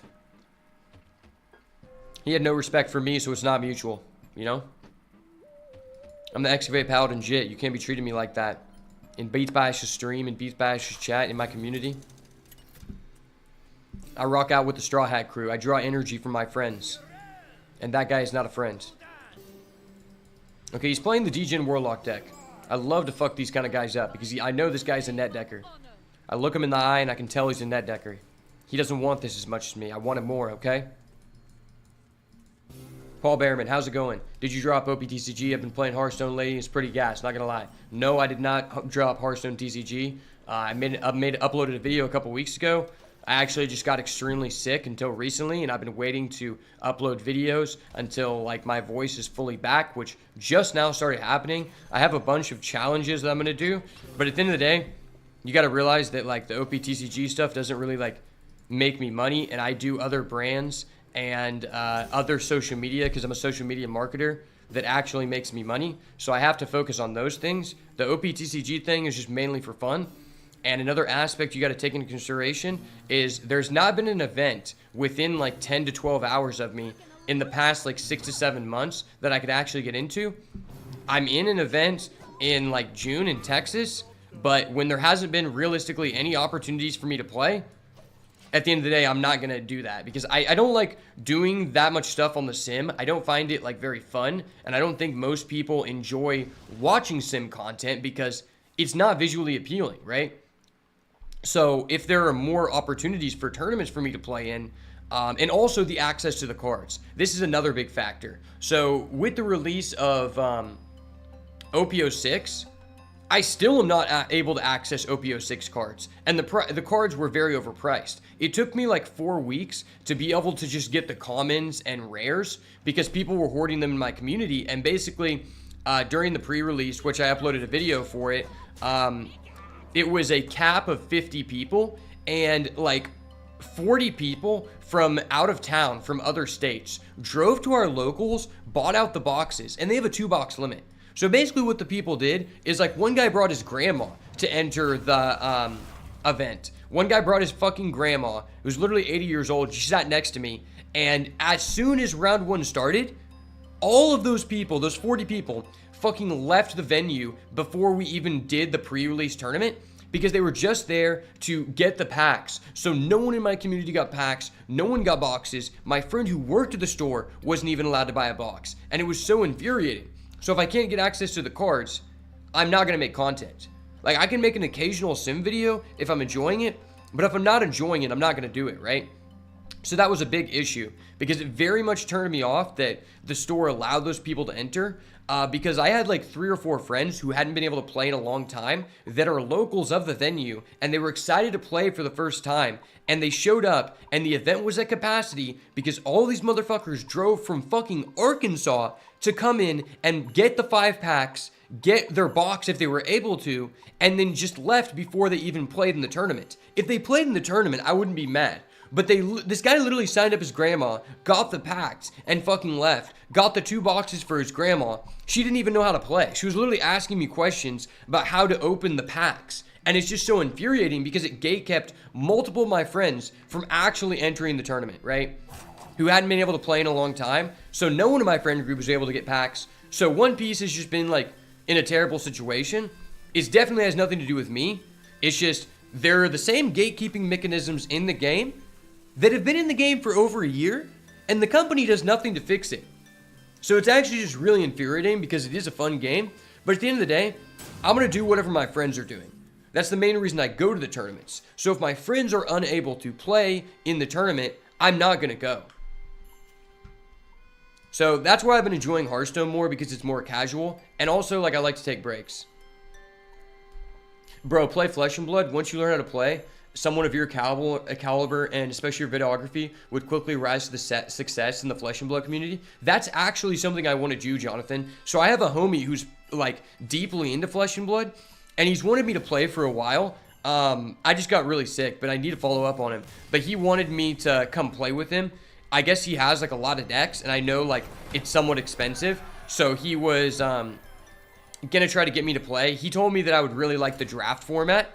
And I also really like that aspect about Flesh and Blood, even though I haven't played, that if a deck is doing too good, it eventually gets put on the ban list or whatever, the leader. I think that's a really cool mechanism because it allows for the game's meta to evolve without them having to instill as many nerfs into the game as possible. And I'm a big fan of not doing a nerf or a ban unless it is absolutely necessary and a fuck up by the company. And that's one of the flaws of Yu-Gi-Oh!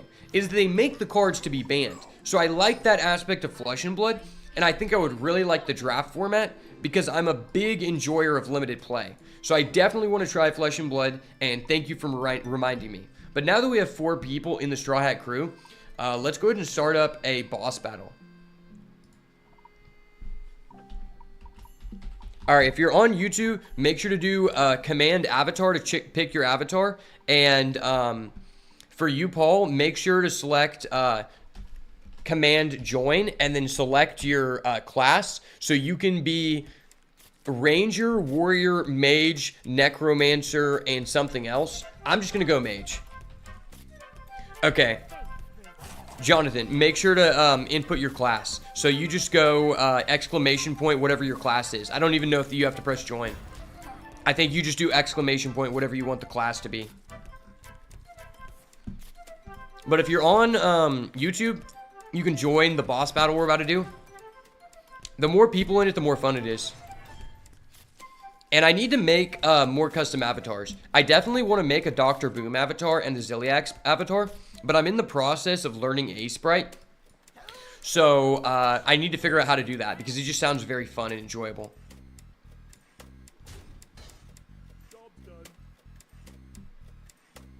Okay, did you get in?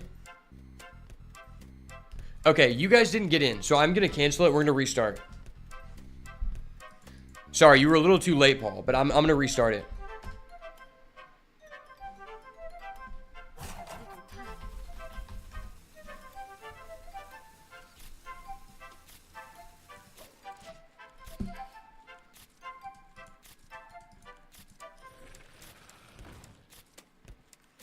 You're busy for a boss battle right now? That's okay.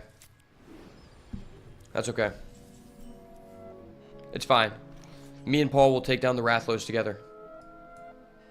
Alright, let me disconnect it and reconnect it. So we can rock this up. What deck have you been playing in Hearthstone, Paul? And also, what deck do you play in OPTCG?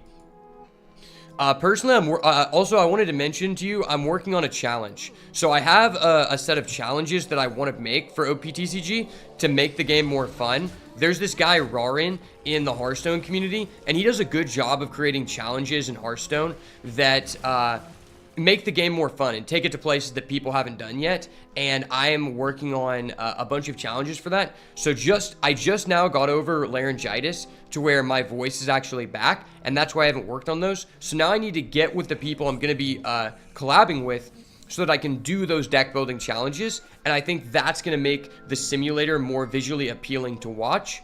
Because at the end of the day, this is my, videography in general is my full-time business. And I need to be allocating my time to things that I think have high potential. And one of the issues with OPTCG, other than the mechanisms with the game, is, getting into events is a big issue. And that's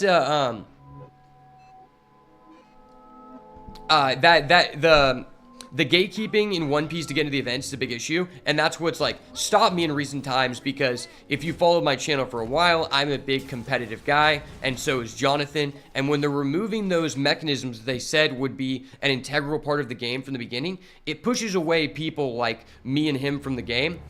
But mostly Sokka. Oh yeah, Moria is really fun. I'm working on a black yellow Luffy deck for this regional I'm going to be playing at. But, I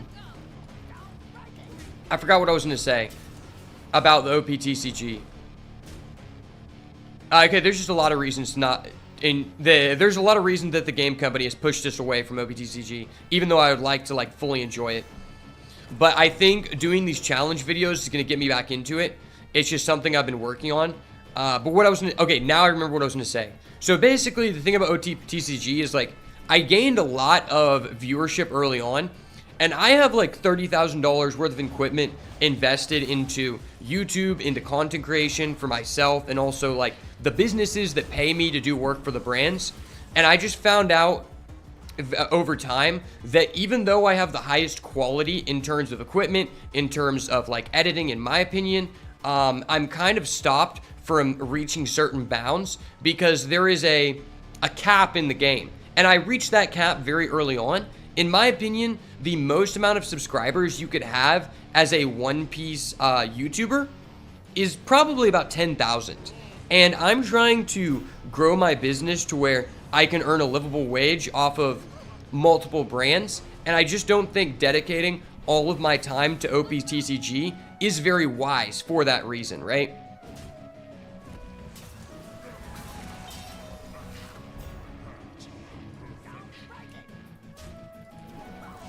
Okay, so once you join, I was trying to figure out how to restart the boss battle if I have to leave it.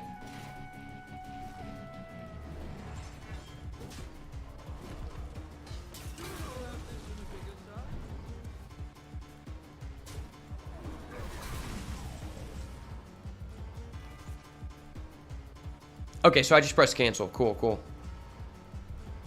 Sweet. All right, we're going to restart the boss battle. You do love the game and was coaching quite a lot of people for it for a while. Same. I still coach people, and that's enjoyable because I like helping other people. It's just my issue is getting into the events. It's like I can't play myself. So that's why coaching was fulfilling. So I definitely like agree with you. But not being able to compete is a big deal. And more so just like the cap. If there was a higher cap in the game of like my potential to make content for it, I would be more than willing to put aside my feelings for the sim. But right now, I've been dedicating a lot of my time to the martial arts channel that I run with my MMA coach, because he's like an older guy. He's like in his 50s, and basically he doesn't know like about technology. So that's where I come in. So I run a podcast, and also I do technique videos for it. So we creating a paid technique course for like any type of martial arts. So all of MMA, so jiu-jitsu. We just created a full Muay Thai series on the Muay Thai clinches and teep kicks and stuff like that. And that's doing really well.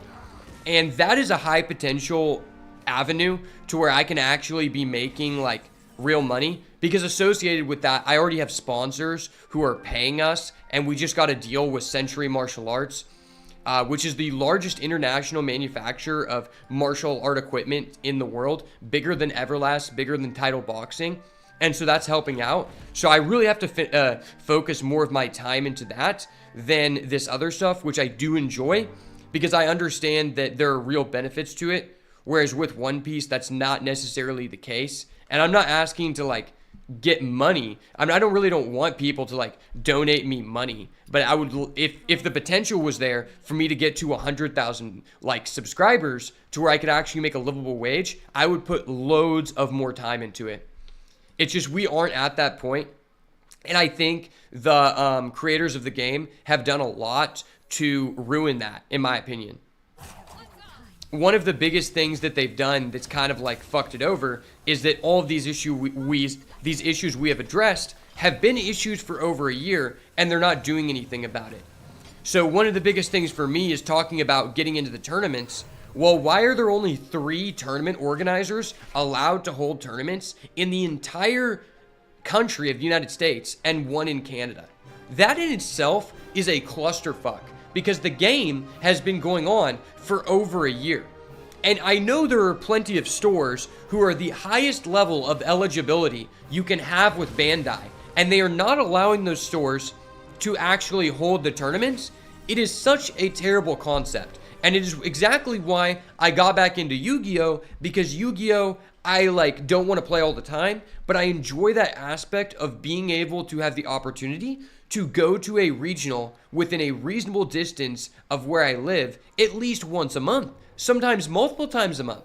I don't go to all of them, or I haven't been going that much in general recently, but the fact that that's an option is just levels beyond what One Piece TCG has been doing for their game. Because I think a big downfall of the game, and one of the reasons I was putting in a lot of effort early on, is because they captured a huge weak point in Yu-Gi-Oh! And Magic the Gathering's lifespan, where both of the games were very much on the downcline by bad business decisions made by the companies. So with the release of One Piece TCG, there was a very large opportunity for them to get a bunch of people who were dissatisfied with the game they were currently playing to get into One Piece. And so all of those people joined the game in the beginning, and that's why they had massive amounts of people playing in the beginning. And what ended up happening, in my opinion, is that after the company decided not to fix these issues with the gatekeeping, most of those people went back to their original game they were playing. And they could have kept all of those people. And because, like, I used to play Yu-Gi-Oh! I used to play Magic. The One Piece card game got me pulled into that. And then I just went back to doing other things because I got tired of not being able to compete. The Tulsa Regional was the last regional that I was even able to get into. And that was like 9 months ago. And that's just sad, man. It's really, really sad that they aren't fixing these issues, because it's a very enjoyable game and the community is great. But when the company doesn't give a fuck, there's only so much I can do for my sanity. I need to be doing things that I enjoy and things that I actually have the opportunity to grow in, because I need to put like my family and my friends at the forefront. It's very unfortunate, but it is what it is. You know, there's just so many opportunities that they could be capitalizing on and they're not. I can talk about this all day, but I don't want to get any more frustrated. You guys get the gist.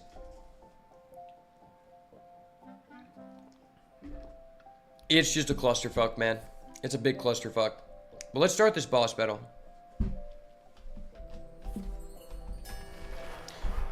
Alright, Paul, you have 60 seconds. Command join, and then select your cast. I'm going Mage. I think you might just be able to go like Command Ranger, Command Warrior. I don't even know if you have to press join. I'm doing it through the internal application, so I don't know.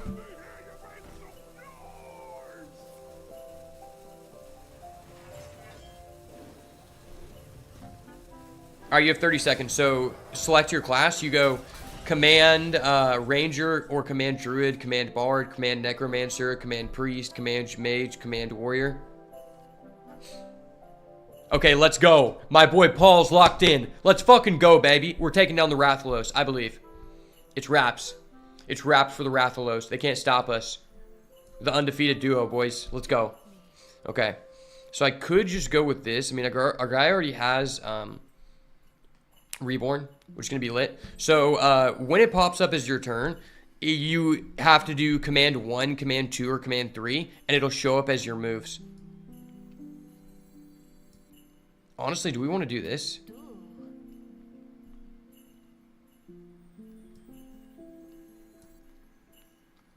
After you gain armor, gain 2 more. That's toxic. This guy's toxic as fuck. Okay, it's my turn. I'm gonna go Fireball. Fireball, let's go. Ooh, Ziliax, baby.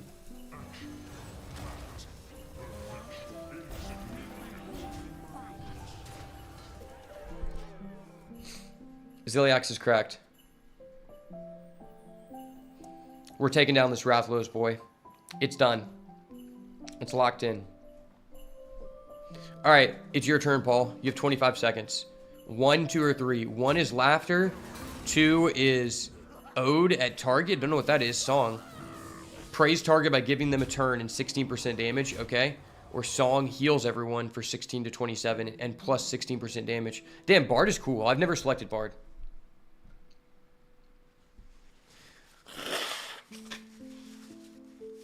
If you're on mobile, it's kind of hard to tell when it's your turn. I'm not going to lie. Just because I don't want to have the application big enough to where where you can't see my hand.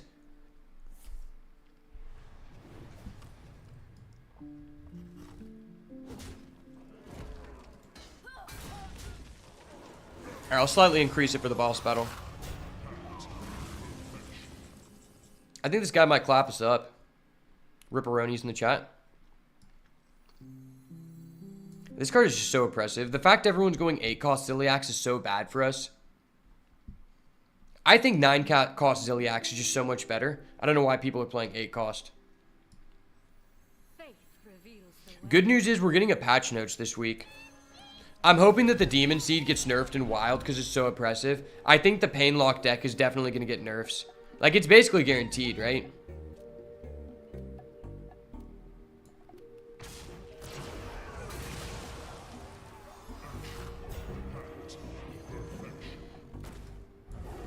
Alright, die Ziliax. Ziliax is broken.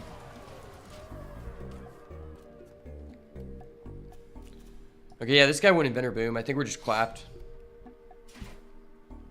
Good news is, regardless of the result, we're taking down the Rathalos, boys. It's locked in. I haven't seen someone play this version of Warrior in a long time. Yeah, the Paladin deck is really fun. Excavate Paladin is really, really strong. I wouldn't be surprised if the Paladin deck gets nerfed. I mean, it's already been nerfed. I don't know what more they could do. See, this is where I'm at in Hearthstone is... I really dislike that there were nerfs at the beginning of the set. specifically because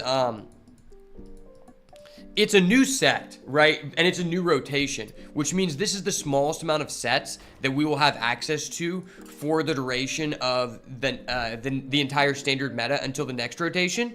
So there's no reason to be nerfing cards because the power level is already relatively low compared to how it will be, you know, for the rest of the year. So what I would have preferred them do is instead of nerfing mechanics like, for example, Wheel Warlock, which was my favorite deck to play in this expansion when I came back, I would prefer that they just increase the overall power level of the other decks so that they can compete with it.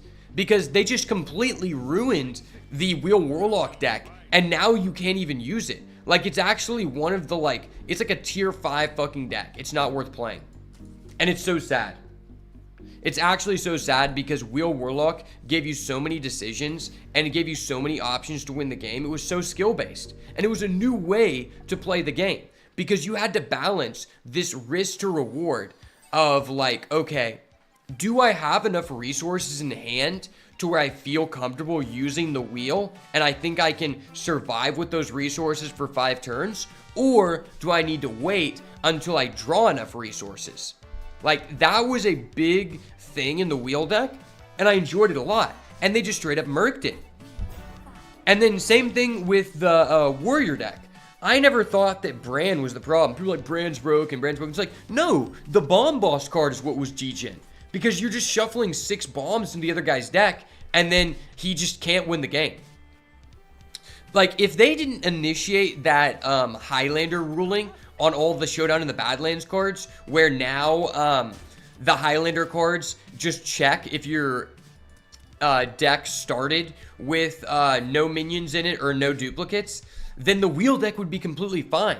Because another big component to why Wheel Warlock is completely dead is because Reno Jackson, or Reno Lone Ranger, was one of the only key pieces that allowed you to stay alive long enough with wheel.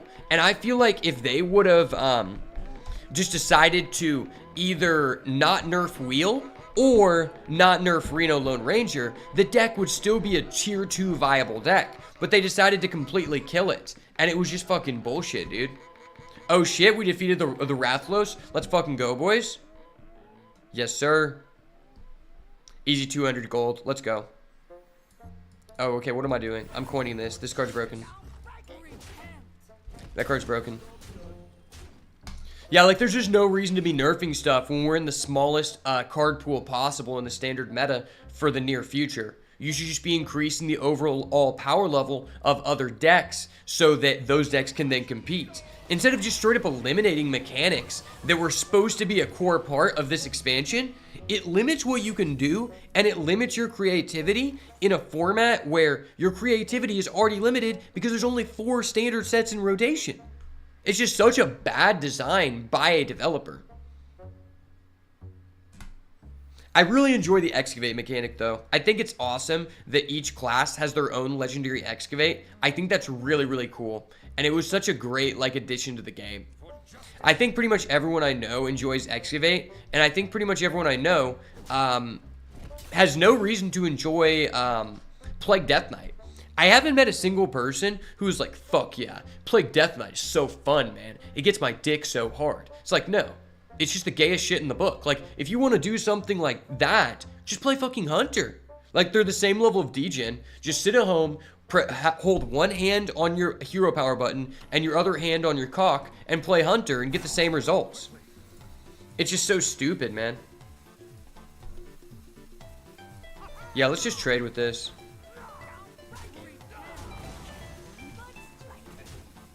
I believe. Excavate. Okay, we're nice. Alright, drone deconstructor, get us a good boy. Okay, we got rush. That's tough. Now we can go Burrow Buster plus the Spark Bot, so we're just lit. We're big litty boys.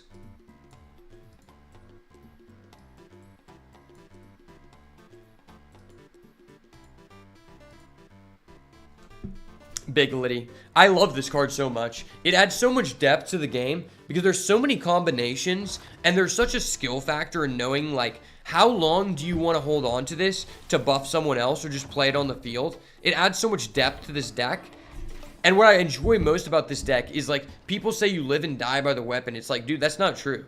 Because sometimes you just win without the weapon because you found the Excavate Legendary, right? There's multiple win conditions to the deck, which is something I vastly enjoy. Alright, but this is, like, extremely degen, I think.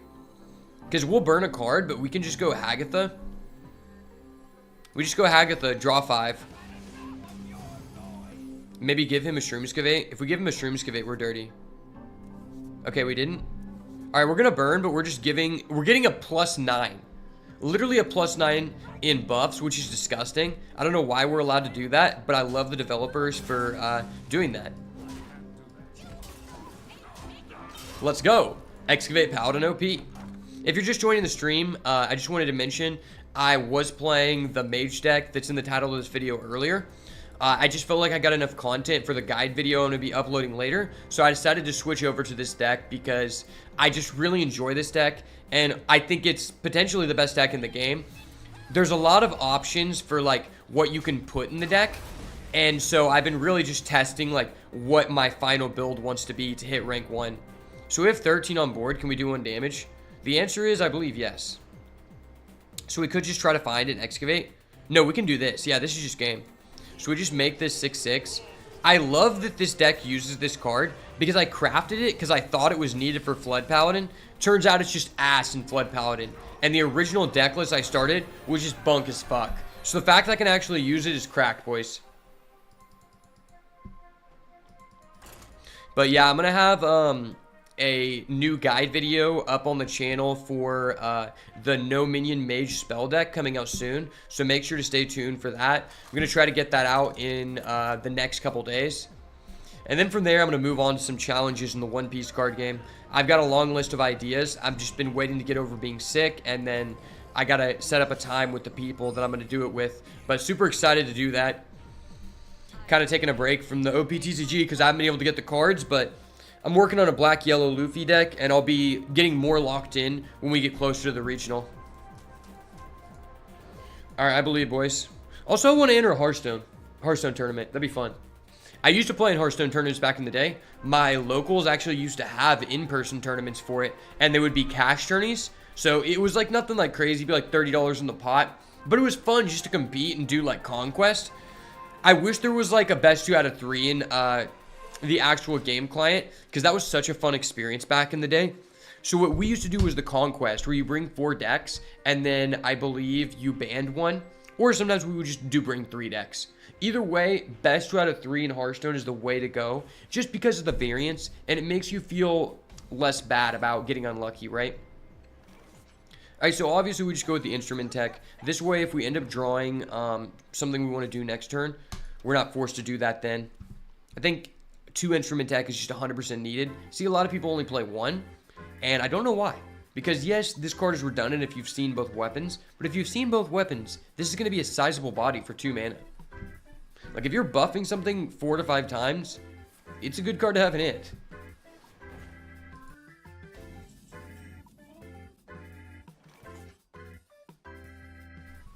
Also, another thing I like about this deck is I feel like this is the best deck to take advantage of Magatha, which I crafted this originally for the Zarimi Priest, and then realized, wait, why would I play this in Zarimi Priest when I can play it in this deck? Because Zarimi Priest actually does kind of suck when you give your opponent, like, Funnel Cake. This deck, I give them Shroomskavate, and then they just don't play Excavate, and it's just dead. It's so funny. So we're obviously going to trade this in, and then we're just going to Excavate. What's weird about this deck is there's literally just no 3-drops, which is kind of funny. Ooh, we could just get another Shroomskavate? That's kind of dirty, low-key. We already have 5 minions in hand, so I think it's fair for us to get the Shroomskavate here, right? And I could play it, but I think I'm going to hold on to it. What can we get here? So it's a 3 out of 6 chance to get a minion, but if we buff one of these, does it even matter? Actually, let's do it to get the Excavate online. Let's actually do it, because we're not guaranteed to keep a minion. Okay, we didn't actually get a minion. That's fine. What I was trying to see is I wanted to use this beforehand because I don't care about the Vine Shield. I care about getting another minion to buff with the Painter's Virtue, but at the end of the day, it doesn't really matter. Like, it can be used to trade into his mining casualties. So, who cares? If he doesn't have anything else, it guarantees that both of his dudes die.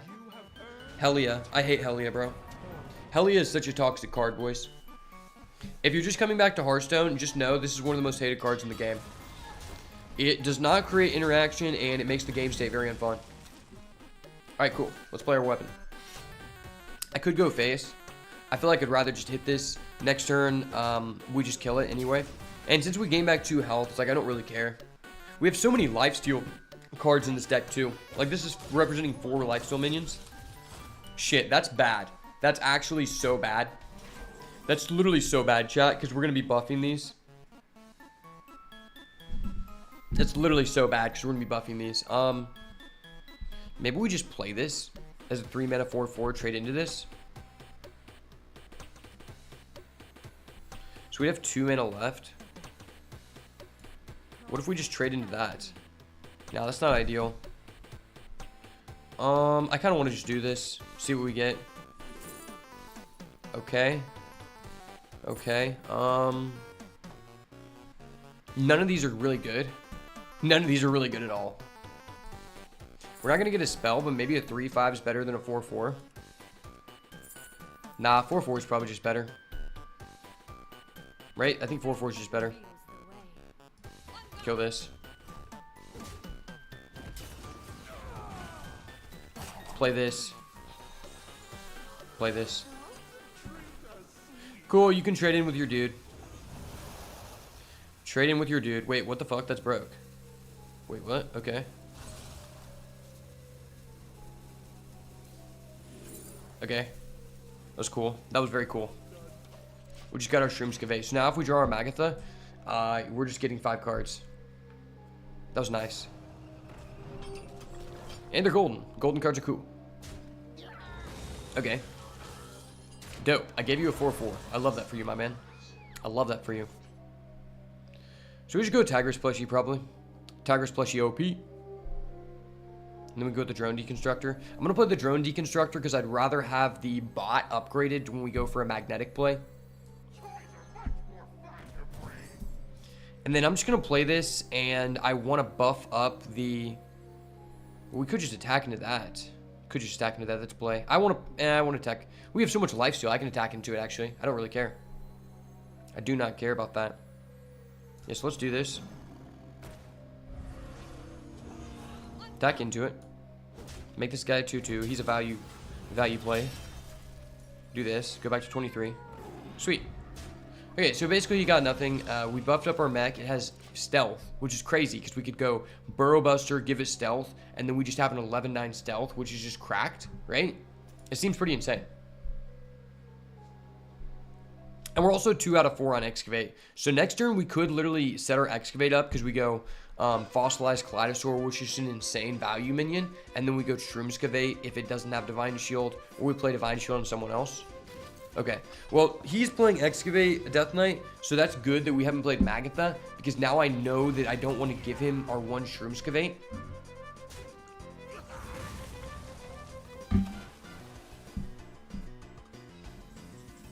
Okay, so it's not the one that increases cost, so I don't care about it. No, it's the one increasing cost. You're kidding me. You're kidding me. That's bullshit. Bullshit artist. I call bullshit artist, boys. Okay, well. I guess play this first.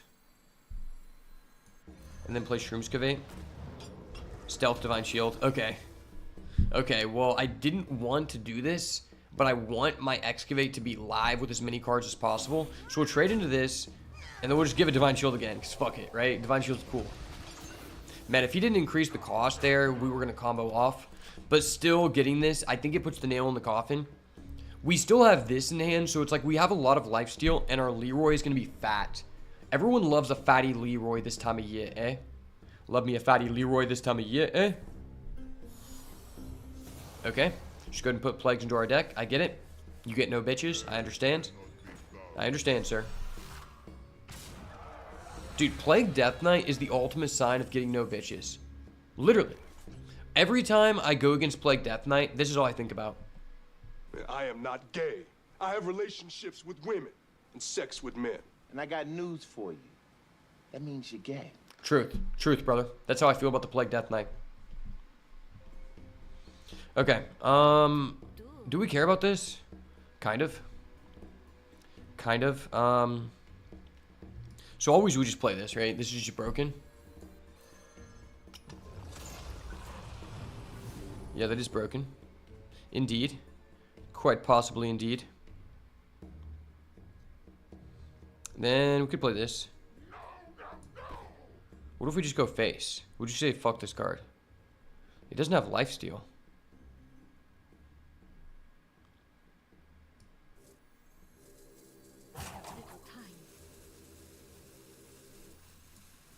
Yeah.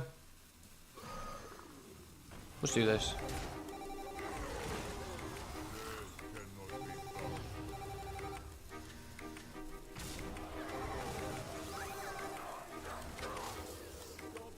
Kind of weird sequencing by me, but I think it doesn't really matter.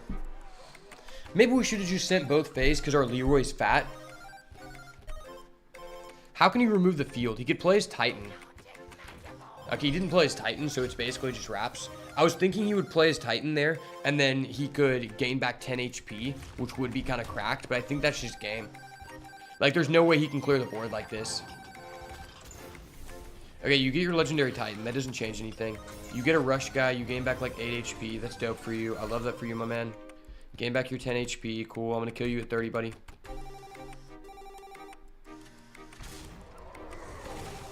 Because this is 14, 21. Yeah, we literally just OTK this guy. Wait, he can attack twice? Oh, fuck. I didn't know he could do that. I did not know he could do that. Okay. Well, shit. Okay, and then he gets that, dude. Dude, why are you doing this?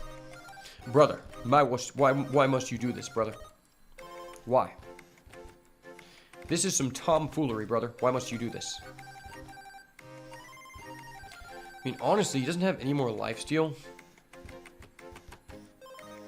Play this. Or go this for 5. This for 4. I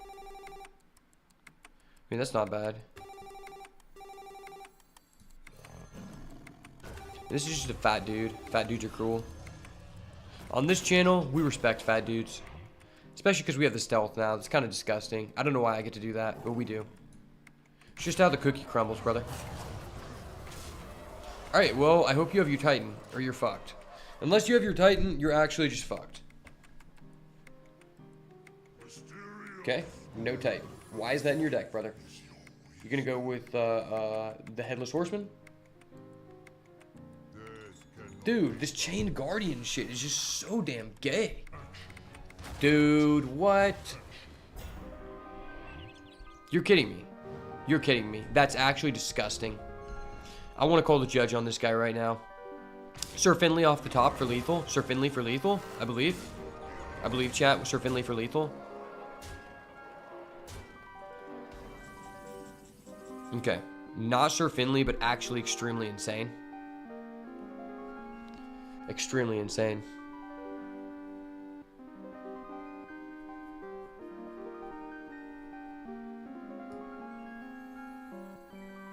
Right. Faith reveals the way.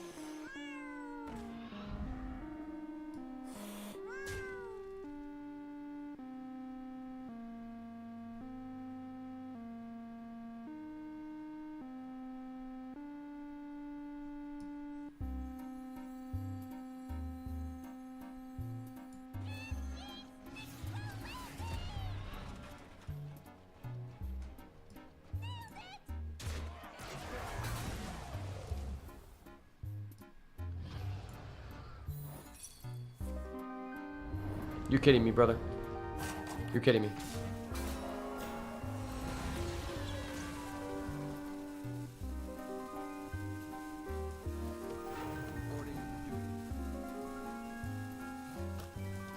Alright, Leroy for game.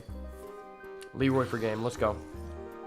He has no lifesteal here. He never has his Titan. He doesn't go back to 14. My Leroy says he can't do that. Okay? Okay, that's really shitty of him. That's such a shiesty thing to do. Oh, wait, he didn't get taunt? What? Dude, you need to rethink what you just did. You need to rethink your life, brother. Tar Creeper? Holy shit. If I didn't have Burrow Buster Leroy, I'd be cooked. Unfortunate for you, brother. Unfortunate for you, brother. Burrow Buster to the rescue. Let's go. Let's fucking go, boys. Let's go. I fucking knew it! Oh, let's go. Okay. The Leroy Jenkins OTK always prevails. Ha ha ha ha. Can't stop the Straw Hat crew, baby. We're on the ELO grind. I take people's souls, I take people's ELO, and I add them to my pirate crew. Let's go. Can't stop the best of all time, baby. Probably gonna end the stream pretty soon because I just want to work on that content from for the Mage video. So I hope you guys are enjoying this. It's been pretty fun. It's been a good little stream. Plus, I want to go walk the dog, get outside today. You know, it's always important.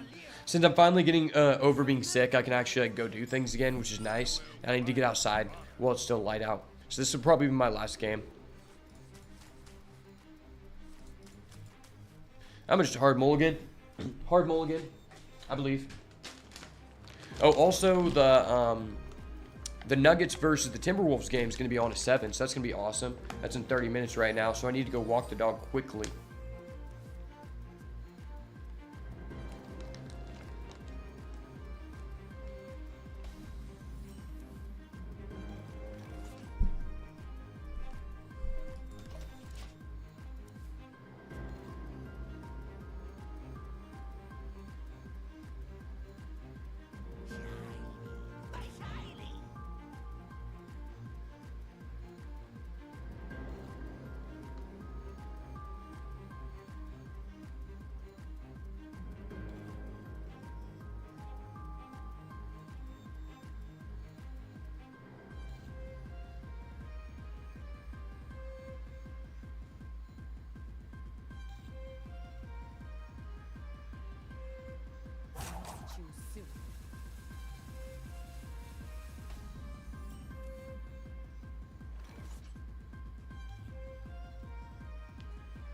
Alright, we already have weapon, actually. Let's go Gold Painter. Gold Painter, try to find another minion.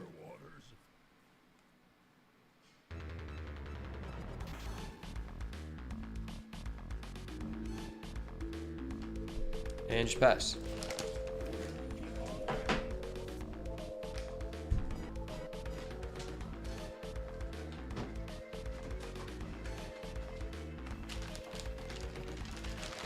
Alright, let's go. We're wrapping up the last game of the day. We're going to end in the positive elo. If this gets us to top 2K, that'd be amazing.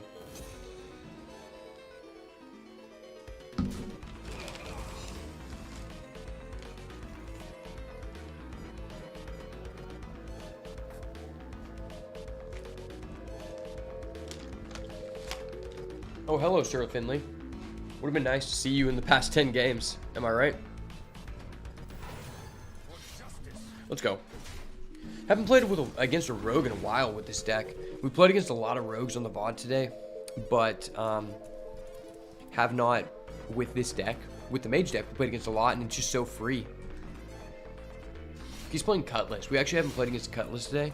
Mostly we've been playing against the Playhouse Giant deck, which I just don't think is very well positioned in the meta, specifically because the Painlock is just a better version of it, right? So if Painlock ends up getting nerfed, I see the Playhouse Giant variant being good, just not at the moment. So let's go ahead and buff everyone, and then we'll play this guy. If I wanted to, I could have tried to play this before. Try to go for an Excavate that would be better.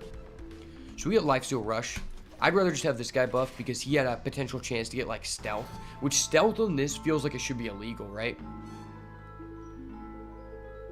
But thank you so much for everybody who's been stopping by the stream. It's been really fun to be doing this and just interacting with good people again, you know, especially since I've been sick. It's been really helpful, and I hope that these guides I'm going to be uploading and these videos I'm going to be doing are, you know, bringing enjoyment to people's life, because you know, it's one of the main reasons I love this content, is because it's just a good community, man. Good community. And what I like about Hearthstone is no matter what the issues are, it's just a good casual game where like nothing's on the line. It's just all in good fun. You know, something cool happens, you're like, okay. Something crazy happens for your opponent, it's like, well, I know it's gonna be my time one time, but it's not like there's all these money on the line and other stuff, and there's no drama like other games, you know. Plus, it's just good to talk to people in this game, because I can take my turn and then I can just interact with you guys on their turn, since like I don't have to worry about what's going on in his turn. There's really no other game like that. Like Legend of Runeterra was kind of that level of casual, but they kind of screwed with Runeterra. Okay, so we have a Magatha that we could do, but we have another Painter's Virtue. We're at 8 in hand. That'd be such a terrible Magatha. It'd be a draw 3. Let's test with our weapon, I guess. Okay, that was cool. Pretty cool. Test with our fossilized Kaleidosaur. Freezing, okay. Yeah, maybe we should have tested with that before attacking with the weapon so we could get it back buffed, but that's fine. Completely fine.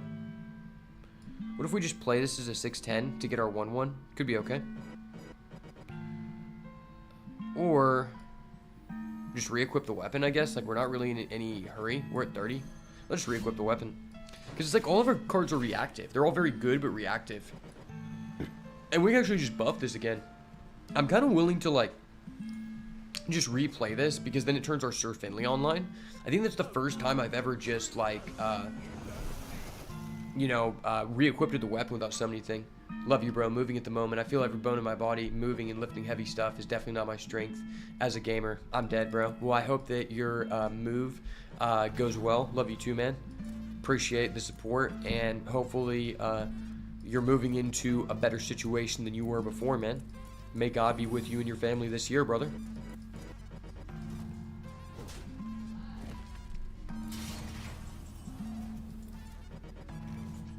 Okay, so I guess he probably has a bait and switch is what I would assume. That's like one of the better ones. And before he had a freezing, so maybe he selected freezing again? It's kind of weird. Tiger plushie is pretty good, because if he has, like bait and switch, it's completely fine. If he has explosive, it's fine. Or we could just replay this. I kind of want to attack face and just test. Okay, sweet, sweet. That was dope. That was dope. This is a 2-3. This is a 5-6. See, this is what I was saying. People say they don't like 2 instrument tech, but the reality is, if you've accessed 2 weapons already, you're getting a 2-mana 5-6? Fuck yeah, I'm playing that. Hell yeah. We need to get cards out of our hand so that we can, you know, then use our Magatha, right? So, let's go ahead and test. Okay, so it wasn't that. It's probably Hidden Meaning, I would assume. Hidden Meaning or Rat Trap. I'm just going to slam this. I don't care about the Hidden Meaning. Yeah, it was Hidden Meaning. That's fine. So it's Hidden Meaning and it's Ice Trap, because it would have... I played 3 cards in a turn, and we don't have any spells besides this Rock and our 2 Shroomscavate, so most likely not going to trigger off there. Ayo, Rip joining is Nico Robin, my waifu. Let's go. You need to get in on a boss battle sometime, my guy. I know you're moving, but we'll do a boss battle next time when you're on. When we have like 4 or 5 people, it's hella fun, and I'm going to work on adding more rewards to it. Because I added in the ability for us to challenge a Rathlos, which is hella dope. That 1 damage guy saved you before? I bet. I bet. It's pretty good. This guy just allows you to get out of situations you shouldn't be able to. And especially it's better discovering him, right? The fact he hit that off the Hidden Meaning is so dirty. Because now he might be able to answer these. I bet he has a 1-mana ping. Oh crap. If he... Imagine he has a Fan of Knives. That'd be so crazy, dude. Okay, he's getting a 7-6. So I really want to answer that. Because it's like hella lifesteal. And he played another Hunter Secret. How does this guy have so many Hunter Secrets? That's crazy. So I kind of just want to do this, right? Because then we can like easily make this a 1-1. Or we just excavate and go Sir Finley. That could be cool too. Excavate Sir Finley seems like a mood. Excavate Sir Finley definitely does seem like a mood. 2 + 3. Yeah, let's do this. Okay, so we're going to attack first. Test. Test again. Testing. 1, 2, 3. Okay, Freezing Trap.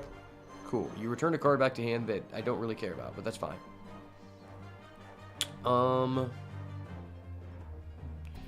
So what if we just play like this?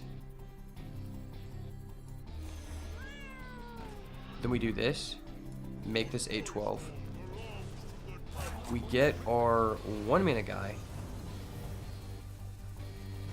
First things first on the realist. Make him 1/1. Then trade into this. Okay, so it wasn't bait and switch. So he 100% has Ice Trap, and we're not going to play a spell. So we love to see it. That was so dirty. Yeah, Rogue from 2 Excavate drops things was insane, and probably won me the game back then. Didn't even know this dude was still a thing in Standard, since I don't like Mage that much. True, and that's also like not like you probably would never put that in your actual main deck, because it's weird. Things that are only, their value is determined by you having other specific cards that work well with them, are typically not my forte, because I don't think the level of consistency in this game is as high as something like Yu-Gi-Oh, where you can guarantee those implications, right? Like, the weapon is a card that its value is based off of, you know, its synergy with other cards, but it's not one specific card. It works with everything in our deck except 2 Shroomskavate. So, statistically, as long as we don't just have one card in our hand, this card is always live, right? But something like the deal 1 damage and something dies card is, you have to have very niche specific removal, right? And in Mage, how many cards are there that are actually good on their own that deal 1 damage? I cannot tell you that there are a lot. I don't think there are a lot. So he's leaving his Sonya on the board? That's funny. That is very funny, sir. So we definitely have to kill his Sonya. We can just go rock on it. Well, actually, he has the ice traps. Like, maybe not. So we definitely can go Tigress plushie and then maybe just go double excavate. Well, let's excavate first. See what happens. For justice.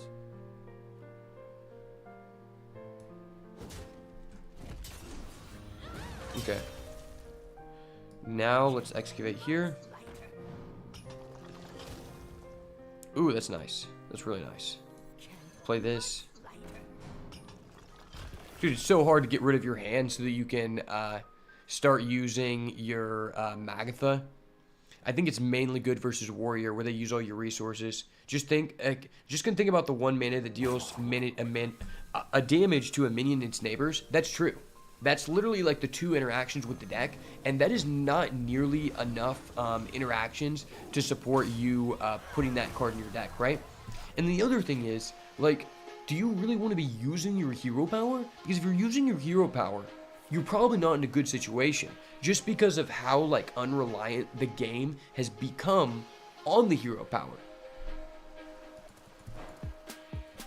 Like, there's very little reasons for you to be using a hero power nowadays, just because your cards are so powerful that sinking 2 mana at almost any point in the game, unless it's a simplified game state and you guys are both just top decking with no cards in hand, there's really almost no reason to use your hero power, right? Maybe if you're in Wild and you're using something like Even Paladin, where your hero power gives you 2 dudes, like, that's cool, right? But for the most part, like, nah. I mean, even with, like, Baku and Gen Greymane, realistically, like, half of the guys are not that good. Half of the decks that use those cards are not that good anymore. From what I've understood, there's, like, Even Paladin and Odd Shaman. And then other than that, they're all, like, irrelevant. Plus, considering how good quests are now, like, quests are so busted that it's difficult to say that you even want to go, like, Odd Paladin or Even Shaman or whatever the hell they are. I don't know what they are. Okay, so his Cutlass is 5 durability. That's kind of gay. Kind of big gay. We've used both of our weapons, which is crazy. We could serve Finley, but, like, why? I want to excavate, right? This card costs 6, which is extremely overcosted, but I think I'm okay with it. I'm going to do kind of a power play here. So we're going to excavate. Power play. Okay, we got that guy, that boy. Now we can kill this by, all we have to do is go Tiger's Plushie, then Deep Home Geode, and we don't even have to use our rock. This gets 2 cards out of our hand, which is much better than doing that. Sure, you could make the argument maybe we hold this in hand longer for Azurite Dragon, but I want to get low on cards so that I can use my Magatha, but this guy just keeps doing things to where we keep clumping, so it's been really difficult. It's kind of funny because since we're going to buff the Azurite Dragon, even though he freezing trapped this, we're still going to be able to play it back on the field as a 5/6. That's so hilarious. 4 mana 5/6 is still worth. 6 mana 6/7 is OP, I heard, on the Tales of the Mighty Ogre. I'm dead. That's funny. That's true. Boulder Fist Ogre is an OG, man. We got to pay respects to the Boulder Fist Ogre. Pay respects to my man. Pay respects to my man, Boulder Fist Ogre. I am not gay. I have relationships with women and sex with men. And I got news for you. That means you're gay. Pay respects to the Boulder Fist Ogre. Put respect on his name, brother.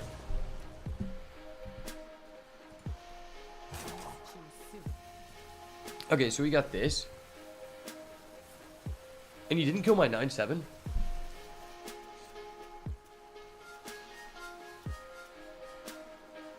You went Cryptoservation, okay.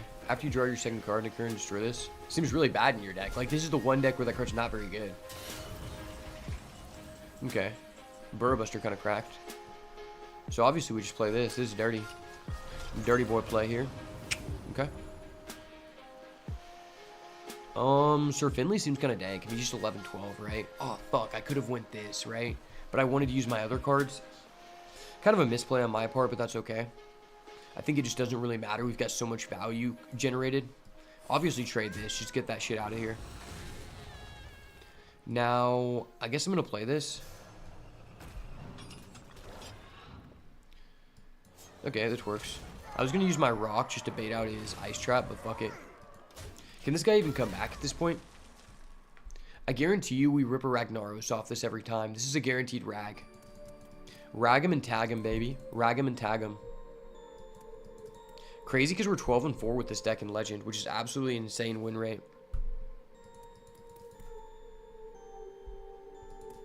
I'm pretty sure I've actually played more games than that, but that's what was recorded. Still, that's a good record on its own. Oh my gosh, imagine if he had that earlier when he had the deal 1 damage thing. I honestly don't know if this guy can even come back. Like, we still have 15 in deck, and they're all buffed. Worst case scenario, we just go 13-13 Magatha and draw 5. Okay, dude. I don't think you're going to be able to deal enough damage before we heal again. Like, our heal is endless. We still have a Zilliax in deck. And our Leroy is fat. I love me a fat Leroy this time of year, eh? Why is this guy still playing the game? Someone tell me. Like, he cannot win. This deck's just too unfair. Even our card that he increased cost is just better than any card he could play. 2 mana 7/8 is fun, though. Wish there was a weapon you could excavate so it could just turn on this. That'd be funny. Okay, what are you discovering? Deadly poison? Okay. Alright, well, you just ended your turn. I think you're just dead if I draw Leroy. Okay, Zilliax is hot. That's a hot Zilliax, boys. It's a sexy Zilliax, I might add. So if we get Rag off this, is that just game? No, it's not. It is not, but he could also just negate it with his freezing. Or his ice trap or whatever. Dude, we still have 8 cards in hand. Are you fucking kidding me? I'm tempted to just play for Sir Finley for tempo. Alright, let's play this.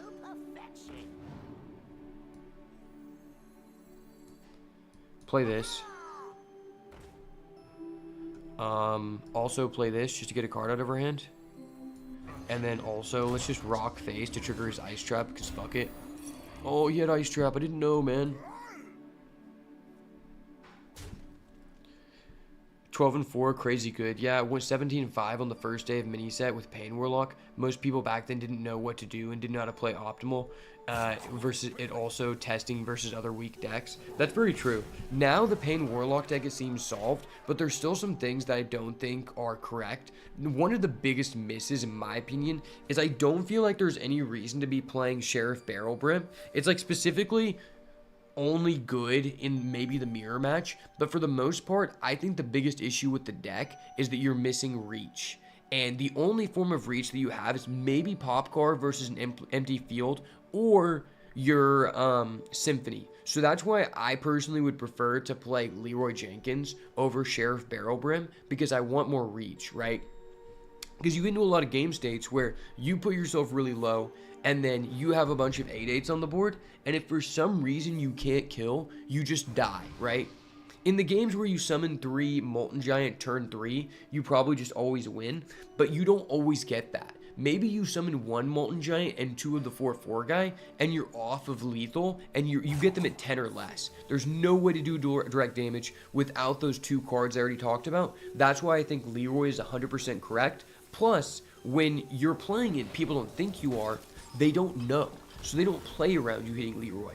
A lot of people, I know myself included, I don't just assume that they're going to get the reach damage off of the Symphony because it's a chance, right? It's not guaranteed. Okay, can I have a Leroy, please? Hello, can I have a Leroy? Did this guy pass? Okay, was that just game? Yeah, it's game. Okay, the better player's been identified, brother. I'm sorry, I'm going Sir Finley to flex. Sir Finley is a huge flex here. Let's go. I know, I'm that guy. I fucking knew it, boys. Sir Finley be that guy. Hold up. There's a chance we get Rag, which would be an even bigger flex, right? Wait, no. We go Hakatha. We draw 13. Show him that we're a Chad. Draw 13, I mean draw 5. Okay? Yes, sir. Love this card. I feel really bad that I actually crafted this because I know this is a part of a mini set that came out before I got back in. But I mean, I spent $70 on the brand mini set, so I wasn't going to, like, buy it. Yeah, deck was super fun the first days. Kind of have enough of it. I'm probably going back to some rogue deck. See, I agree with you because for me, I don't want to play a deck that everyone else is playing. I like to play decks that I customize and I make to where I have an advantage over other people. So if I'm going to play a deck that everyone else is playing, it has to be a deck where I feel like I can change enough cards in it to where I can gain an advantage over other people, right? And I just don't think that's the case in the Pain Warlock, because in my opinion, it's like 25 core cards and there's like 3 to 4 tech cards, depending on what you like believe, right? Like if you don't want to play Speaker Stomper, you can play the Cult and Neophyte, which is like one that's really popular right now. But for the most part, you really can't change the core of the deck.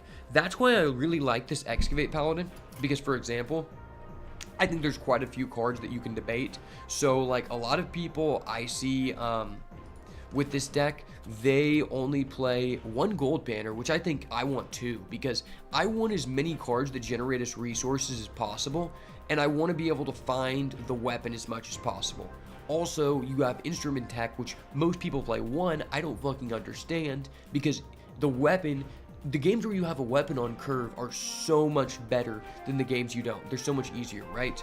Then this card, not everyone plays this card. I started off with 2, I put it to 1 just because like it's good, but I would rather the deck is tight, and I'm not a fan of non-searchable 1-ofs, but I was originally playing 2 and I cut it for a second gold banner and an instrument tech, because I just think those cards are so important. Also, most people play the 1 mana 2/1 mech that decreases the cost of the next mech you play, and I replaced it for one of these.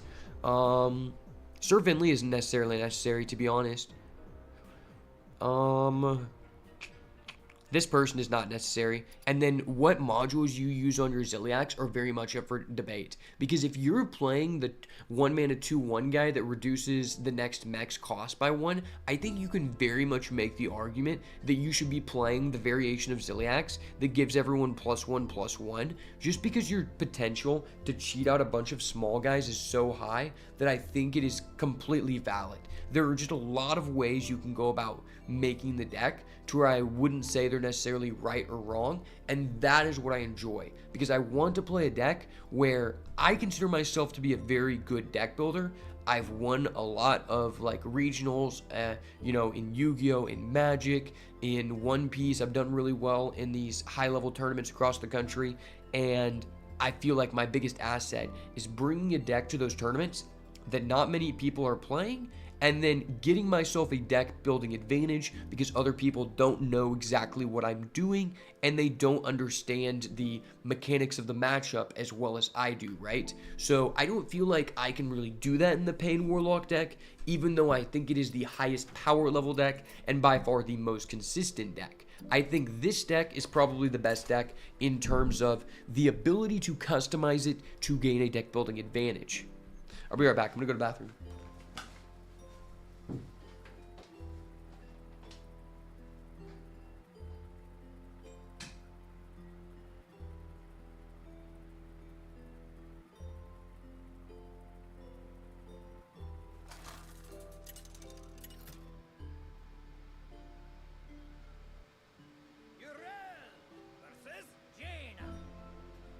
You asked for it. I fight in the name of honor.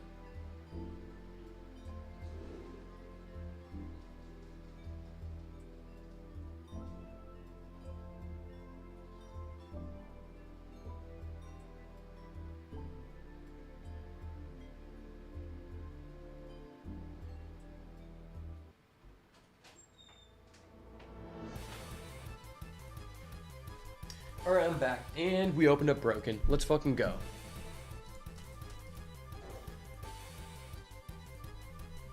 I'm down to just play what's good and play better than others when you can. I also think Aggro Paladin is currently the highest win rate, but I think that Pain Lock got a bigger boom for the mini set from content creators. It definitely has gotten a big boom from the content creators. I mean, that's the whole reason why I made a an Aggro Paladin deck guide, because I actually hit Legend with a above 80% win rate. I think I finished with a record of like 23-5 or 24-5, something like that, to go from like Diamond 5 with however many stars, I don't remember, all the way up to Legend rank. That was absolutely insane, having that win rate. But the reason why I put this deck above that deck now is because when I did it, Pain Lock was not popular. People weren't doing that. And I think that this version of Paladin is much better versus the Pain Lock deck than that Paladin deck. Because when they put a bunch of 8/8s on the board on turn 3, even if you have Crusader's Aura, there's almost no way for you to clear the board. So because of that deck becoming popular, that's why I swapped over to this build, because I think it's situated a lot better to beat that deck. Aggro Paladin just destroys Pain Lock? I mean, that hasn't happened for me. I mean, maybe you play a different like build than me. Okay, so this is what I think about Pain Lock. If they don't open the nutty auto win combo on turn 3, you can automatically kill them. But what is really fucked is sometimes, no matter what deck you're playing, there is a base chance that the guy goes on turn 3, 3 Molten Giants with a Celestial Projectionist, and he just has lethal on board, to where if you aren't able to, kill them that turn, which you aren't guaranteed to do that, they just kill you. When they open up that sequence, it doesn't matter what deck you're playing, they just auto kill you. Especially with the Cult Neophyte, which increases the cost of spells by 1 until the end of the turn. Sometimes they do that, and then you can't Crusader's Aura, and then you can't play your Showdown, and then you have no way to AoE. If you were able to go Showdown, Ziliax, and then maybe have Prismatic Beam, you can kill the board.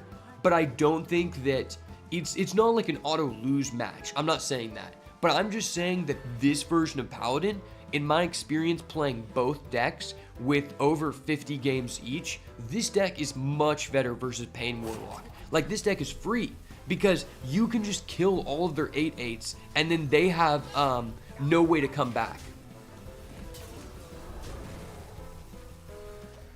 I'm more of a net deck, and my best was Legend 28. Finish back in the second season with Miracle Rogue. Dude, Miracle Rogue is literally my favorite deck of all time. I want you to know that I'm really pissed that they removed Classic from the game, because that is my all-time. Like, I used to play Classic game mode. I had a golden Miracle Rogue, and that's all I would play, because I joined the game during the closed beta. I was like 13, and my brother, he gave me a closed beta key, and I got hooked on the game almost immediately. And Miracle Rogue was like my favorite deck right off the bat. I remember that was the first deck I hit Legend with, so I really resonate with you. And when you're talking about net decking, that is a meta where it didn't matter whether you were net decking, because Miracle Rogue is by far one of the highest, it's one of the formats where if you're playing that deck, the deck is entirely based on your skill level mechanically as a pilot. So the deck list didn't really matter. It mattered about your mechanics. So regardless of whether you're good at building decks, if you know how to run the deck optimally, you are going to have a huge advantage over other people based on technical play. In this format, I think like there are certain decks that are very strong where the technical play aspect is not as important as the deck building aspect. Obviously that changes from time to time. Typically the technical play aspect comes into play more than the deck building aspect in metas where it is either considered tier 0 or there is just definitively a clear deck. Because that's where the agency of being a good pilot comes into the most effect, right? And typically if it's like a really high power level deck that's making it a tier 0 format, then that means there's probably new mechanics introduced into the game which require a different level of skill. Yeah, I also want to close beta from a random guy. Did a guess in my number 1 through 100.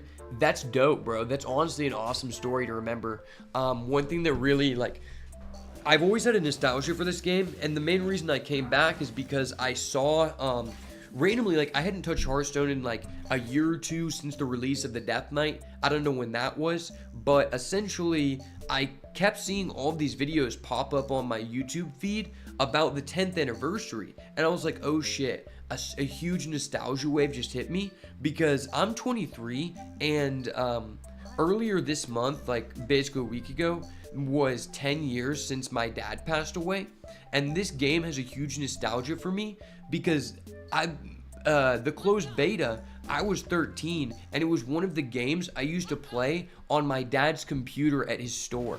And to say that, like, I've been playing this game so long that my dad was still alive when I first started the game is just so nostalgic to me, dude. Like, there's just so many memories I have with it, and, like, my brother, he's 18 years older than me, so, like, he used to play, he got into the game with me, and it's just crazy, because, like, we used to play all the time, but now he has, like, a more like sophisticated job basically, so like I don't really get to see him because he's 18 years older than me, so I have to like go visit him, and we don't have a lot of time to play games, so there was a lot of memories of us just playing together back in the day, and so this game just really like resonates with me a lot, you know, because my brother, he got me into card games in general, and he got me into Yu-Gi-Oh, but he didn't really have time to play. He just took me to the tournaments and we had played like for fun, like with like random card decks, but this game was a game that we were more easily able to like play with each other, and any time I can spend with my brother just means a lot to me. Oh shit, he's got a sunset volley. He's a high roller. That's not gonna cut it. Dude, Sea Giant. This is such an iconic card. I don't know about you, Ripped, but one of my other favorite decks of all time is the Handlock deck. That deck was so fun. From its conception all the way up to like Cube Lock, dude, it was just so fun. I remember life tapping and feeling like, oh shit, this deck requires so much skill, because like you're drawing cards before you make decisions, even though it's just like you just have a turn for a Sea Giant, or I mean Mountain Giant, and you're just like, haha, fuck you. Man, I love Hearthstone. I love the old Hearthstone and remembering how fun it used to be. It's still fun, but it's fun in a different way. Similarly to Yu-Gi-Oh, if anyone plays Yu-Gi-Oh, like it was a different level of fun back in the day, and anyone will tell you that. Have I ever played TFT? Fuck yeah, bro, I love TFT. TFT is such a fun game, dude. I actually, hold up, let me take this turn, because this is kind of complicated.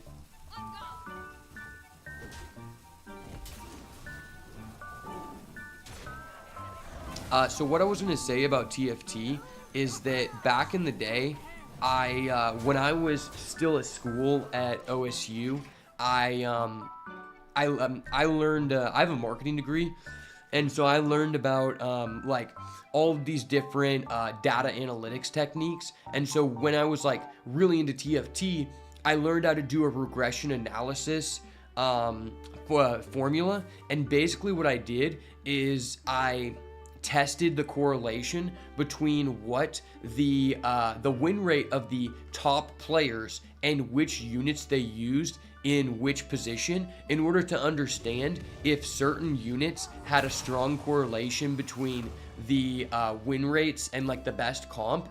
And I just enjoyed that mathematics aspect of it because it's just something I'm really passionate about. So that's why I always loved TFT, because like I was able to use math in order to get better, right? In order to gain an advantage over other people. Alright, so let's, I guess, just set this up. I could Sir Finley. Ooh, that's kind of dirty, though. Right? If we had enough mana, we could do both. I mean, I think we just do this, right? No, we want to Sir Finley. We just leave this up. Leave this up, and then we'll drop Sir Finley. He has no minions, right? Oh, fuck, I should have attacked first. I'm kind of dumb.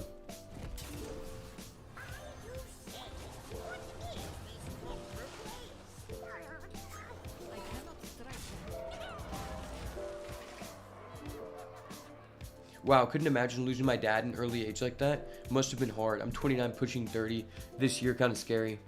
Yeah, I mean, ultimately, it extremely negatively affected my life, but the good thing is, at least my dad was like, I remember him as a good person, right? I'm very fortunate that my dad actually, like, he instilled a lot of good things in me. It's not like my dad just like was a piece of shit, right? Like, he was just a very important part of my life, so I always have those memories to be fond about, because I know a lot of people who lost a family member, or their family member left them, but they were a scumbag to them, you know?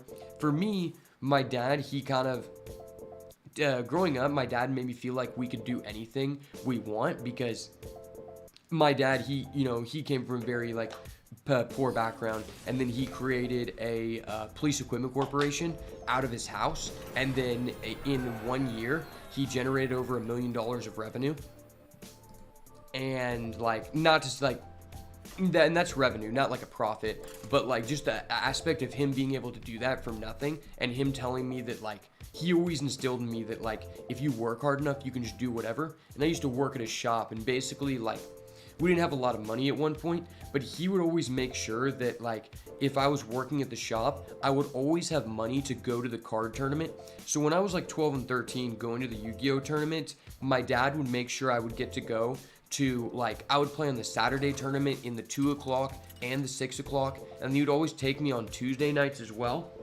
And so he's very impactful in that regard, because after my dad passed away and I had to move, all the people around me, they didn't, like, pretty much everyone I knew, I only knew, only one of my friends actually went to college at all. Most of the people I know didn't have like big aspirations, and for me, my goal is just to become successful as early as possible and make enough money to where I can be able to like open more opportunities for my family members who are already so old. Because in my opinion, it doesn't really matter if you make a lot of money when you're older if you can't help the people that you love. Because it's like, my mom is already like 61, 62. So if I can get a lot of money and a lot of like success to be able to help her out and my other like older family members now, while they still have like a good amount of life to live, that's everything to me. So that's why I'm grinding, you know? But I think it definitely pushed me that my dad, he instilled those aspects of me of being like, you can accomplish whatever you want early on, because everyone around me, like when I moved to a new school, was like, I don't have goals, I don't have dreams. But if I didn't have that, then I wouldn't be in the position I am today. Because I was able to, like now, a couple years ago, I bought a 2024 Ranger like outright, and then I was able to put myself through college without being any debt now, just because I've worked so much. And now like I'm able to take on this avenue of, you know, videography and being able to make content, you know. Games are just an outlet for me to show off my skill set. Realistically, what I enjoy most is like helping people, providing value through content, and I just happen to be very good at games, very good at helping other people, you know, do things, solving problems and stuff. But I just enjoy the overall process of creating any form of content, right? And I hate this word content. I enjoy video creation. I enjoy telling stories and adding value to people's lives. So when I can go to someone's business and like make it better and like add value, that's amazing, you know? Yeah, that's super cool. Having an awesome dad is definitely not granted. My dad spoiled me so much, was using all his money to make my childhood as awesome as it could be, would always put himself last. See, that is an amazing man, you know? See, the fact that you notice the reason he was doing it is what adds value to you.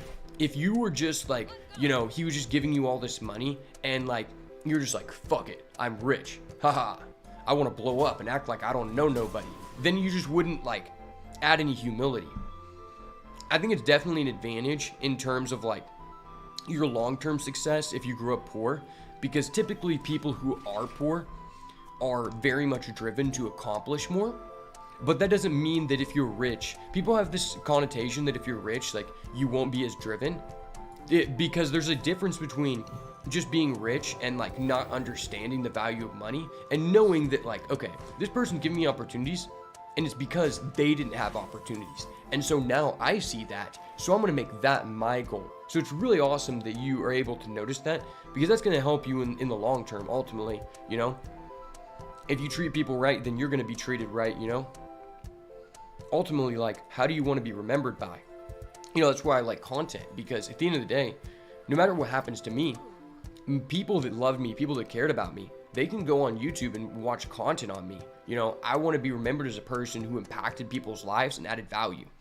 A big thing that really sucks nowadays is like there's all these people who are like an influencer. It's like, I don't want to be categorized as an influencer. That's just fucking gay, first of all. But number two, there's a lot of fake experts, right? Like, I'm not going to pretend that I am an expert in something that I don't know about. And I think that's one of the most fucked things in the modern world, is there are people who are selling courses and actually like getting money from other people when they're not actually an expert in what they're doing. Like, I'm not saying I'm changing the world, but at least in this genre, I know what I'm talking about, right?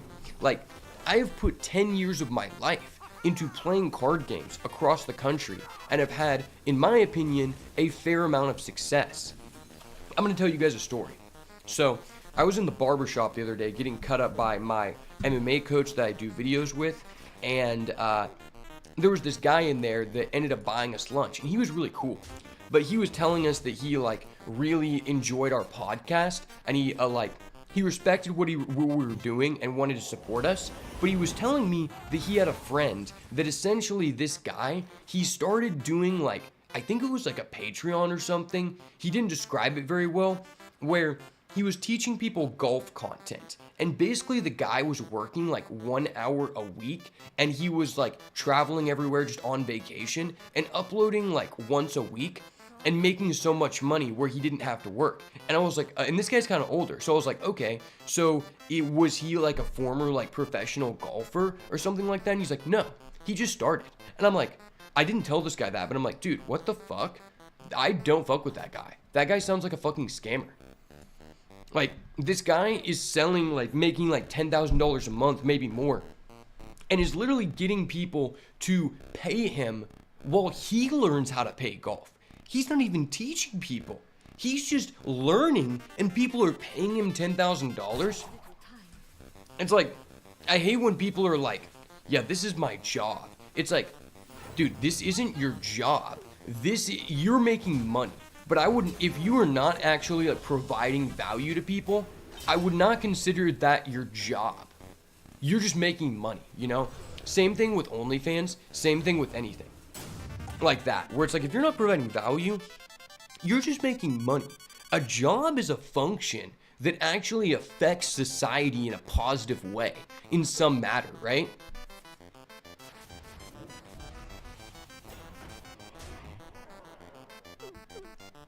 And that's just such a stupid aspect of like content creation now, where it's like there's just all these people or all these like young kids where it's like, I want to perform this function or I want to do this so-called job because there's a high potential to make money, not because I care about it. And then those people complain because they don't succeed, you know, as a streamer, as a YouTuber. It's like, well, do you actually enjoy this? Because, you know, that's a big thing for me. Like, I want to do videos that I enjoy. Because if I enjoy it, if it's something I actually care about, then I know that it's going to be a good, like, it's going to be good quality. Because if you care about something, you're going to make sure it's good quality. Right? If you don't care about it, then you might be able to carry on with doing what other people, you think what other people want to see from you for a bit. But at a certain point, you're not going to be able to do that anymore because you're going to lose the passion. You're not going to be able to be consistent forever, or at least consistently put up quality, right? People have this connotation where it's like, yeah, to be successful on YouTube, you need to upload every day. It's like, realistically, you cannot upload on YouTube every day unless you're coming in to creating your brand with like $60,000 or $100,000 and you're paying for a full-time editor. People like don't really understand that nowadays people say like anybody can be a YouTuber, anybody can get into streaming, into like videos. 10 years ago, that is kind of true. But the thing is, nowadays, the average person on YouTube, in most niches, there are some exceptions. Card games is one of the small exceptions at this point. But in most niches, if you want to succeed, if you want to actually make this a long-term career, the viewer is expecting to see a news channel, like a CBS news channel quality of production. And if you cannot provide that, why would they watch you? Because there are other people who have that amount of money invested, who have the equipment and know how to do it like that, to present it in a way that is so much better than yours. Because with card games, it's like, oh, I'm doing a deck profile. It doesn't matter if you're using a $5,000 camera or your iPhone, it's not really affected. But for example, in the channel that I do with the MMA content with my coach, that is 100% necessary, right? And if you don't have that, you're not going to be able to succeed. So, like, it's really difficult to, like, put up quality content every single day unless you have a full-time editor and you're just doing the content. I don't think it's, like, realistically possible to do that. If you're uploading every day and you're doing the editing and the content, unless you're just doing, like, some really low-maintenance stuff, like some kind of niche where you're just talking and that's all you do, which is really hard to be successful with like something like that. It's not reasonable for you to be uploading every day and also doing the editing and the content. I just don't think that's realistic. And that's why I don't think I don't agree with people who are like, yeah, you need to upload every day on YouTube to be successful, or you need to upload a certain amount of times. It's like, no, the number one most important thing is that your video needs to be better than the last video. Because if you actually had a successful video, the people that would be returning to watch that next video are expecting that one to be even better than the previous one. And if you don't actually enjoy the topic that you are in, and you're just in it because you think there's a high potential to make money, it's very likely you're not going to be able to improve. That is very, very understated. If you want to be always improving, you have to have a drive for the topic or the category of business that you are in. If not, then you're just going to be doing the bare minimum that you need to survive and get enough money to do that, right? But for some reason, people are just like, yeah, you know, like, I'm going to go on TikTok and do renegades. It's like, well, what is better about you doing renegades than this other girl who has a big ass? Like, you don't care about that. You're just trying to make money.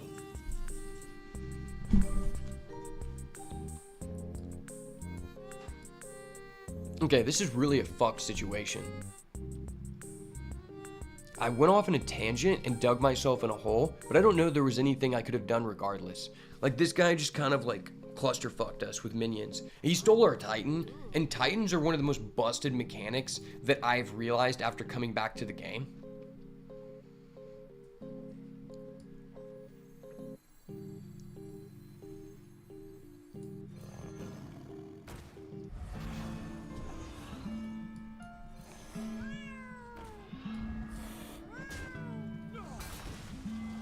The copy was hella dirty. I mean, there's basically nothing I can do. Let's be realistic. He just has max cards. I hate this control priest thing as well. It's not fun to play against, and I thought it would be a fun deck to play. Like, I thought my friend, when we were on the shiitake diet the other day on the stream, he convinced me that it was worth it to craft a Zarimi priest, and I spent like 7,000 dust on it. Turns out it was not. It was not cool, nor fun, nor interactive. It's like, okay, do you open the perfect hand where you can regurgitate 5 1-drops or not? Because I thought the deck isn't even about Zarimi. It's more so about like Ziliax and just putting a bunch of 1-costs on the field, and it feels like you have to have the perfect hand to beat people sometimes, because since you're playing all minions, you have like no AoEs, and that's really, really bad. Not having AoEs is so bad in a format where everyone can just put out so many bodies so quickly. Priest is your at least favorite class in the game. Have at least like 1k wins with every other class except Priest, which is at like 100 or so. Okay, I understand why Priest would be your least favorite class in the game, but for me personally, Priest was my original favorite class at the beginning of the game, and the issue is they fundamentally changed everything that Priest is actually about. Priest is no longer the same as it originally once was, and that's a big reason to why it's not fun. Like, it's just not the same anymore.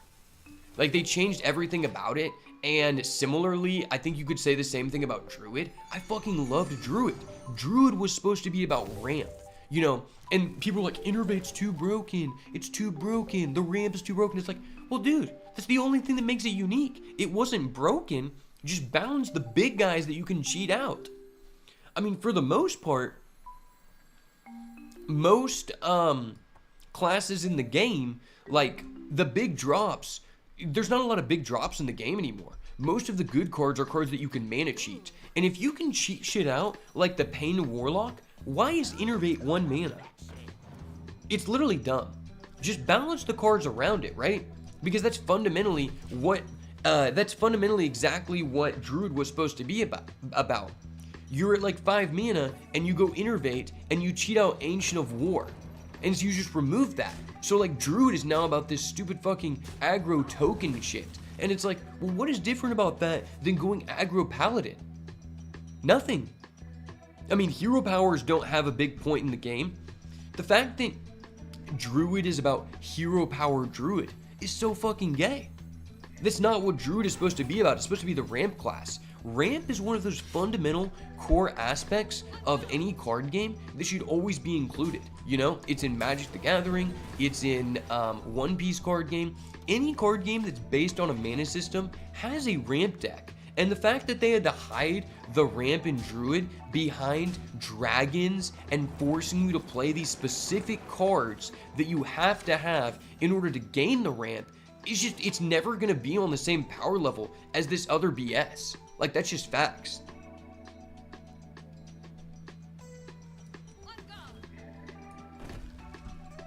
Okay, we need to excavate fast, because I need to Sir Finley this bitch boy.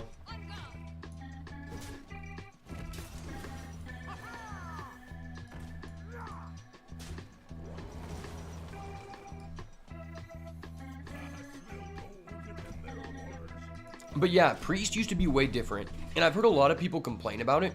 I've heard a lot of people say this, where, you know, they removed Northshire Cleric, and they replaced it with that 1/3 guy that says Overhill.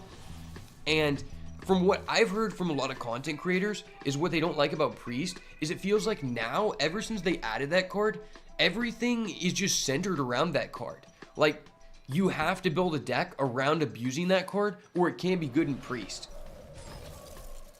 Pagel, Yeti Druid, simple but loved it? Yes! And people were like, oh, it's too broken, he's mana cheating. It's like, what is fun about this? What is fair about this? Like, actually, what is fair about this? He's mana cheating 10x. He just doesn't have one card that says gain 2 mana. All of his cards say reduce their cost by 20 mana. Like, what is fair about that? Literally.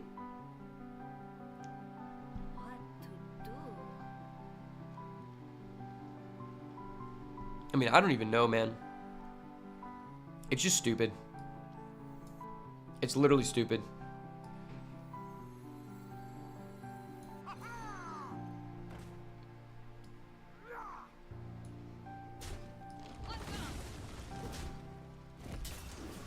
Alright, I'm dropping the Tiger's plushie on this bitch boy. Like, I liked Warlock, but they fundamentally just, like, made it to where it's so broken that it's not fun because everyone's abusing it. Anytime everyone's using the same deck, it is not fun. Because then a lot of the components of the game come down to RNG factors, which is not fun.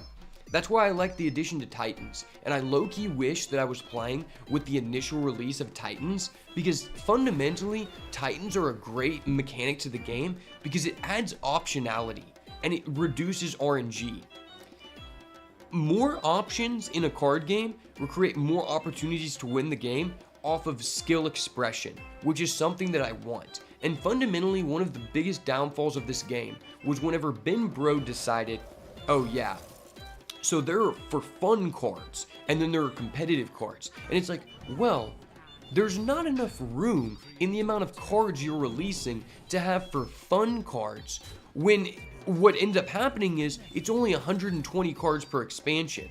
So, and each class, you know, has like 30 cards each, or whatever, how many cards it is, only that class can use.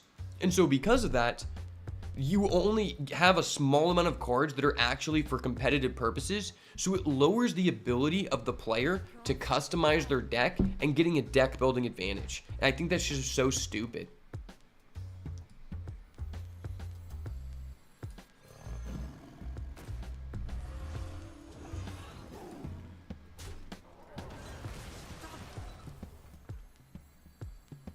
Alright, let's just play this. Let's excavate so that now we can turn on our Sir Finley. Okay, he just gives us the game.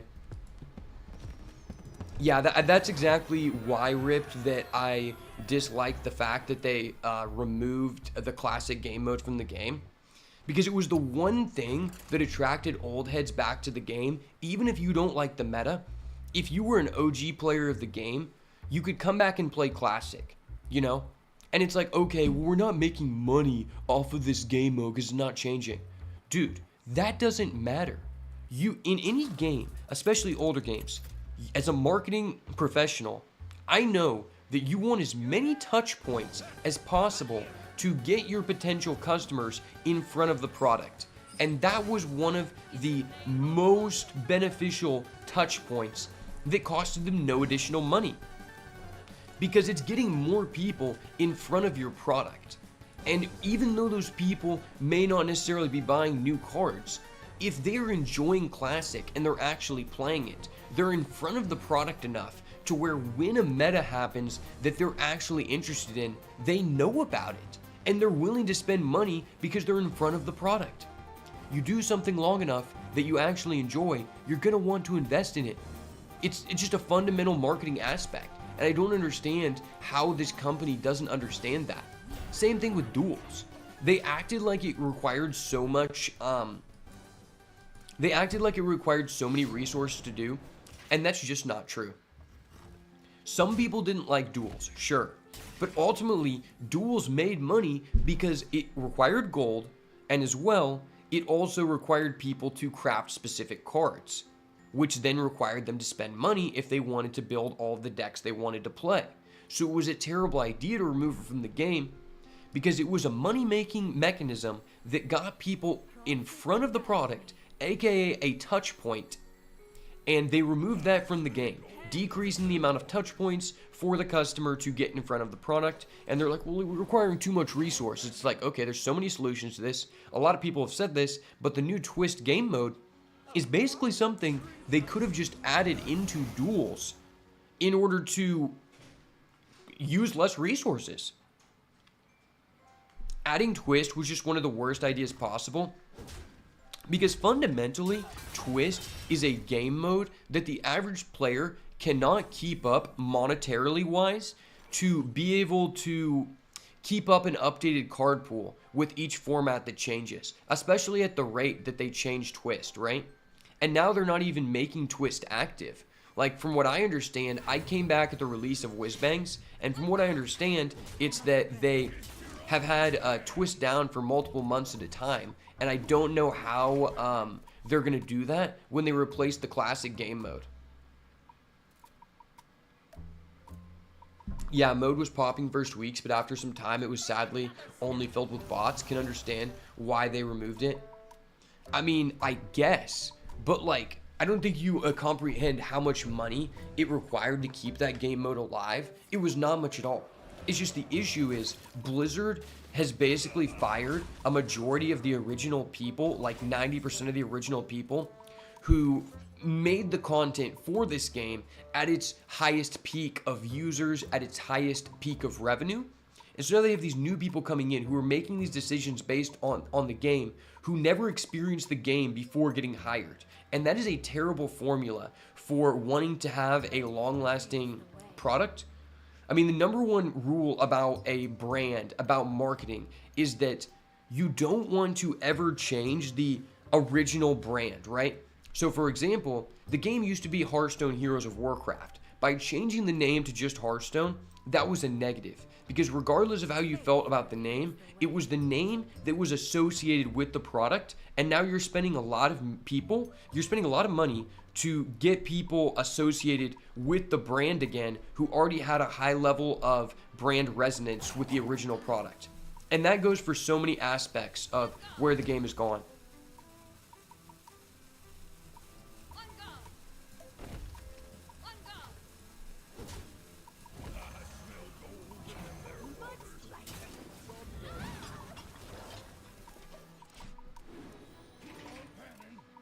Like, so many people got onto Hearthstone because of how Arena used to be.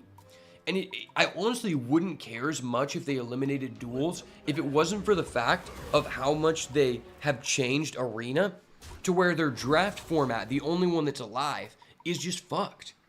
Because it used to be that you weren't guaranteed a legendary. So the average person that you were going against would not have a legendary, and with the increased power of card quality, all cards that are in Arena say that you add another resource to hand, which always is going to make the game go longer on average, right? Just naturally. Because of that, people now have a higher chance of drawing that legendary that they were offered in the beginning of the game, because games are taking more turns on average. And so because of that, it's even more toxic when you're offered a auto win button legendary, since you're guaranteed one, and your opponent was not offered a good legendary at all. They're at an extreme disadvantage regardless of the power level of their deck, because you could be a really good deck builder. And because you're a good deck builder, your deck would naturally have an advantage over other players because you put more time into the game, more time into increasing your card analysis skills. But because they got an auto win button legendary and you didn't, he can just steal the game from you. And because it's the games go longer, he has a high chance to draw that. It's just a terrible system. If they kept Arena in its original integrity, then I wouldn't have an issue with them removing duels. But because of how toxic modern Arena is, it made duels just naturally better and more fun than the original, than current Arena. Because it's a better representation of what Arena used to be, because there's less variance. Even though it's a game mode centered around variance. It's like, dude, come on.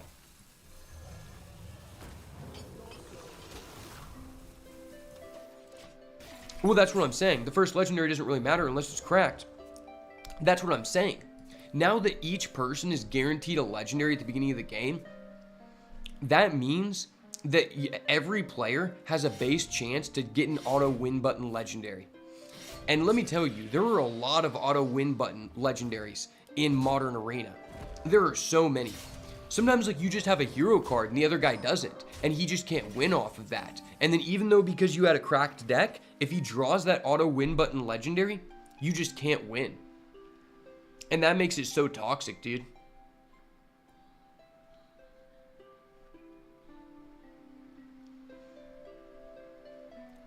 At least that's my experience. Maybe you had a different experience so far. I have logged about like 60 drafts since coming back, and that's my consensus, and that's what I've heard from a lot of other content creators as well. The toy store belongs to the Titans.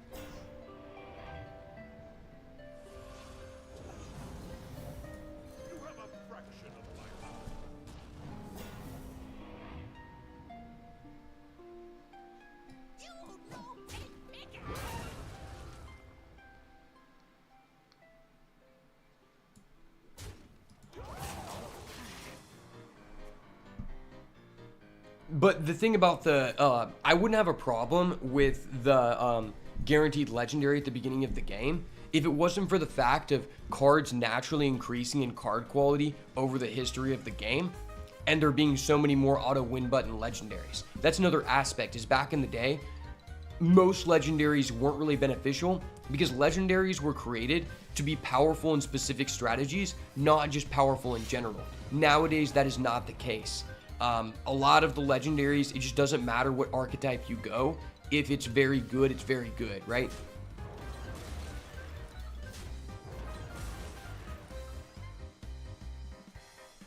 My issue is also the ceiling on the draft is quite low, but I will say that the Discover cards are the most fucked up part in Arena because it's more opportunities at cracked legendaries. I completely agree. That is another component of why it's less fun. And that's what I was saying by stating that because every card now generates you another card, the games go longer on average. Because the games go longer on average, then if that person does have an auto win button legendary, it is way more likely for them to draw it than it once was back in the day, since the games go longer. Because you guys just keep playing cards back and forth that say discover a card, and usually one person doesn't run out of value for quite a long amount of time compared to back in the day. So because of that, it's just such a higher chance for them to draw that auto win button if they have one, and also just discover one, you know? It's very irritating.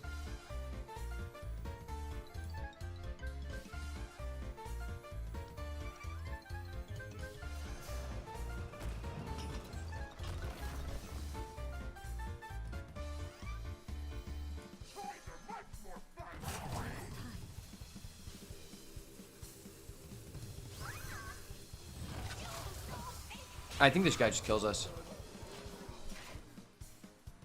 Regardless, there's just a lot of issues with Arena, and that's why I kind of like dislike that they removed duels, because I was really enjoying duels just because of the fact that yeah, they can even generate a win button. Exactly.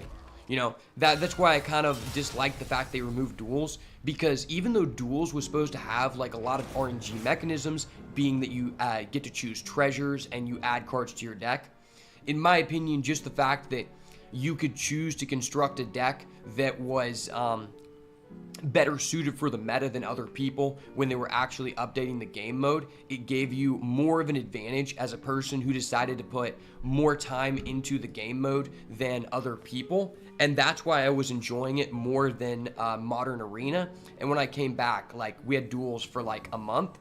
So I got into duels hell, and they made the announcement they're going to remove it. And I'm like, well, damn. I played Modern Arena and I didn't like it, but back in the day, I used to be an avid Arena player. My mom, when she would go work at night, she would give me like a gift card, and I would, like, you know, play arenas all night, and I averaged like 7.6 wins at one point. Nowadays, because of the increased variance, because of the random generation, even if you're a high level player, the chances of you getting an average of 7 wins in your overall record is much more difficult to achieve than it once previously was. So they've put like a lot of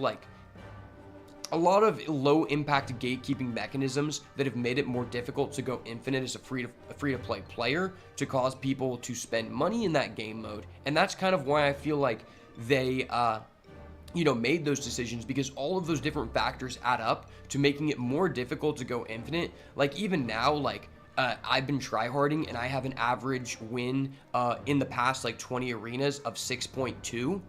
And, you know, I've done a lot of research. I played all the cards. I played all the classes. You know, I have like 60 drafts total. And it's just like, at that point, you know, it's just not as fun because they're removing that competitive element of draft. And as a person who prefers limited play, you're kind of pushing away that player that falls into that group, right? Arena is still fun, but not to the same extent as it was before. It's completely different, and it feels a lot more punishing. And one final aspect on that note is just the fact that a lot of people nowadays, because of that high variance and the fact that Arena is now just centered around choosing the few specific broken cards in the arena, like Midnight Wolf and the Demon Hunter, which is absolutely unfair and probably the best card in Arena, except for that new mech and that new Murloc guy in the mini set that does the same thing.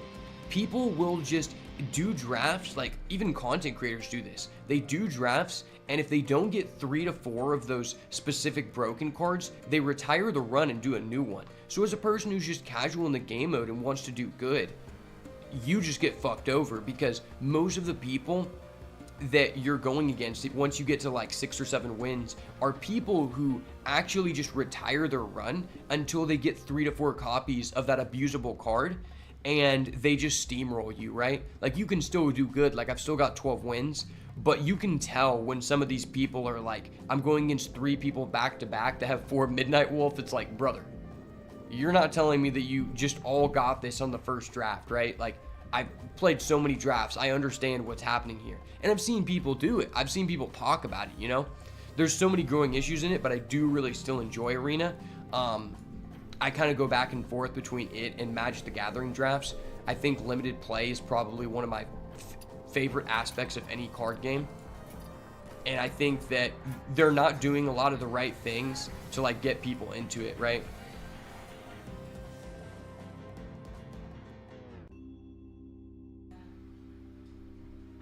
Yeah, I completely understand, Paul, but I'm going to end the stream here. It's been fun, guys. Thank you so much for stopping by. I'm going to be working on my Mage Guide videos, so make sure to check that out. And honestly, I might do some more Arena content. I was planning on making a guide on what I think is the best way to, you know, effectively go infinite in Arena at this point. I've been working on that a lot because I just want to make sure I'm giving out like the best information, because there are like a lot of RNG factors, and I don't want to like overstate like certain tips or certain tricks being like very heavily weighted, because there are just some factors you can't control, like auto win buttons your opponent has. So even if you did everything right, sometimes things may not go your way. So I'm really trying to perfect that video before I send it out. But I'm definitely gonna do some more streams where we just do Arena and just talk about like the best things to do and try to be competitive. But thank you so much for everyone stopping by. If you're over on the Twitch, make sure to leave a follow. And if you're over on the YouTube, make sure to subscribe, turn post notifications on so you never miss another banger. As always, thank you so much for watching. And if it's not the goo, it's got to go. Peace.